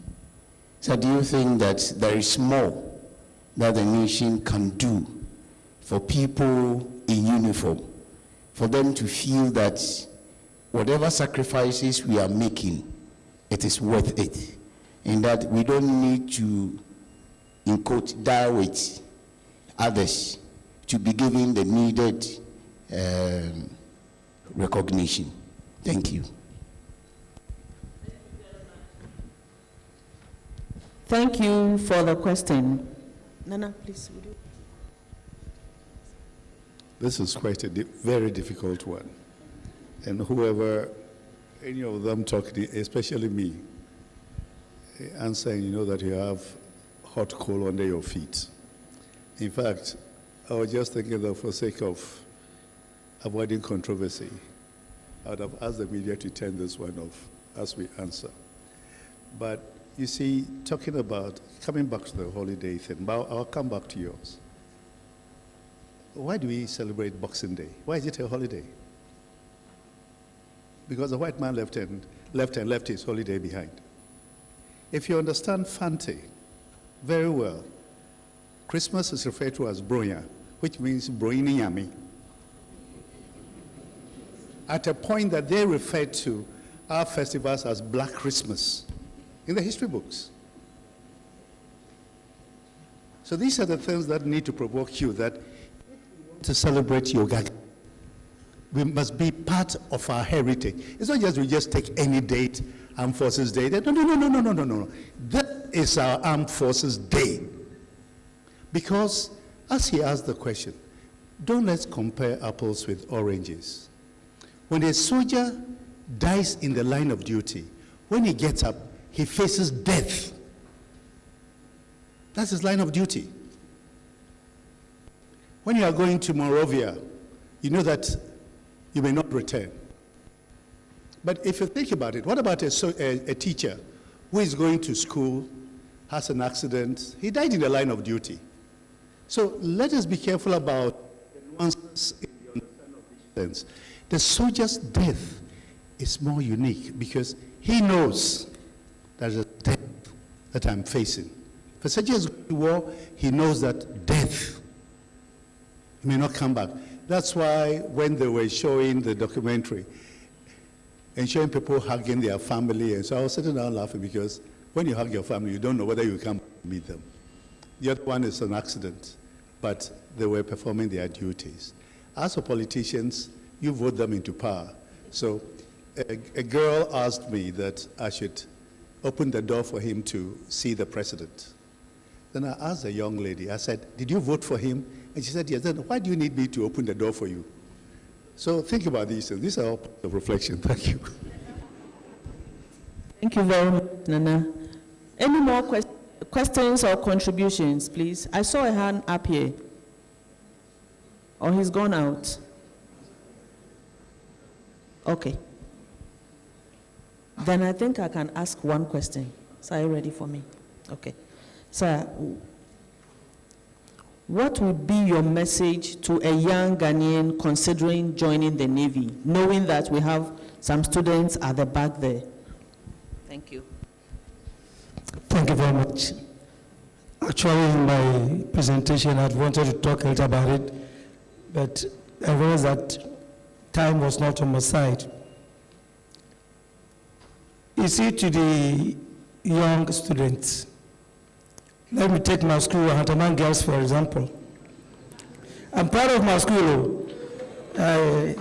One day I'll wear skirt and blouse for ceremonies.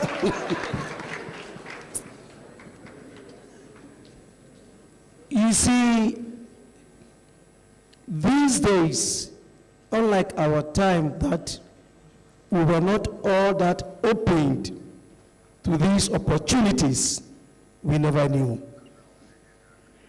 But now, all these opportunities have been made clear to the younger generations.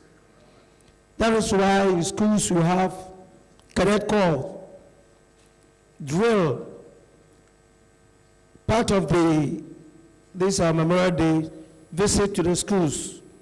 Sometimes in my school, we have a day that the older students come and meet the younger generations and brief them life after school. Life after school.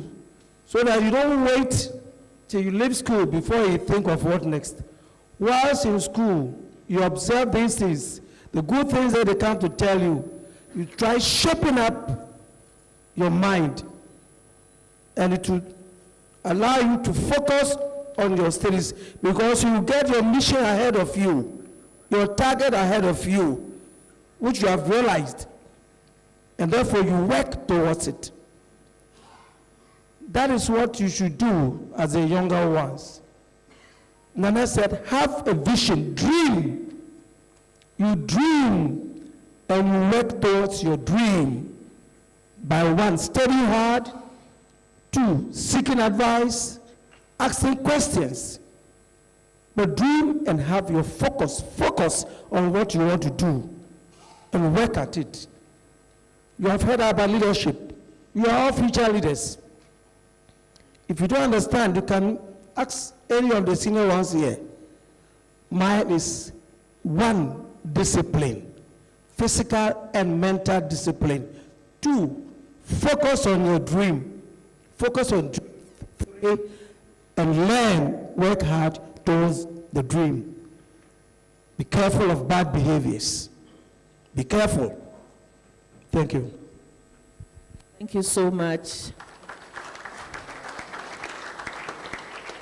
It looks like our time is very much limited, and so I'll give each speaker a minute to summarize whatever point they would want to share with us. Well, I thank the organizers for this day, and I think we've all learned lessons. I'm also here to come to a level of Nana. Every time we were at Antaman Girls Culture Day together, and Nana was so philosophical. And I sometimes come. He was still philosophical, and I love his speeches. The second time I'm also meeting him. We've all learned something. I've learned something from you, from the chief. I pray that we all become good leaders. We are all leaders, good leaders. And not only here, even in our families back home, we remember the good deeds that they've done, and we should honor not only the military, our other leaders, relatives. We should honor their memories. Thank you.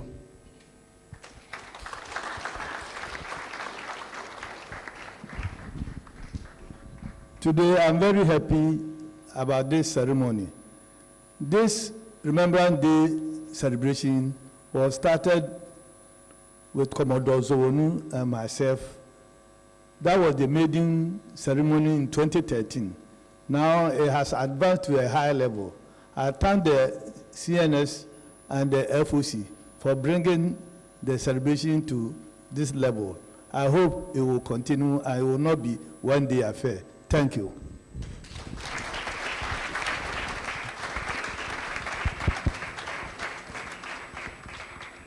I think that a seed has been planted, and whoever brought up Yogaga and didn't let Yogaga die, we have to commend them. Yogaga could have died in amnesia. Fortunately, it was planted, and every year is being watered. I'm sitting here knowing that I'm not a soldier, but death is so close, because of age. Nonetheless, I hope Yogaga would live after me. 2, I'm praying that Western region in particular would embrace Yogaga so that the nation's attention is brought to this particular event. It's unique. You don't find it. Go and read annals of things that happened in Africa, and you won't see something like Yogaga. It's rare. But just like I was talking about Christmas, what's the name of the day? Boxing Day. Why do you celebrate Easter Monday? And then you even see Ghanaians celebrating Black Friday and Thanksgiving.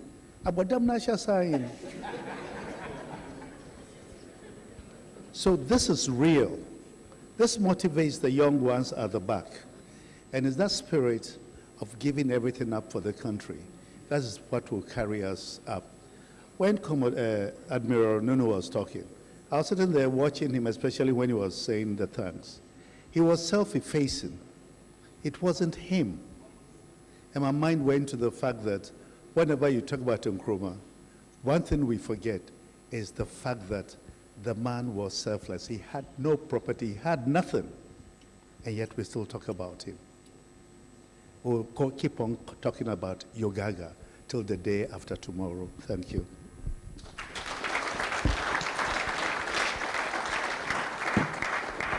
So Nana and our two panelists, on behalf of the Chief of the Naval Staff and the organizers, would like to thank you so much for the time you took to put your thoughts together and for making time to grace today's program. God bless us all. Thank you.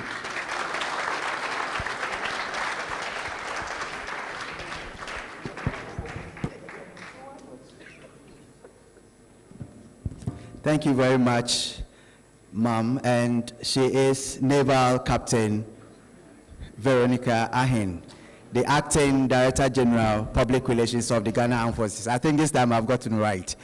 It's over excitement, especially when your boss is here with you. So, pardon me, Ma'am.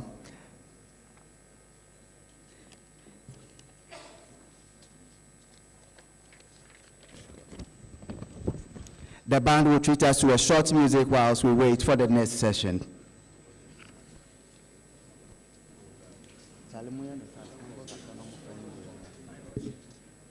Short one, we don't find clear way. No more clear way. Oh, short one.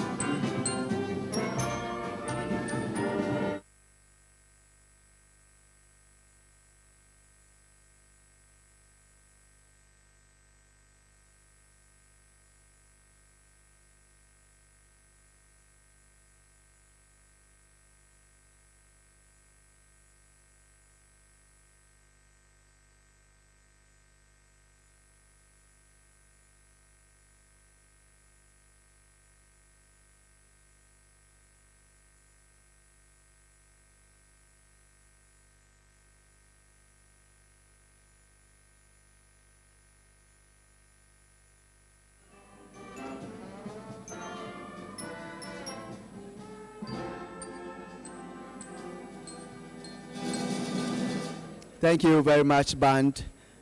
Distinguished ladies and gentlemen, we've gotten to a very important session, the book launch, Through the Scuttle. Through the Scuttle, it's more than just a publication.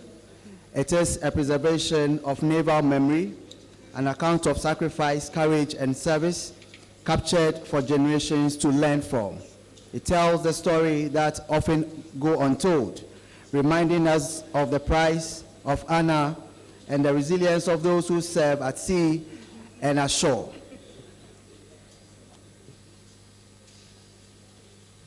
Ladies and gentlemen, she attended Holy Child School in Cape Coast for both her O-level and A-level education from 1972 to 1979. She obtained both her graduate and postgraduate degrees at the University of Cape Coast in 1985 to 2005, respectively, having read languages such as English and French and educational administration.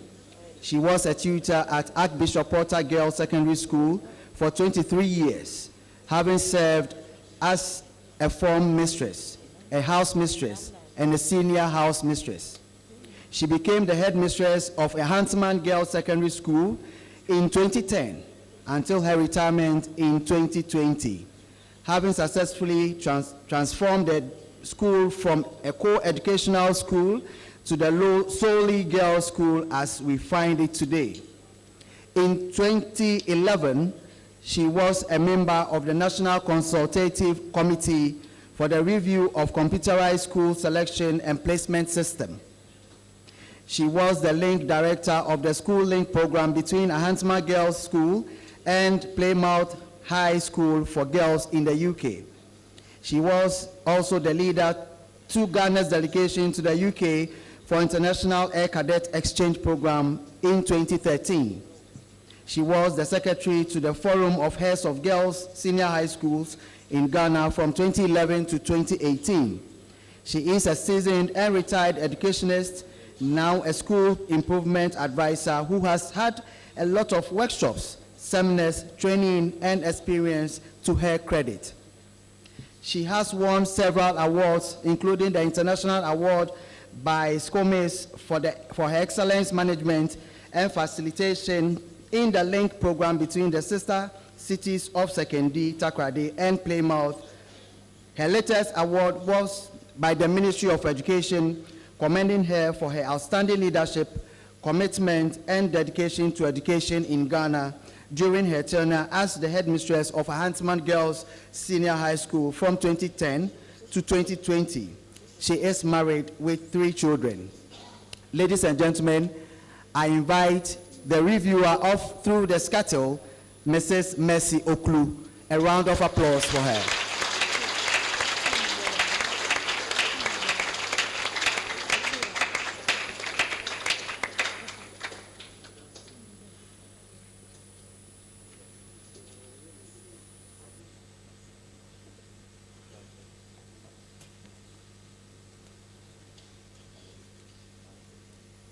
I think I'll also stand on the existing protocols to perform my duty as the reviewer of a book.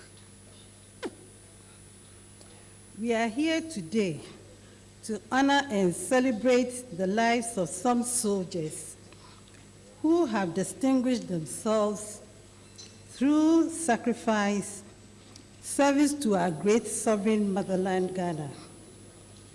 The theme for the celebration, sacrifice, service, sovereignty, the legacy of the Ghana Navy, is most appropriate in our circumstance. Through the Scuttle, the title of the 151-page book is one such account of soldiers worthy of respect by their behaviors and achievements. It is a vivid recollection of war, survival, and resilience told by an ex-officer who lived through one of the most frightening naval missions in West African history.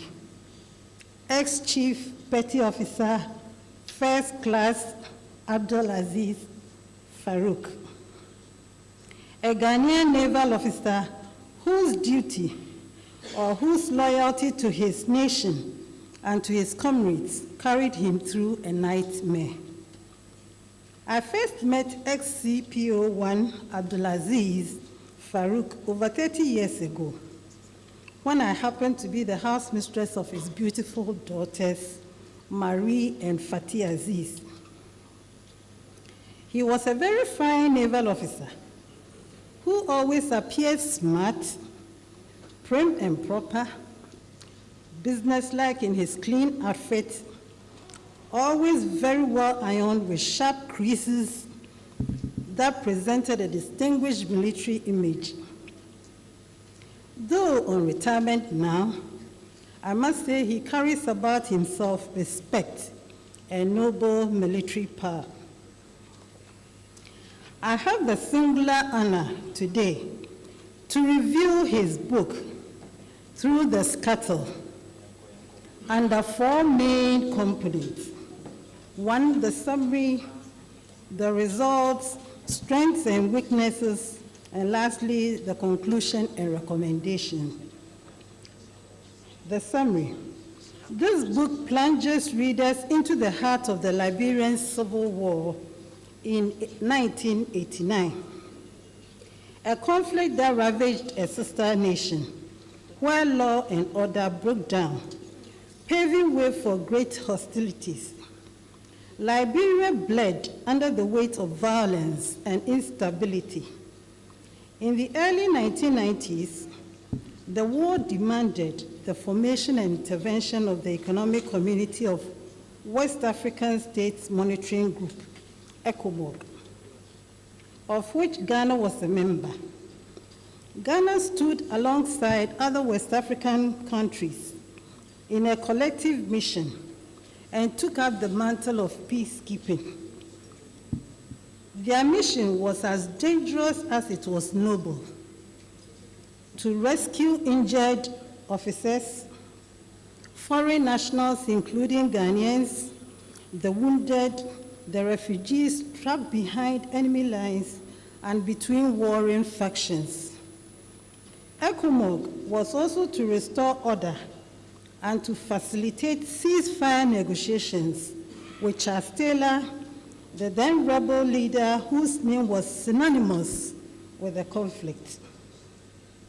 Against this turbulent backdrop, CPO-1 Abdulaziz Farouk and his colleagues were dispatched on a Ghana Navy ship, GNS Yogaga, together with another MNS Achimota, on a perilous mission to Liberia in July of 1990.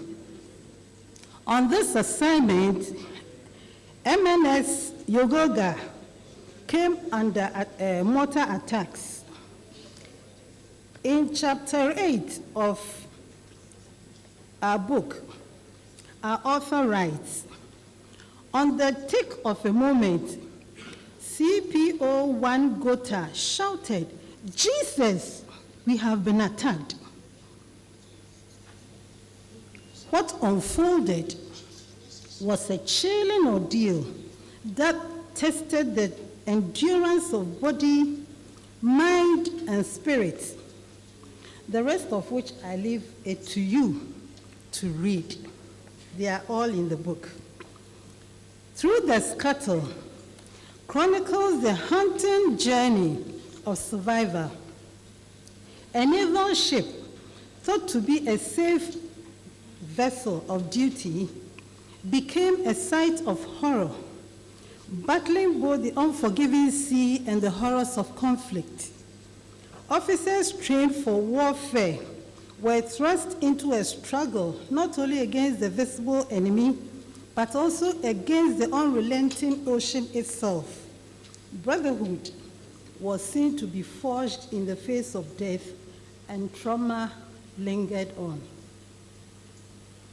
At this point, I want to ask 2 questions. What at all motivated the decision to embark on this journey? 2, what transpired when they embarked on the peace mission to Liberia?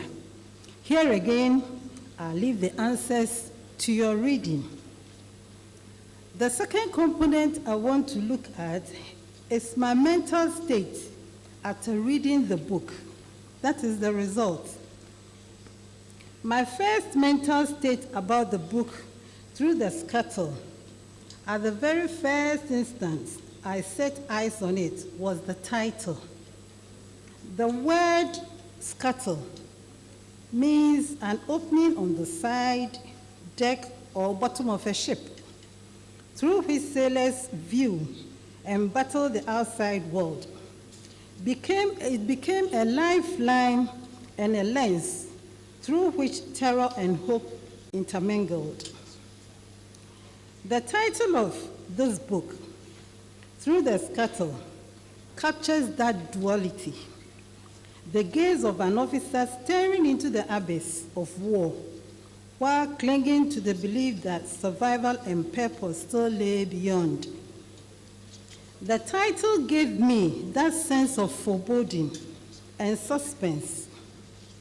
I sensed danger and pictured a soldier trying to peep through a hole or window in the face of something unwelcome, melancholic, and unpleasant happening. I became scared and wondered what the book was all about and was desirous to get into the story. While at it, I figured out that it was an eyewitness account of a turbulent journey undertaken by our author, ex-CPO-1 Farouk and others, and the dangers encountered with the peacekeeping mission. A lesson I learned from the story is that no one person, town, country, continent is an island unto himself. We are all interdependent, relying on one another. So wherever a neighbor finds himself in agony, it is imperative that we render our best to save that situation. Hence, the formation of ECOMOG to find a lasting peace in Liberia. In a very short space of time before the start of the journey, preparations had to be made. These preparations were made to the finest tiny details. It dawned on me that in the service, when duty calls, there is no room for excuses, delays, and dragging of feet. Again, families of our men in uniform need to be respected and appreciated, as their loved ones could be called to duty at any time to serve. They also need to prepare themselves at all times. It is therefore no surprise when our author pays a glowing tribute to his family in his acknowledgement. He says, I'll read just a line, "To my dearest wife, Hajia Memuna, thank you for standing with me through all the highs and lows." I think this is very much loaded. As the story progressed, fear gripped me as the contingent experienced difficulties. They were very courageous, and I asked myself what I would have done in the face of all these adversities, especially as I'm a very fearful person who cannot even stand the sight of any creeping creature like a worm or a snake. In one development, our author was thinking, if the group that shelled our ship became aware of our situation and decided to release another, what will be our fate? Honestly, I have come to really respect and salute these gallant men and women in uniform. It wasn't an easy task. I was so terrified, and fear gripped me all over as they journeyed over the waters, not knowing what was possibly ahead of them and whether they could even make it to safety. Here again, I'll crave all your indulgence, everybody's indulgence here, to read and find out what happened. It's in the book. Yet, amid these horrors, I saw men of courage, dedication, tenacity, determination, love for God and country, among many other values, come to play. Their courage as soldiers was legendary and phenomenal. Their dedication, commitment, and service to their country was simply outstanding. Even though they faced dangers, there were some of them who were diehards and who were bent on accomplishing tasks and getting solutions to challenges. They never complained. They did not grumble to demoralize their spirits in view of the fatalities. They never gave up. Their dexterity, competence cleverly handled difficult situations. For example, in their bid to start the ship, surprisingly, the two main engines did not respond. What could have happened next? Let's find out from our reading of the book. Another striking, remarkable achievement was the training given to these soldiers. They were able and prepared to rise to any occasion or eventuality. For example, in chapter 10 of the book, the following interaction took place between our author and the gunnery officer, Gio. Say, "Sir, you mean you went out to cut the ropes?" He replied, "Yes, and I had to use the kitchen knife to cut them off. No other option. I had to crawl on the deck to accomplish a smooth bear-off." Bravo, our gallant officers, men and women of service. My third component will look at the strength of the book. Our author, XCPO1 Abdulaziz, like his own fine personality, has been able to paint the horrific scenes of this mission. Right from the onset, he is able to portray the kind of preparations they undertook before embarking on this assignment. Even as he narrates the story, he is able to bring out the respect accorded to the chain of command. XCPO1 Abdulaziz Farouk also pays homage to the leadership of the Ghana Navy and ECOMOG commanders of that era and the current Western Naval Command. These were men who, despite limited resources and overwhelming challenges, held firmly to their conviction that West Africa desired peace. Their decisions, often made under fire, shaped not only the mission, but the lives of those who served under them.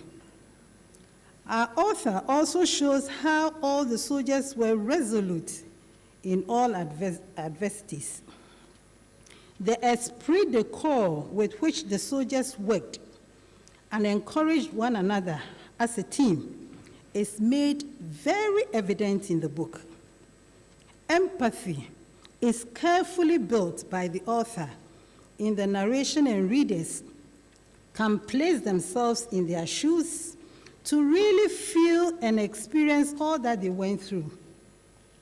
A sense of respect is created in the book for the dead and wounded, showing how difficult it is to part company with colleagues and friends. They created a morgue to retain the dignity of the fallen soldiers. The whole adventure was challenging and daunting mentally, and it could only take the grace of God and Allah and their bravery to escape death. In all things, we should have faith in God, as our author's faith was firmly hinged on Allah in all his perilous moves. His vivid description was so apt to paint situations where the soldiers embraced the unknown and stepped outside their comfort zones, as there were no homesicknesses to reach the safe land. The author developed the scenes and tensions leading to the peacekeeping mission so well, creating a climax. Though short-lived and in a turning point, the author released his highest point of interest into an anticlimax involving mortar attacks and the attendant challenges, causing disappointments, psychological trauma, fear, anxiety, and panic attacks among the soldiers. The author is able to bring out their skills and capabilities of performing multitasks simultaneously, showing how efficient the soldiers were. Very few soldiers did the work of many. Well done. In the end, when they reached the land of peace, the author created a very good atmosphere of mixed feelings, one positive and one negative, both conflicting in his mind about his career and mission. He appreciated the noble cause, but disliked its flaws. We'll look at the weaknesses, and that is not to say we are criticizing the author, no. Much as the author went about his writing of the book from his career point of view, personally, I wish I could also read the author's emotions in some situations. His emotions are completely missing when it comes to bidding farewell to his family members, especially embarking on such a mission. Could it be through praying together, embracing, kissing, or what? Again, the author's feelings are not expressed when he returns to the family after such a mishap. It was all about the job. I want to see how the family welcomed him home. Was there a prayer attendance at the mosque, a party, a celebration, a reunion of some sort? The author also failed to show his anxiety, like some of his colleagues did, to the extent of some of them wanting to leave the front for Ghana. I would have loved to read some signs of homesickness in our author.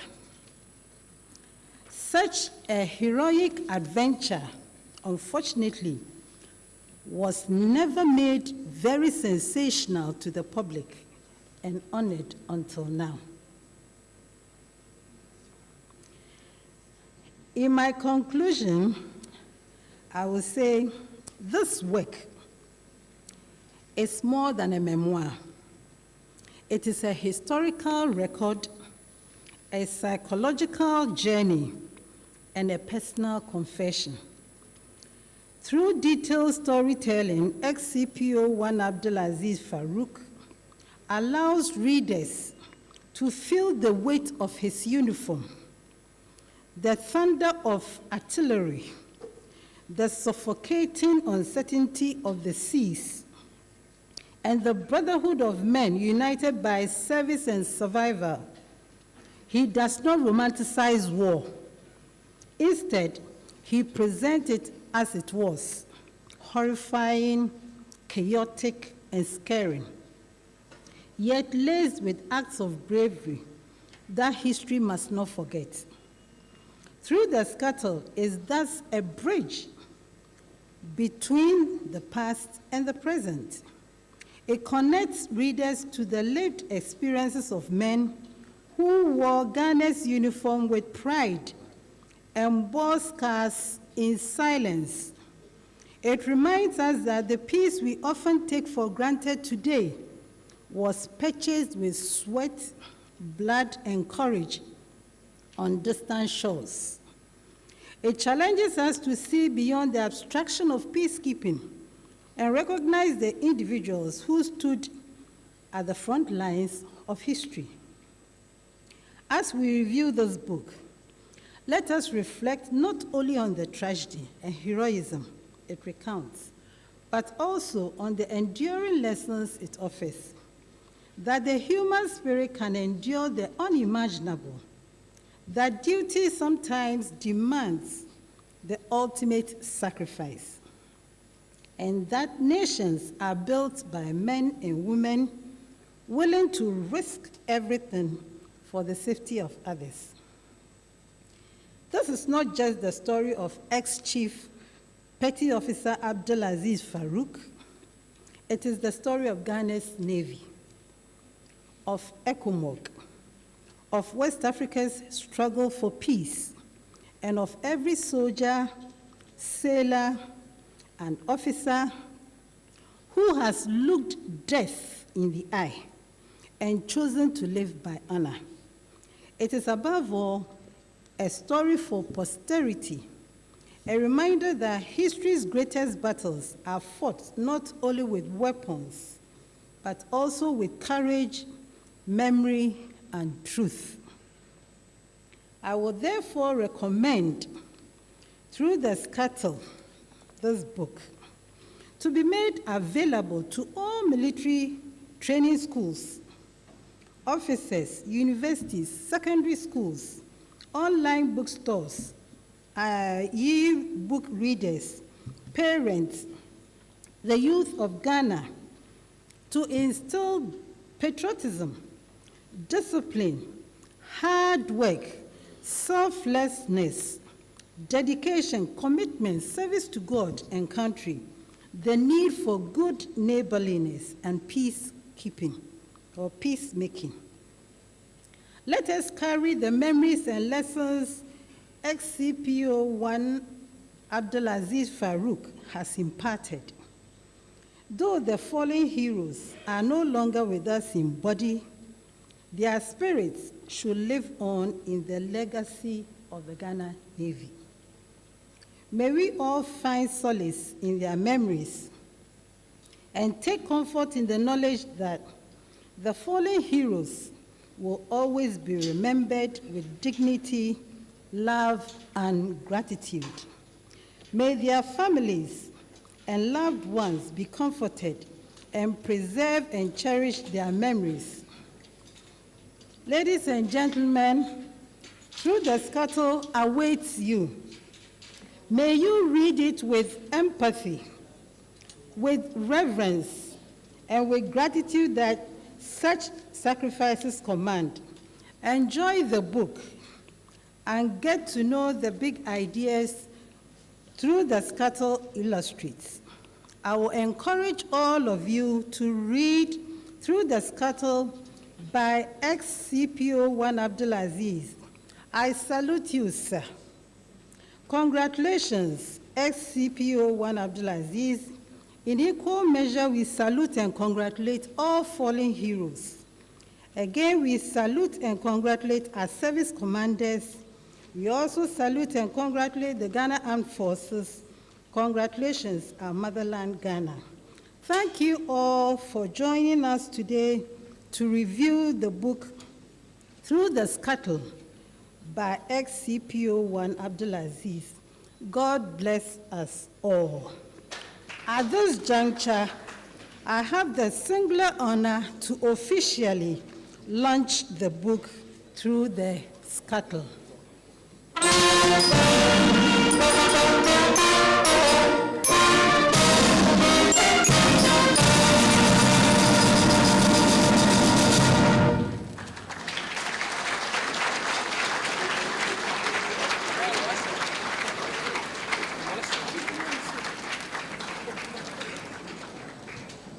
And that was through The Scuttle, succinctly reviewed by Mrs. Mercy Oklu. A round of applause to her once again.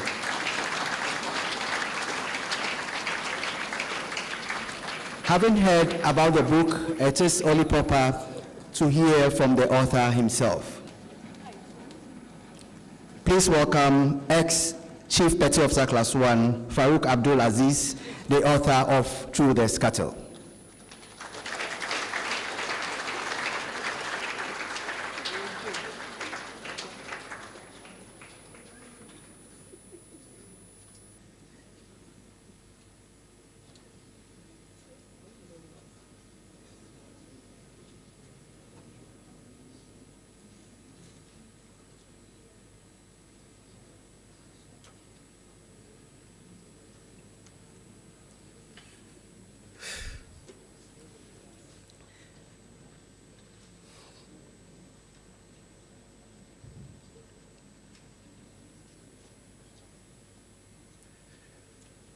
Mrs. Oklo has broken me down.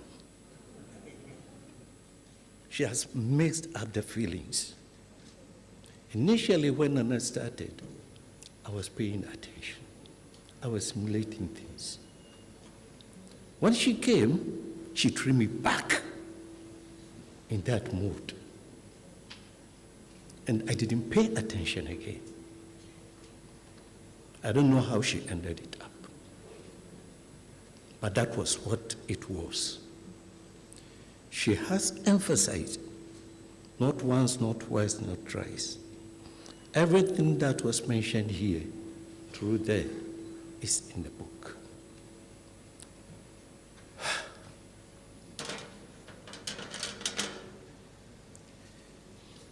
Through the Scuttle, how did that come? The title, Through the Scuttle.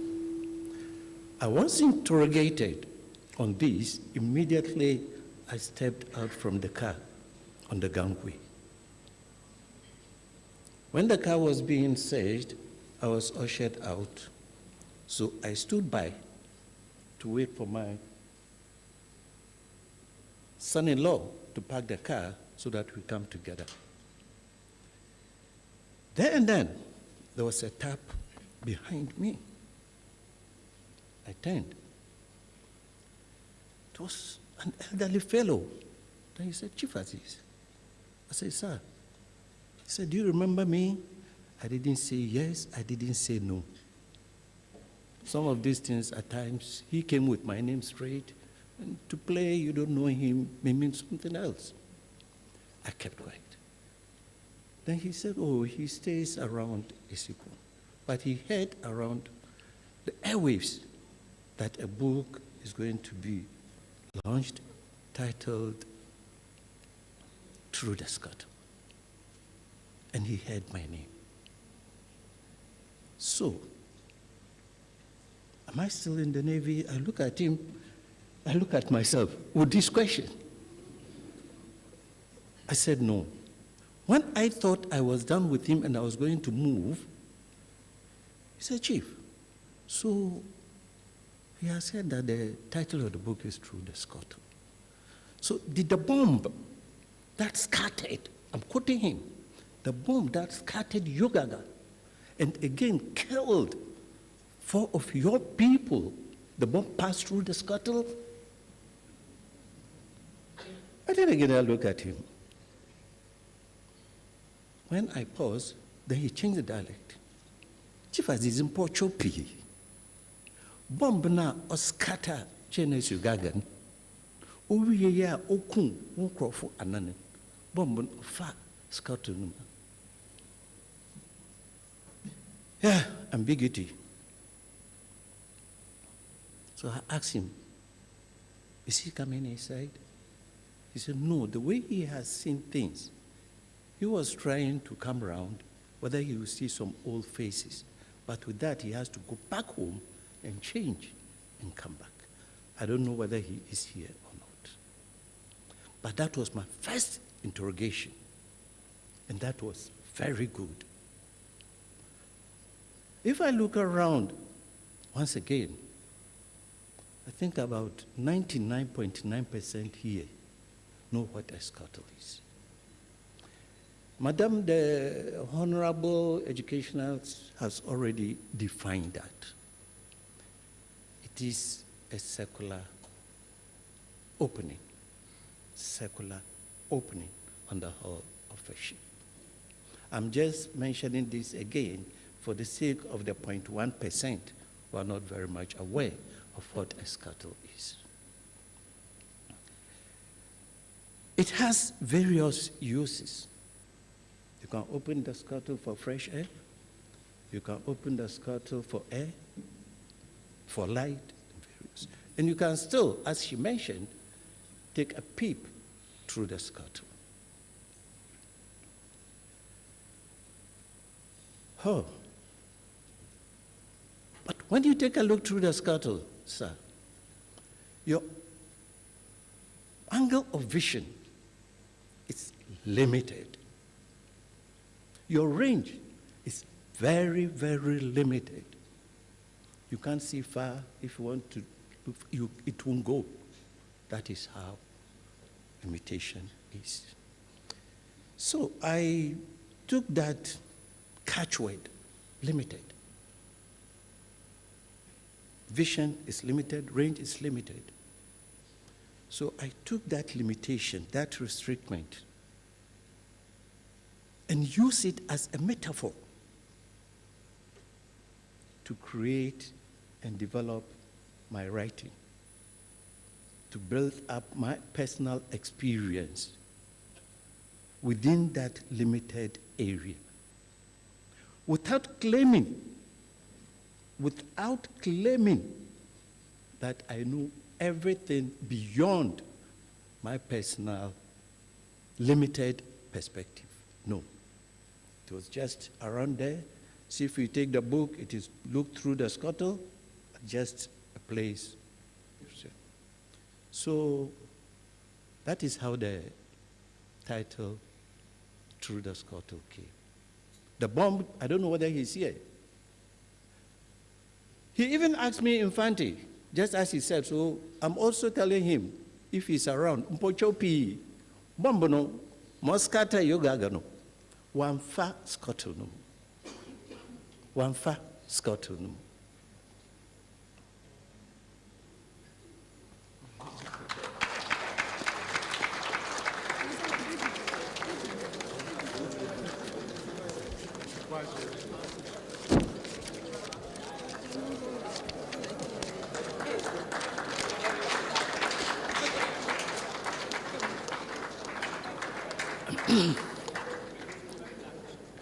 Those who just came, the one in white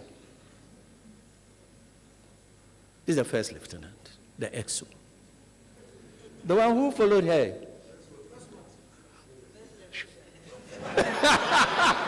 I know the next question that will follow. Mary is the firstborn. So, thank you very much. Pushing forward, I don't think I'll go further to explain matters. Everything has been said. And to the first question, did the bomb pass through the scuttle? No, it didn't pass through the scuttle. But where it passed and where it landed is categorically stated in the book. No copy here.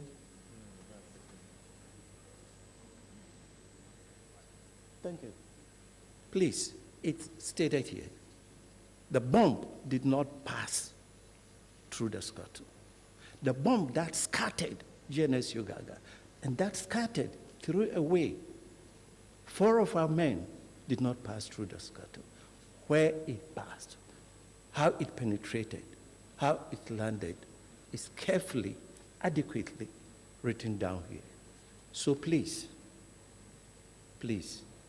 as she urged us all, let us try, read. Read it not only once. If you get one of these, don't just read it and put it down, please. It's a request. It will fade out. You won't have that feeling.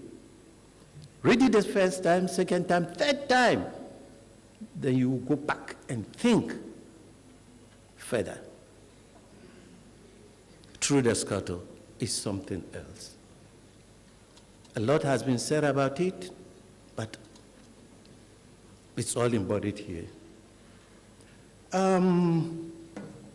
Commodore Yosu, retired, came here when just before he ended up, how one of our men, an officer who joined the same day, his life was taken out. There was some sort of behind me. That was one aspect of it. He has mentioned how the fallen hero was gone. But then there's another aspect. How it happened. How did he die? And that is the most horrifying aspect of the whole point. Yes, people died, but how they died will take you from the sorrow position into the shock position. And when you blend these two ingredients together, you are far gone. You start thinking. So I know my regional minister is here. At times when you are driving, you see ex-servicemen scattered in some awful manner. Whether they are beggars, you won't even know. But those two things have been blended together. Most of their men who are gone, that is one. Two, how did they go? They saw it freely. If you want to know how they left this place, let's just try and take a book. Just a book. Just a book. I wanted to talk more, but I was taken far by the philosopher. So mine, if you realize, I'm not armed, no paper. I was paying attention. Immediately he left. Our mom came in, the specialist came in. I'm sure she categorically mentioned plainly that this, she has even forgotten. All that the philosopher mentioned, I'm telling you, when we go back home, by tomorrow, most of us will have forgotten. But if it is a book, we'll go back and pick it and then recount all that the philosopher. Nana Pocho Edasi. Nana Pocho Pi. Buku newa. Se eko. A boy man se bibi or ebi a brofune ya because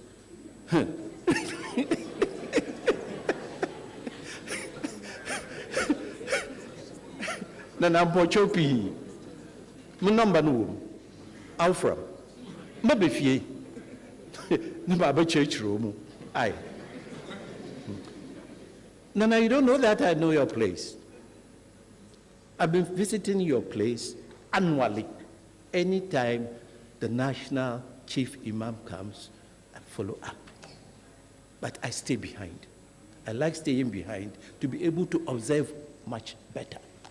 If I'm in the front row, whatever is happening, no. But if you are behind, then I like playing that role.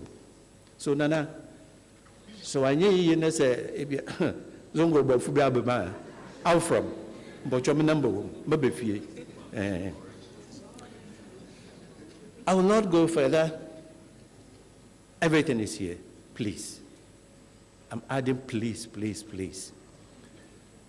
When the Commodore, that is retired Yosen, mentioned how one of the officers left, he was dead.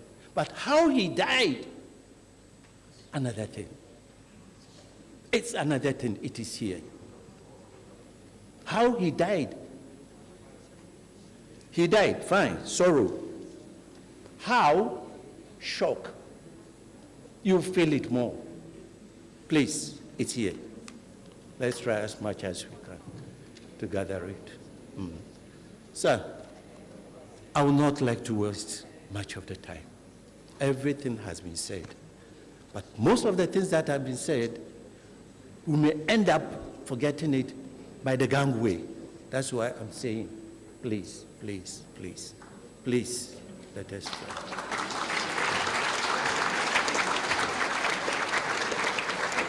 Yeah.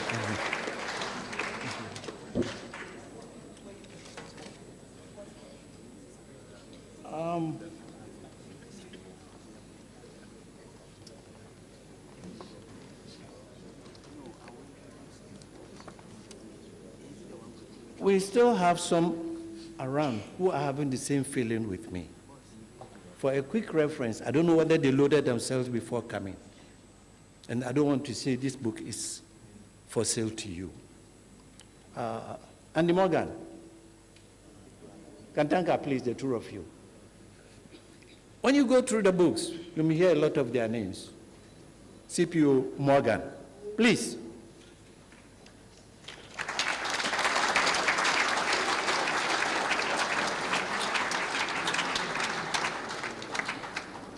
He was the ship's coxswain. The role that he played is here.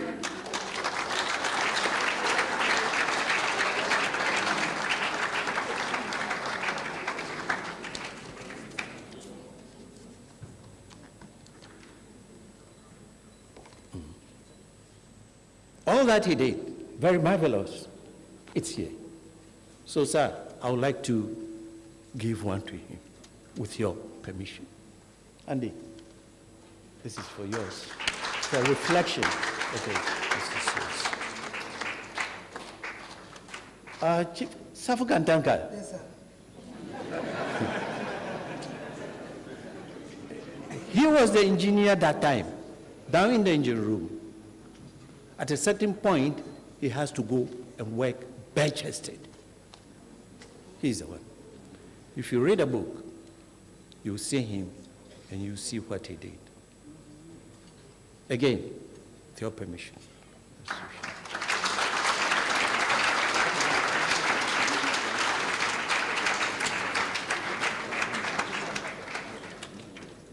Okay. Yeah. To the others, I cannot usher them front. With your permission, I will walk down to them and then give their copies to them.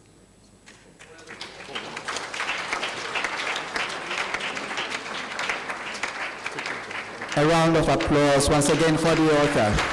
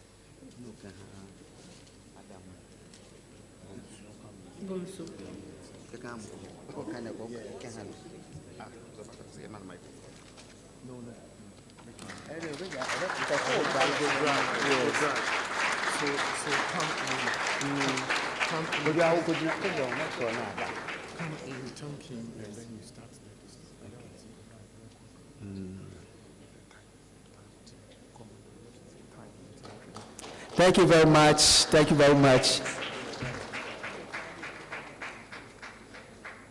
Ex-Chief Officer Class 1, Abdulaziz, the author of Through the Scuttle. Thank you very much. Distinguished guests, ladies and gentlemen, where we have reached gives us the opportunity to own a copy of this historic book and also supporting its wider reach and preservation. To lead us through this session, I call on Mr. Benjamin Parkojo Peters.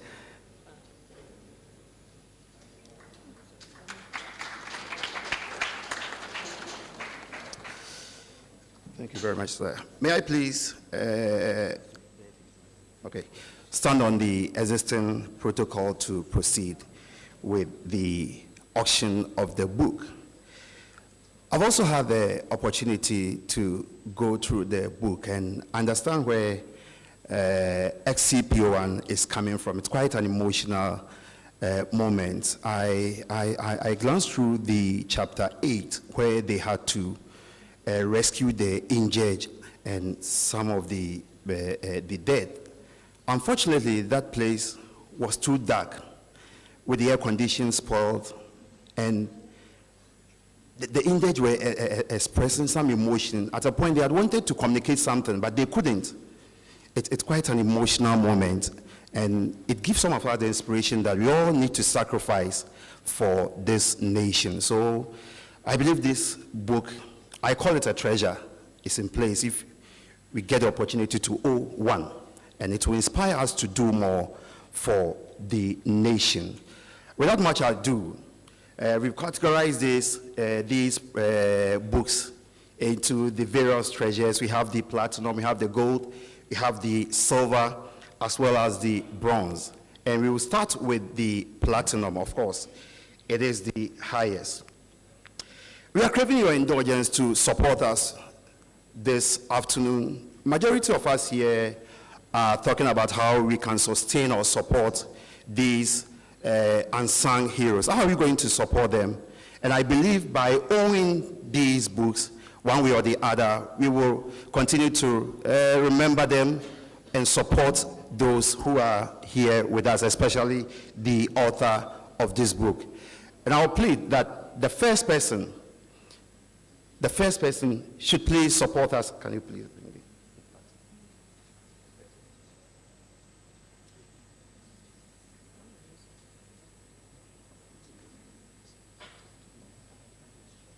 So this is the platinum. It comes with some copies of the book plus a magazine, and you have the opportunity of receiving an autograph from the author and also take a picture with him for a magazine which is yet to be published.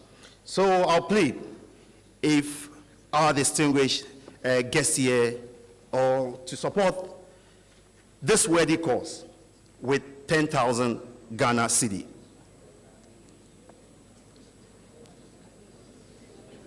Humbly, wow, let's give it up to him.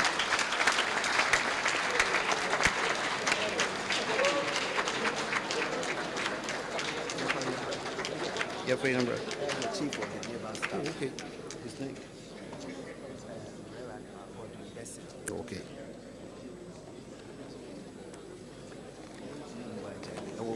Okay. Okay.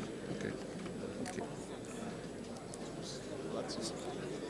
So the Chief of Naval Staff have opened the floodgate for us by taking the first book.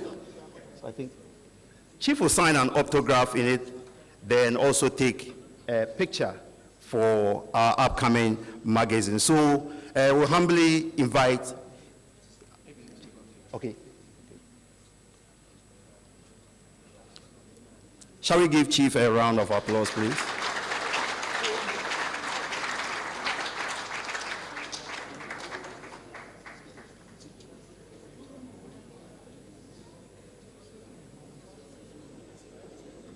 Okay.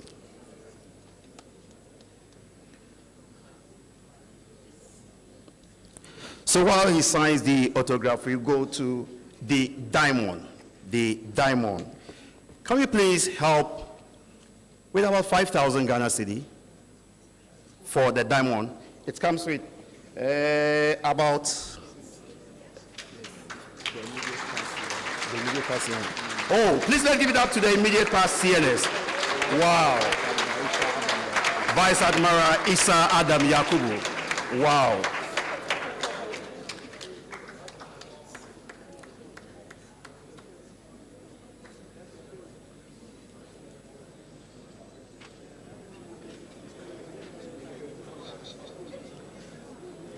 So we'll proceed with the gold.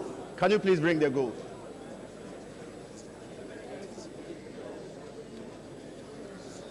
It also comes with 5 copies of this historical book. 5 copies.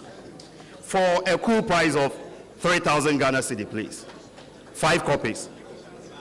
For a cool price of 3,000 Ghana cedi. 3,000 Ghana cedi.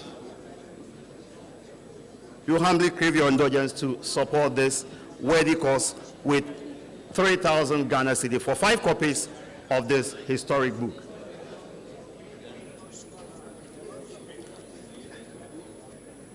Anybody, please? 3,000 Ghana cedi. 5 copies plus a magazine.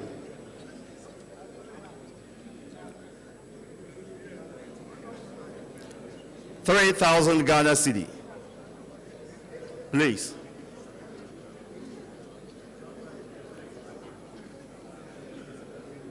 Well, please let's give it up to. Thank you very much, sir. We move to the silver. It also comes with 5 copies of this historical book for a cool price of 2,000 Ghana cedi. 2,000 Ghana cedi. 2,000 Ghana cedi plus a magazine. Wow, let's give it up.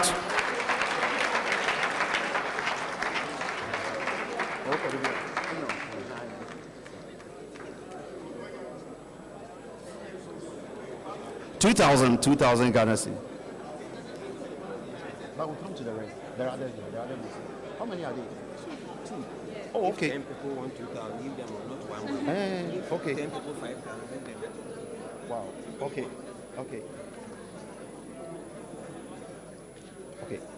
Let me have this. Yes, please.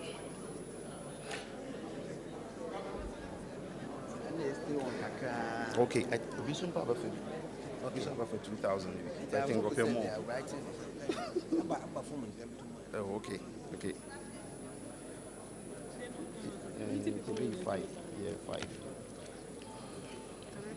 We still have the 2,000 in place. 5 copies of the book going for 2,000, please. Okay.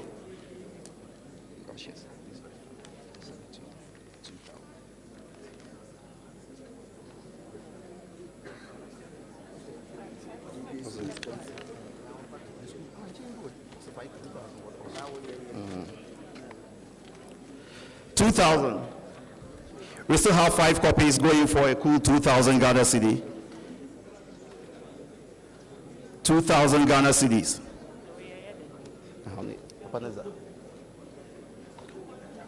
2,000 Ghana cedi.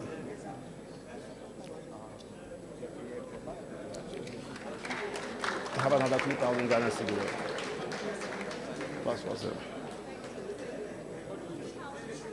2,000, yes, please.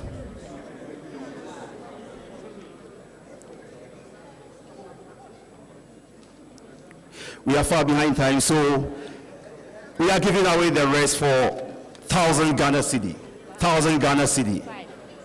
5 copies. 1,000 Ghana cedi for 5 copies. Distinguished invited guests. 5. Is that library concept? Yeah, I'll come to that. We have other 1,000. 5 copies for 1,000 Ghana cedi, please.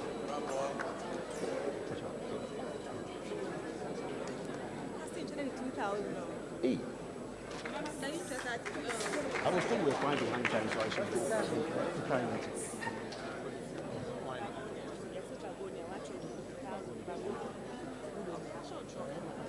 $1,000 Ghana cedi for 5 copies.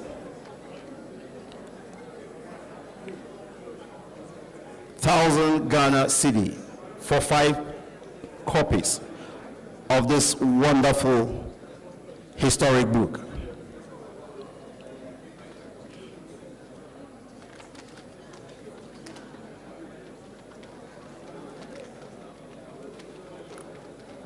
Can you raise your hand if you are interested in any of the copies? 5 going for 1,000 Ghana cedi, please. 1,000 Ghana cedi. I'm told we have our brothers and sisters from the senior high schools around.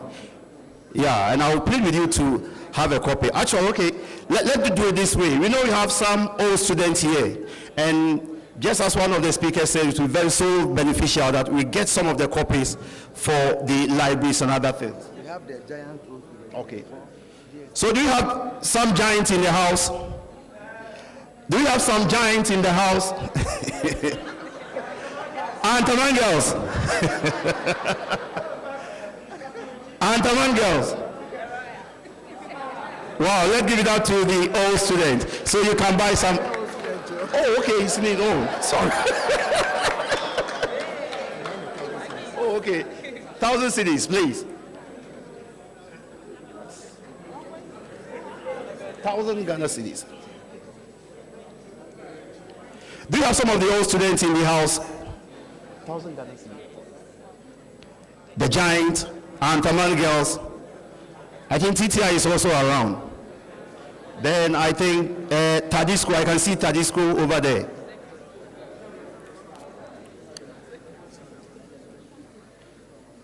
Any old students in the house?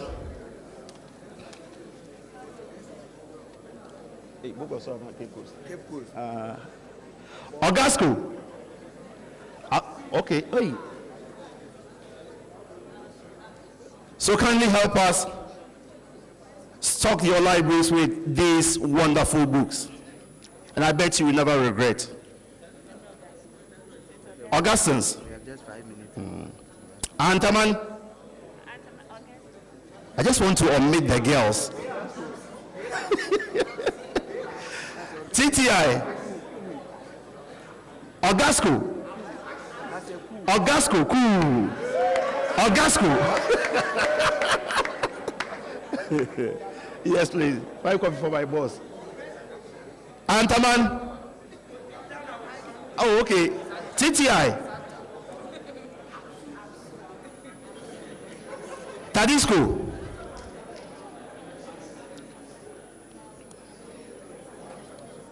Oh, my evergreen mom is in the house. Nana Kofi Abuna, chief of ESSIPONG. Let's give it up to my mother. Nana, how much are you? Wow. 1,000 Ghana cedi from Nana.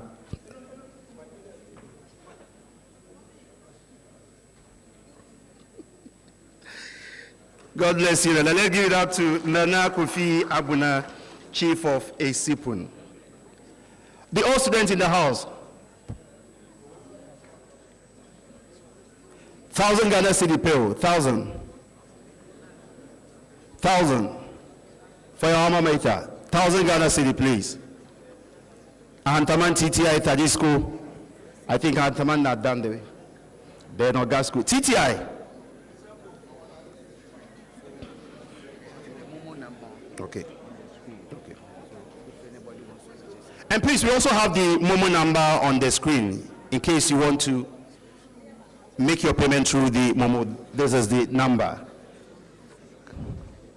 0247 83 6770. 0247 83 6770.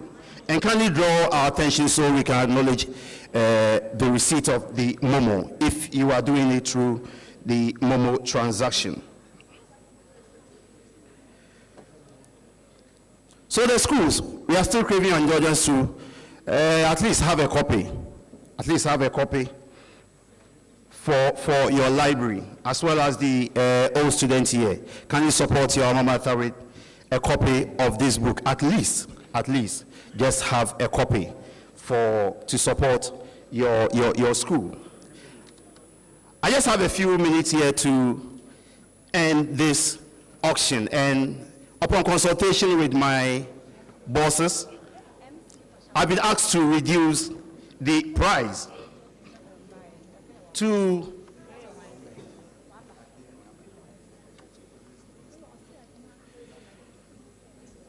$200 cedis for a copy, please. 200 cedis for a copy. This one there, I believe each and every one here has to get a copy. 200 Ghana cedi. I bet you will never regret buying this book. 200 Ghana cedi for a copy. Please lift up your hand wherever you are.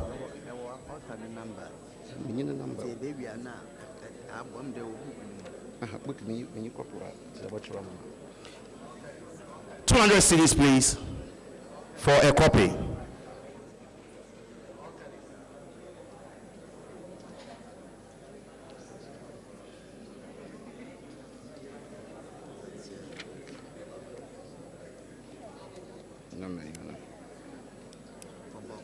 Okay.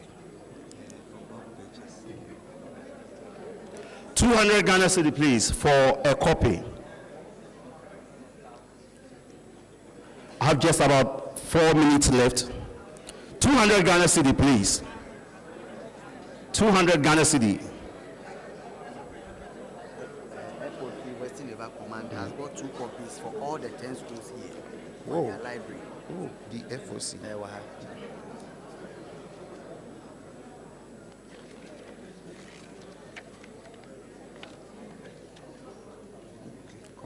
I taught 2 copies for all the 10 schools. 10 schools. Yes, here for their library. Wow. There is some good news in the house. And before I spell out that good news, I will crave the indulgence of the student to appreciate the flag officer commanding the Western Naval Command, Commodore Samuel Ayala-Zonu. Please appreciate the commander for me. The good news is that commander is buying 2 copies for each of the 10 schools here. Wow. Let's appreciate commander. 2 copies for each of the 10 schools here. Okay. So let's have the rep of the schools to come and take the book.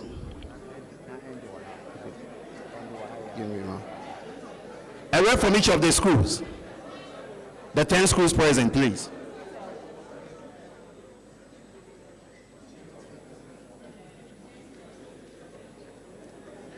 A rep each, please.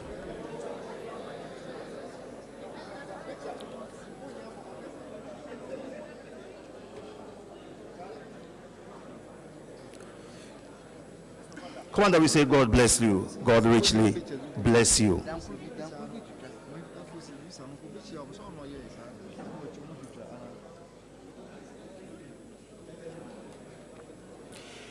Please, we still have the Momo number on the screens. Okay. So the FOC will be presenting the 2 books to the various schools here.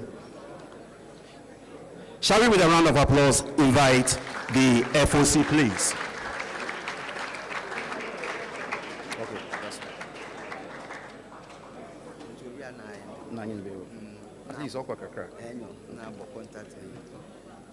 least, okay. That's it.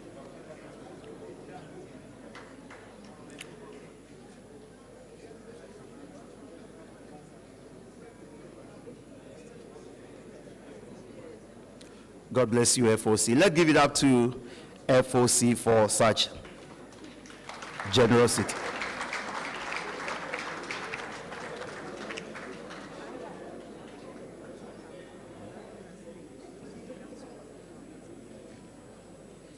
The fight for the 2,000.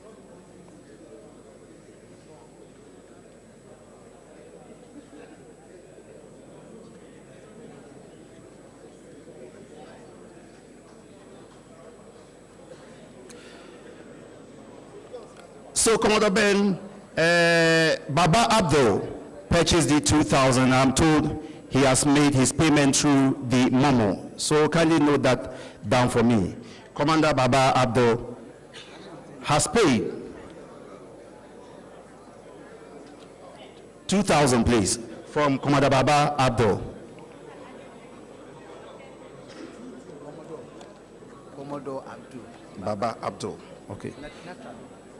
So distinguished ladies and gentlemen, this is where I draw the curtain down on the auction of these sales. In case you want some of these books after this program, kindly contact the numbers below. 0241 159 159 0241 159 another 159 and 0208 107 788 0208 107 788 in case you want to purchase or get some of the books after this program. These are the numbers you can rely on. Thank you very much for the opportunity. Let's receive the MC, please. Thank you. Thank you, Paco Joe Peters. Please, let's be quick with it, and then time is fast spent. Distinguished ladies and gentlemen, history has been made in Two Garrison. Two Garrison now has its own newsletter that tells its story. Without wasting much time, I will invite the Command Operations Officer, Naval Captain Michael Kujo, to present the editorial review.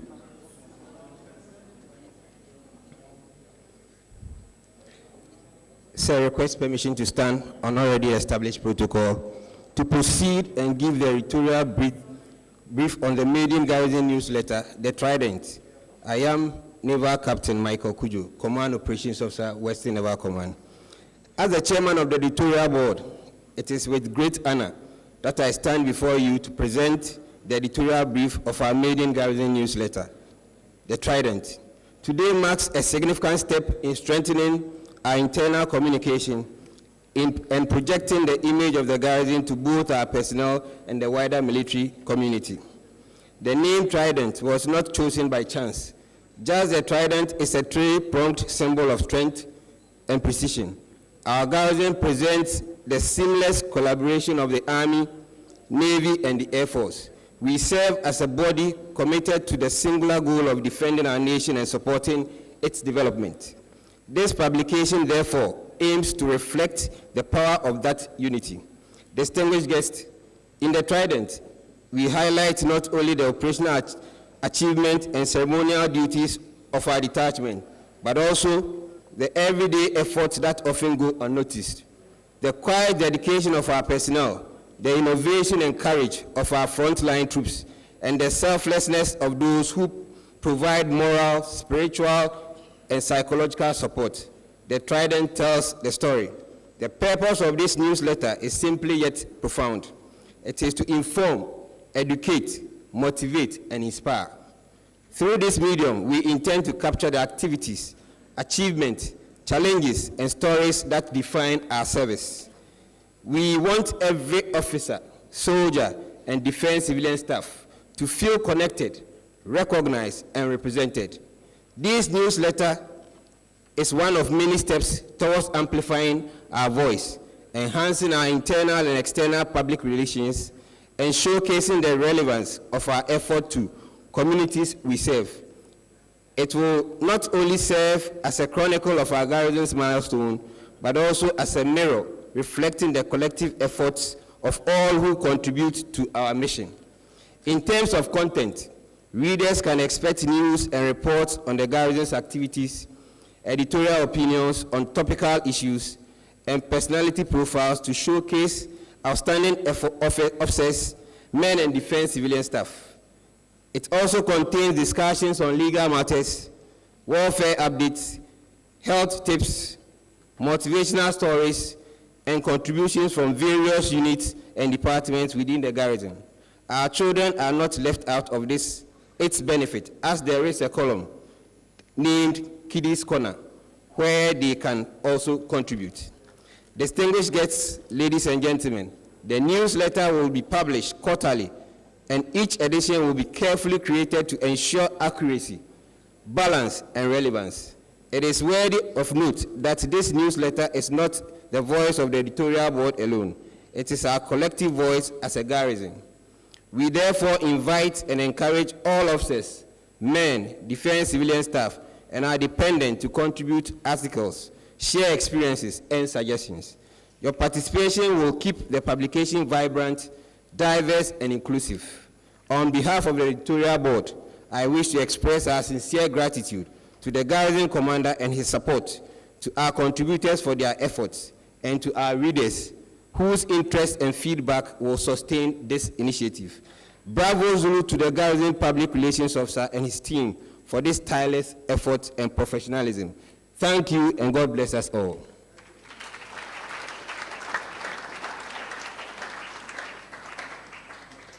Thank you very much, sir. Ladies and gentlemen, I will now invite the Flag Officer Commanding Western Naval Command, Commodore Samuel Ayelezono, for his remarks.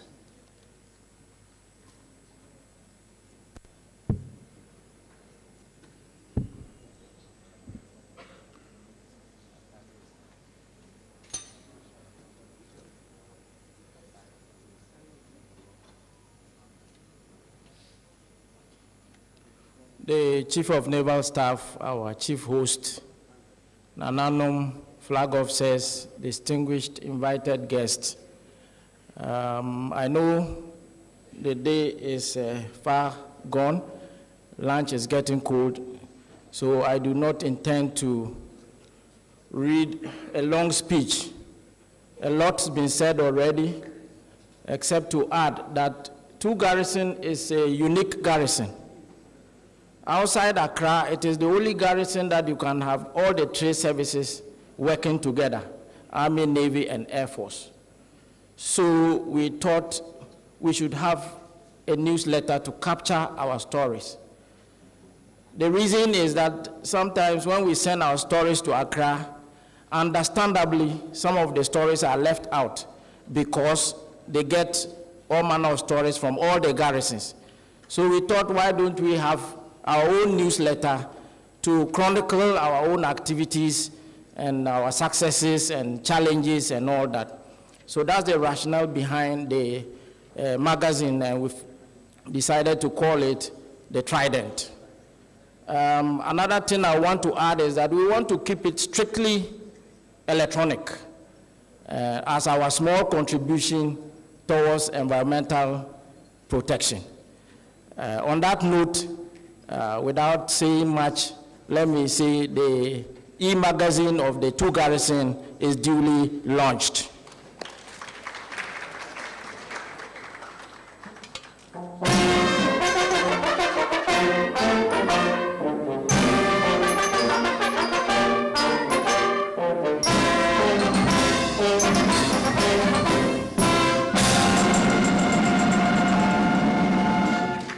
Thank you very much.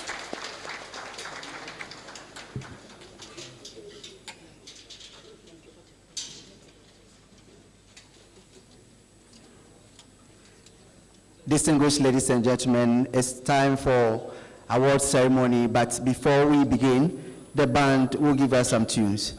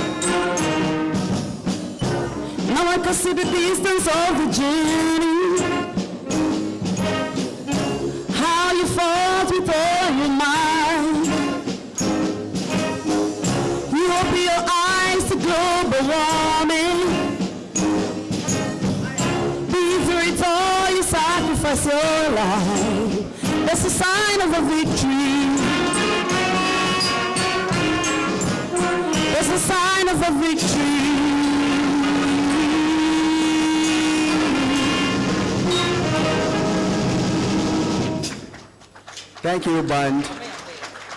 Distinguished ladies and gentlemen, this is the Chief of the Naval Staff Award to be presented to the crew of Ghana Navy ship Achimota. This award symbolizes not only their professionalism and dedication, but also their demonstration of teamwork, resilience, and loyalty in carrying out their duties.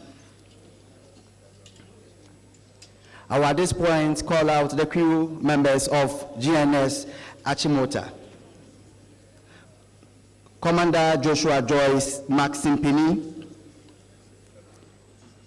Commander Ishmael Kofi Kwanza, Commander Ezekiel Enyimedu, Lieutenant Commander Jonathan Tantobo, SCPO2 Johnson Isaiah Chris, CPO1 Wedam Andrews, CPO2 Okran Moses, CPO2 Owusu Emmanuel Kodi, CPO2 Kosa Thomas Eko, PO1 Asante Isaac, PO2 Kwenu Bright, PO2 Mensa Emmanuel Bernard, PO2 Guo Bawaru Hafzin, LS Sika Anthony Kojo, LS Barnes Francis Kelly, LS Atwa Godfred, and AB1 Lefalate Weiss Klenam.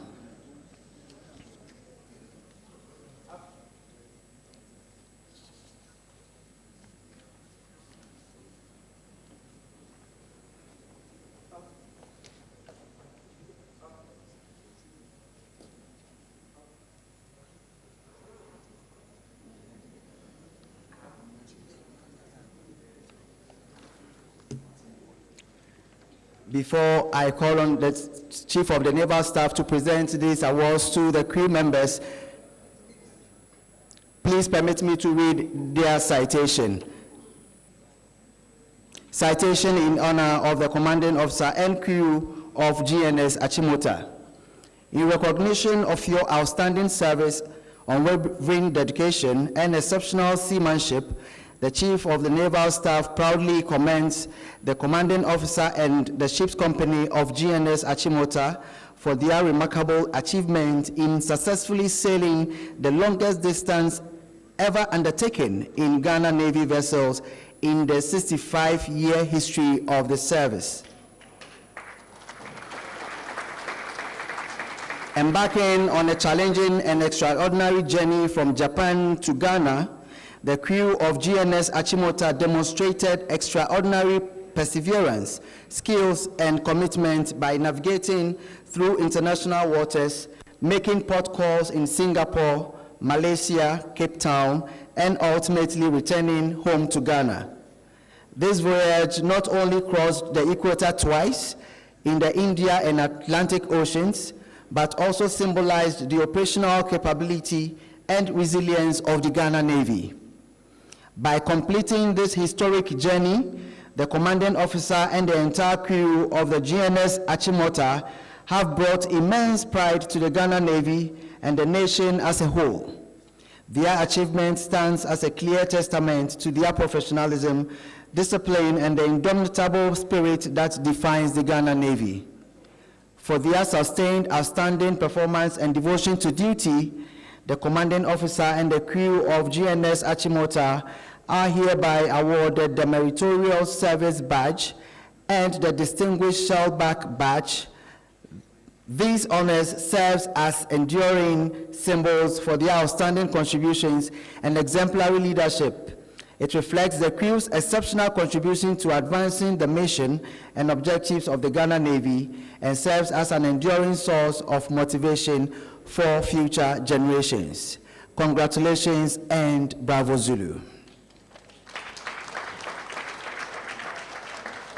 Distinguished ladies and gentlemen, I respectfully invite the Chief of the Naval Staff, Rear Admiral Godwin Besson, to present the citations to the crew members. First to receive the citation is Commander Joshua Joy Maximpini.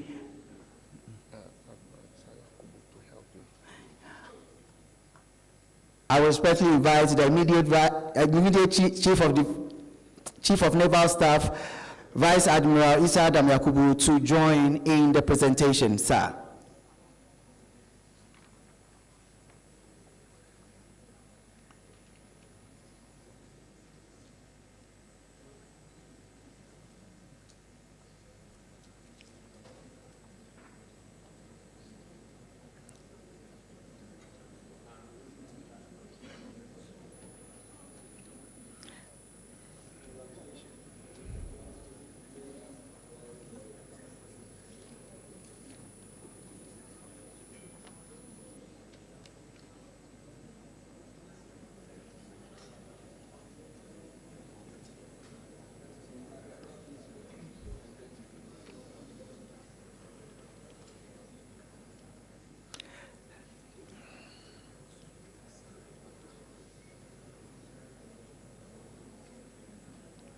This ceremony is a naval tradition performed when a ship crosses the equator.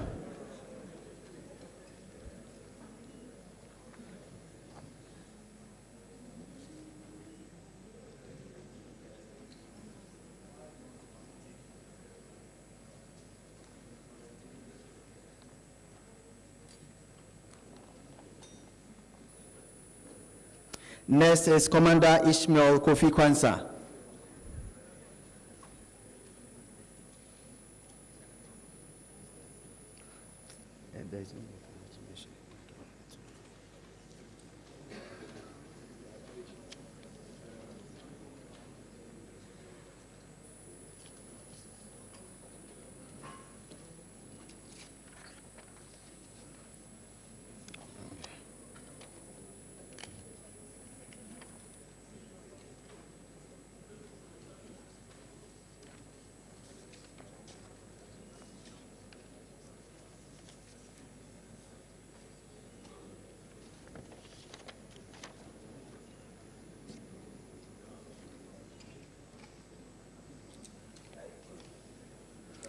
The Ghana Navy ship Achimota was purchased by the government of Ghana in September 2024 for service in the Ghana Navy fleet.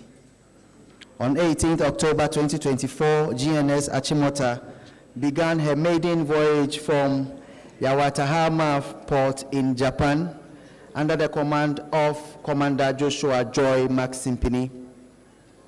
During the voyage, she called on the ports of Jurong in Singapore, Malacca in Malaysia, and Cape Town in South Africa, and also crossed the equator on 2 different occasions in the Indian and Atlantic Oceans.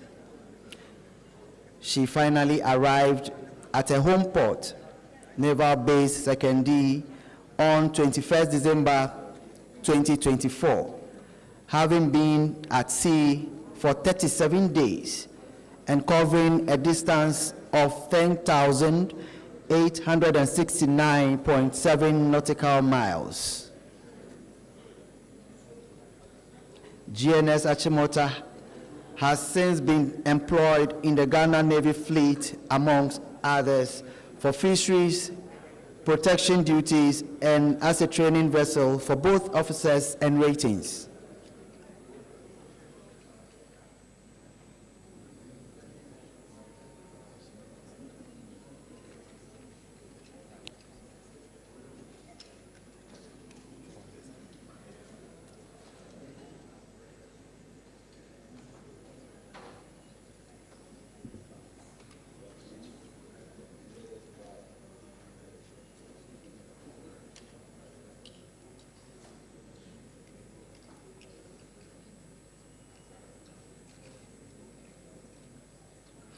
For distinguishing themselves meritoriously, they are being decorated with the Meritorious Service Badge and the Shellback Badge.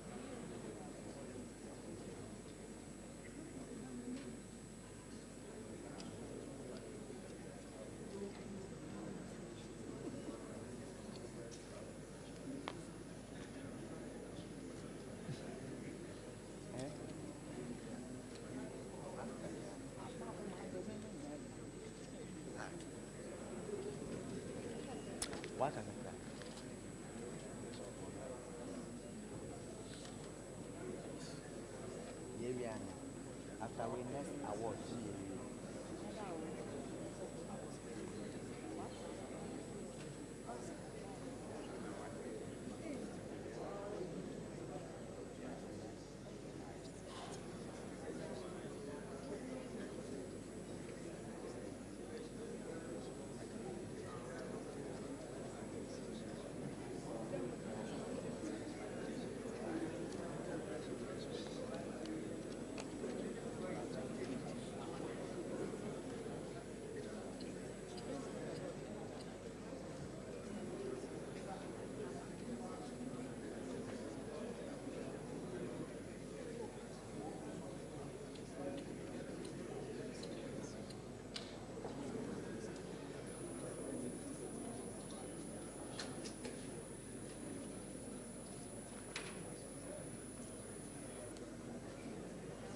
Hello. Yes. Oh, something else. I will be a balance. Yeah, balance. One more was. Yeah, balance. You know, my family and I is we are already. Who's now what I'm doing? What I know about what you do. Yeah, it's the old like a last hour.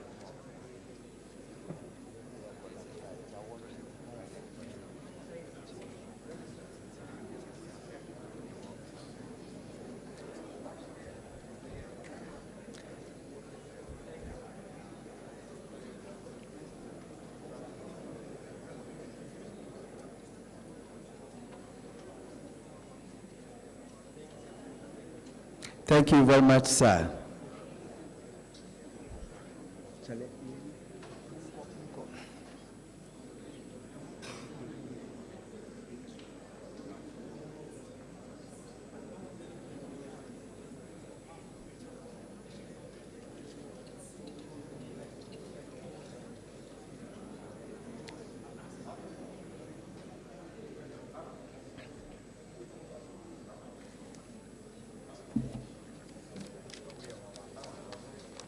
A round of applause for the crew members of GNS Achimota.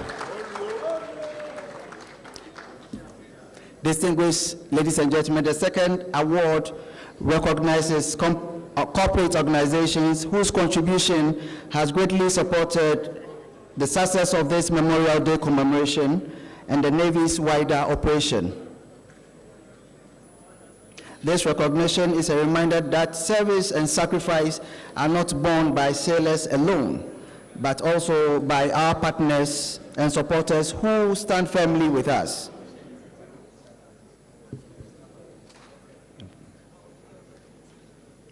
To present the first thank you plaque, I respectfully invite the Flag Officer Commanding Western Naval Command, Commodore Samuel Ayelezono.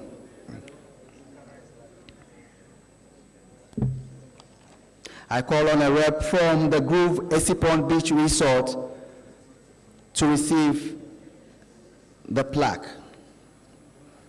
the appreciation plaque. A rep from the Grove ESSIPONG Beach Resort.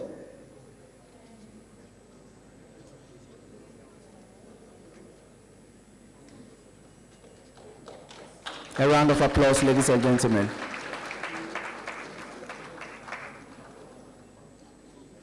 Next is Ghana National Gas Company Limited.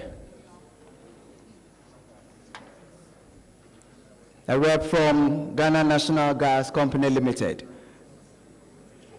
Next is Car Powership Ghana. Do we have a rep from? Next is Ghana Maritime Authority.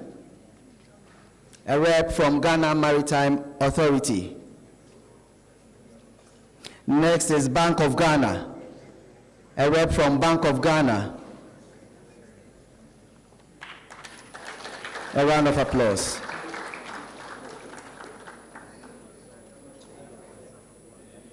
We have Petroleum Commission. A rep from Petroleum Commission. Ben Marine Service. a rep from Ben Marine Services. A round of applause.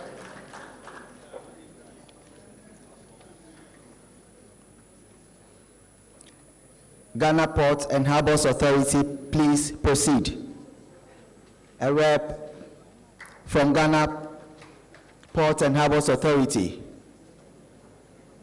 Next is Efiam Kwanta Regional Hospital.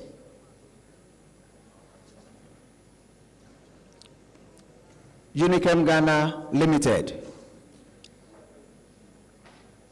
NOC Chemist Limited. Binat Medical Laboratory and Scan Limited. A round of applause.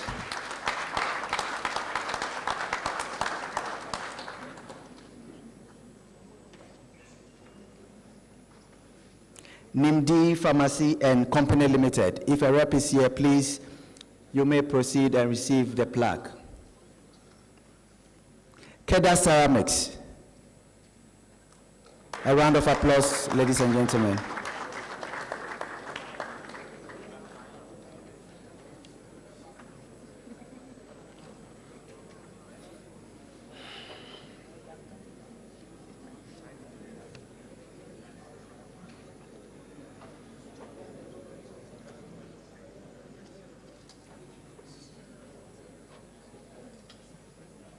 Macro Shipping Limited, get ready.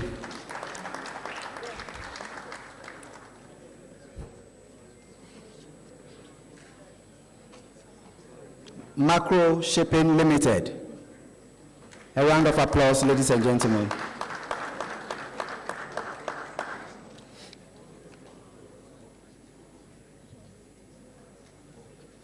The final is Akroma Plaza. A rep from Akroma Plaza. Thank you very much, sir. Thank you very much. Sir, okay. Distinguished ladies and gentlemen, I will now invite Naval Lieutenant Marcus Danso to give the acknowledgement and appreciation.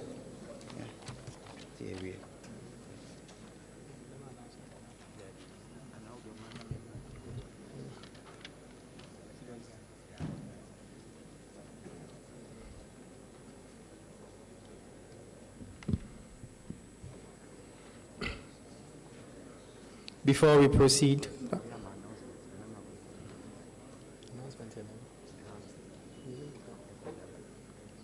I'd like to take a moment to acknowledge and warmly welcome some dignitaries in our midst.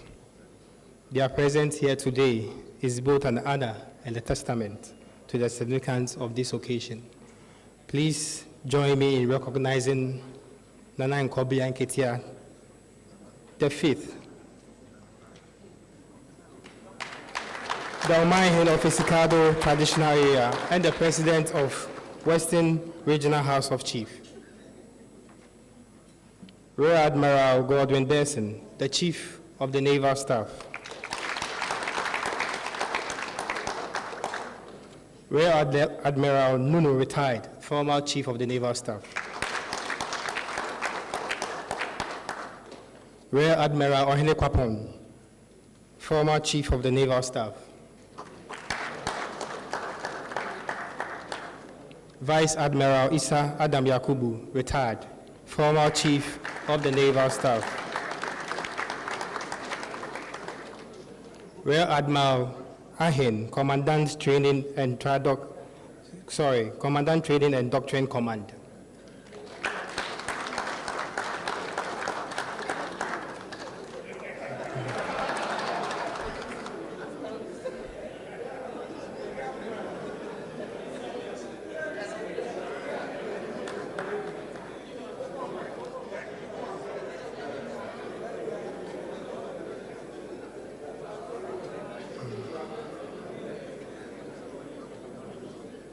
Commodore Yosin, retired.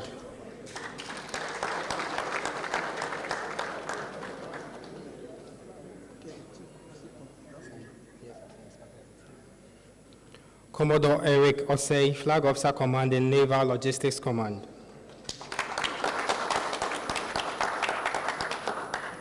Commodore Samuel Ayala Zonung, Flag Officer Commanding Western Naval Command. Commodore Abdul, the Chief Staff Officer at the Naval Headquarters, Bema Camp. Commodore Solomon Esiedulabi, Flag Officer Commanding Eastern Naval Command. Commodore Stephen Yam, Flag Officer Commanding Raven Command, and Deputy Chief Staff Officer Operations and Training at the Naval Headquarters. Commodore James Agambiri, Flag Officer Commanding Naval Training Command. Commodore Nyako, Director General Training at the General Headquarters, Bema Camp. Commodore Bagonia, Deputy Chief Staff Officer, Naval Administration, Naval Headquarters, Bema Camp. Okay. Group Captain, Senior Retired, Executive Director, Veterans Administration, Ghana.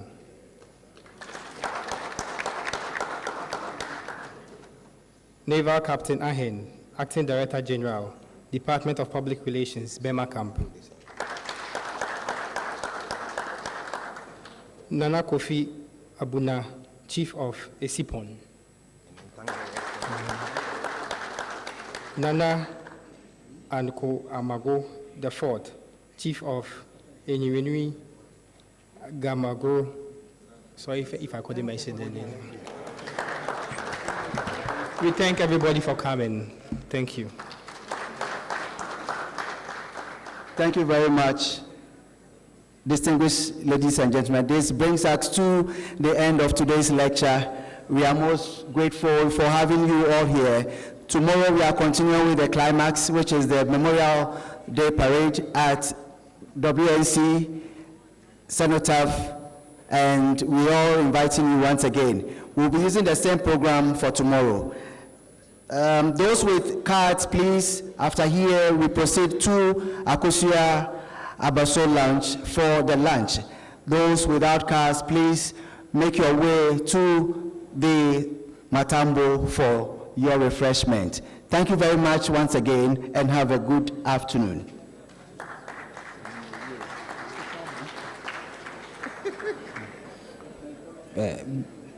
In our invitation letters, we said that the program will commence 0900 hours, but our guest of honor will be with us around 1000 hours. So we request that latest by 0930 hours, everybody will be in the base in waiting for the guest of honor. Thank you very much, sir.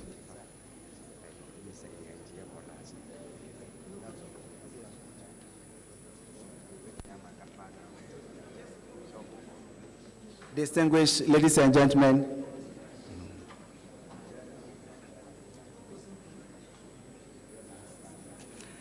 I will call on the chaplain for the closing prayer.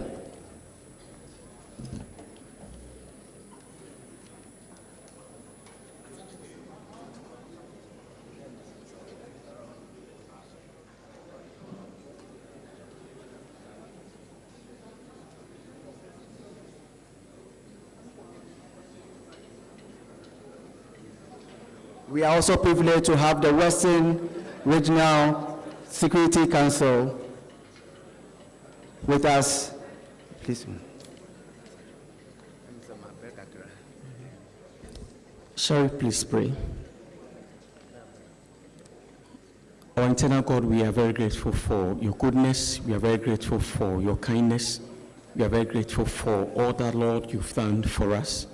Indeed, Lord, this session, this meeting has been, Lord, says very glorious to your divine name, O God. We are very grateful, O God, for even being with us since morning to this time. Father, all that, Lord, we say is glory and honor be unto your most high name. We pray in the name of the Lord Jesus Christ, the Lord, you brought us here safely. As we all leave, Lord, say to our real Lord destinations, we ask the Lord, says, may you continue to be with us, guide us, and send us home safely, Lord. The Lord, when we get there, we shall have every cause to give you all the glory. We thank you in Jesus' mighty name. Amen.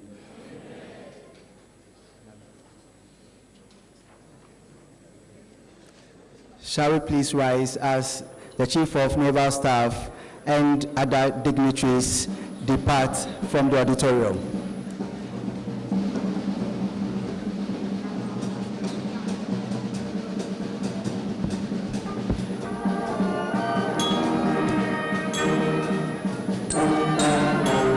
As the dignitaries depart, let's observe the following announcement.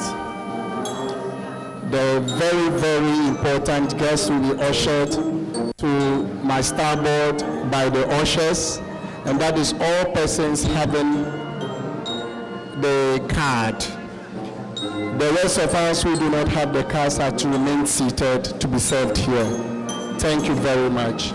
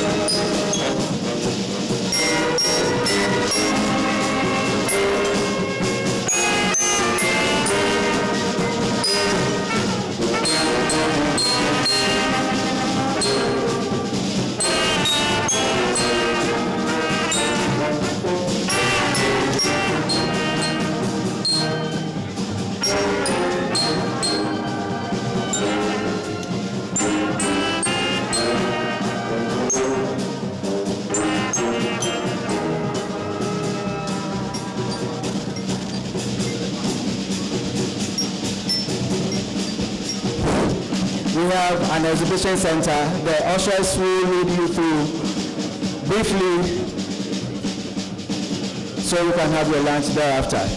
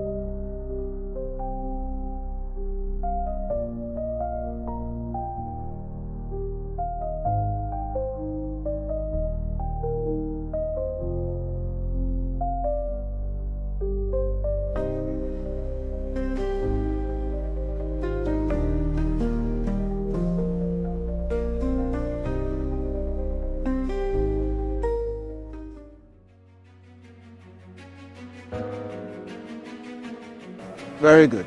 Midships. Midships. Real midships, sir.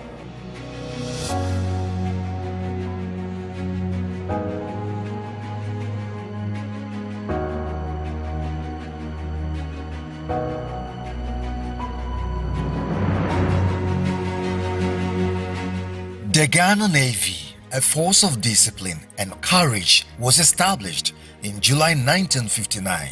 The Navy has remained a pillar of safeguarding Ghana's maritime sovereignty from peacekeeping nations across Africa to anti-piracy operations and humanitarian support. Its men and women have stood watch day and night over our waters, protecting lives, trade, and national interests. But behind every uniform is a story of sacrifice and a story of service.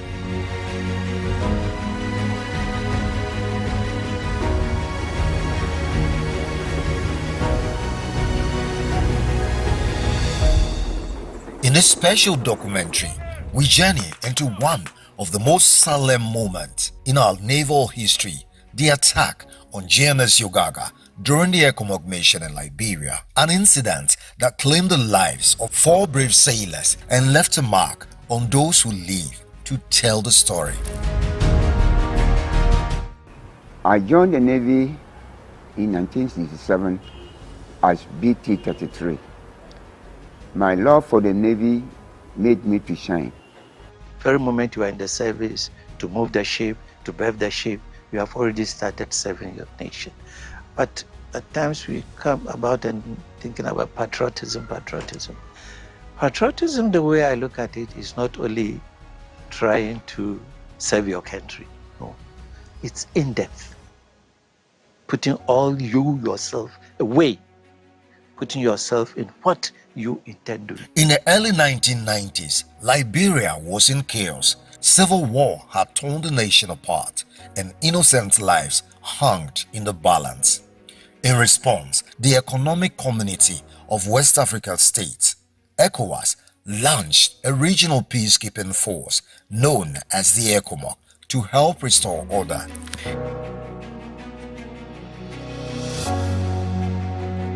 The Ghana Navy has been involved in international peacekeeping operations several decades ago, since its inception in 1959, notably under the umbrella of the United Nations, African Union, and the Economic Community of West African States.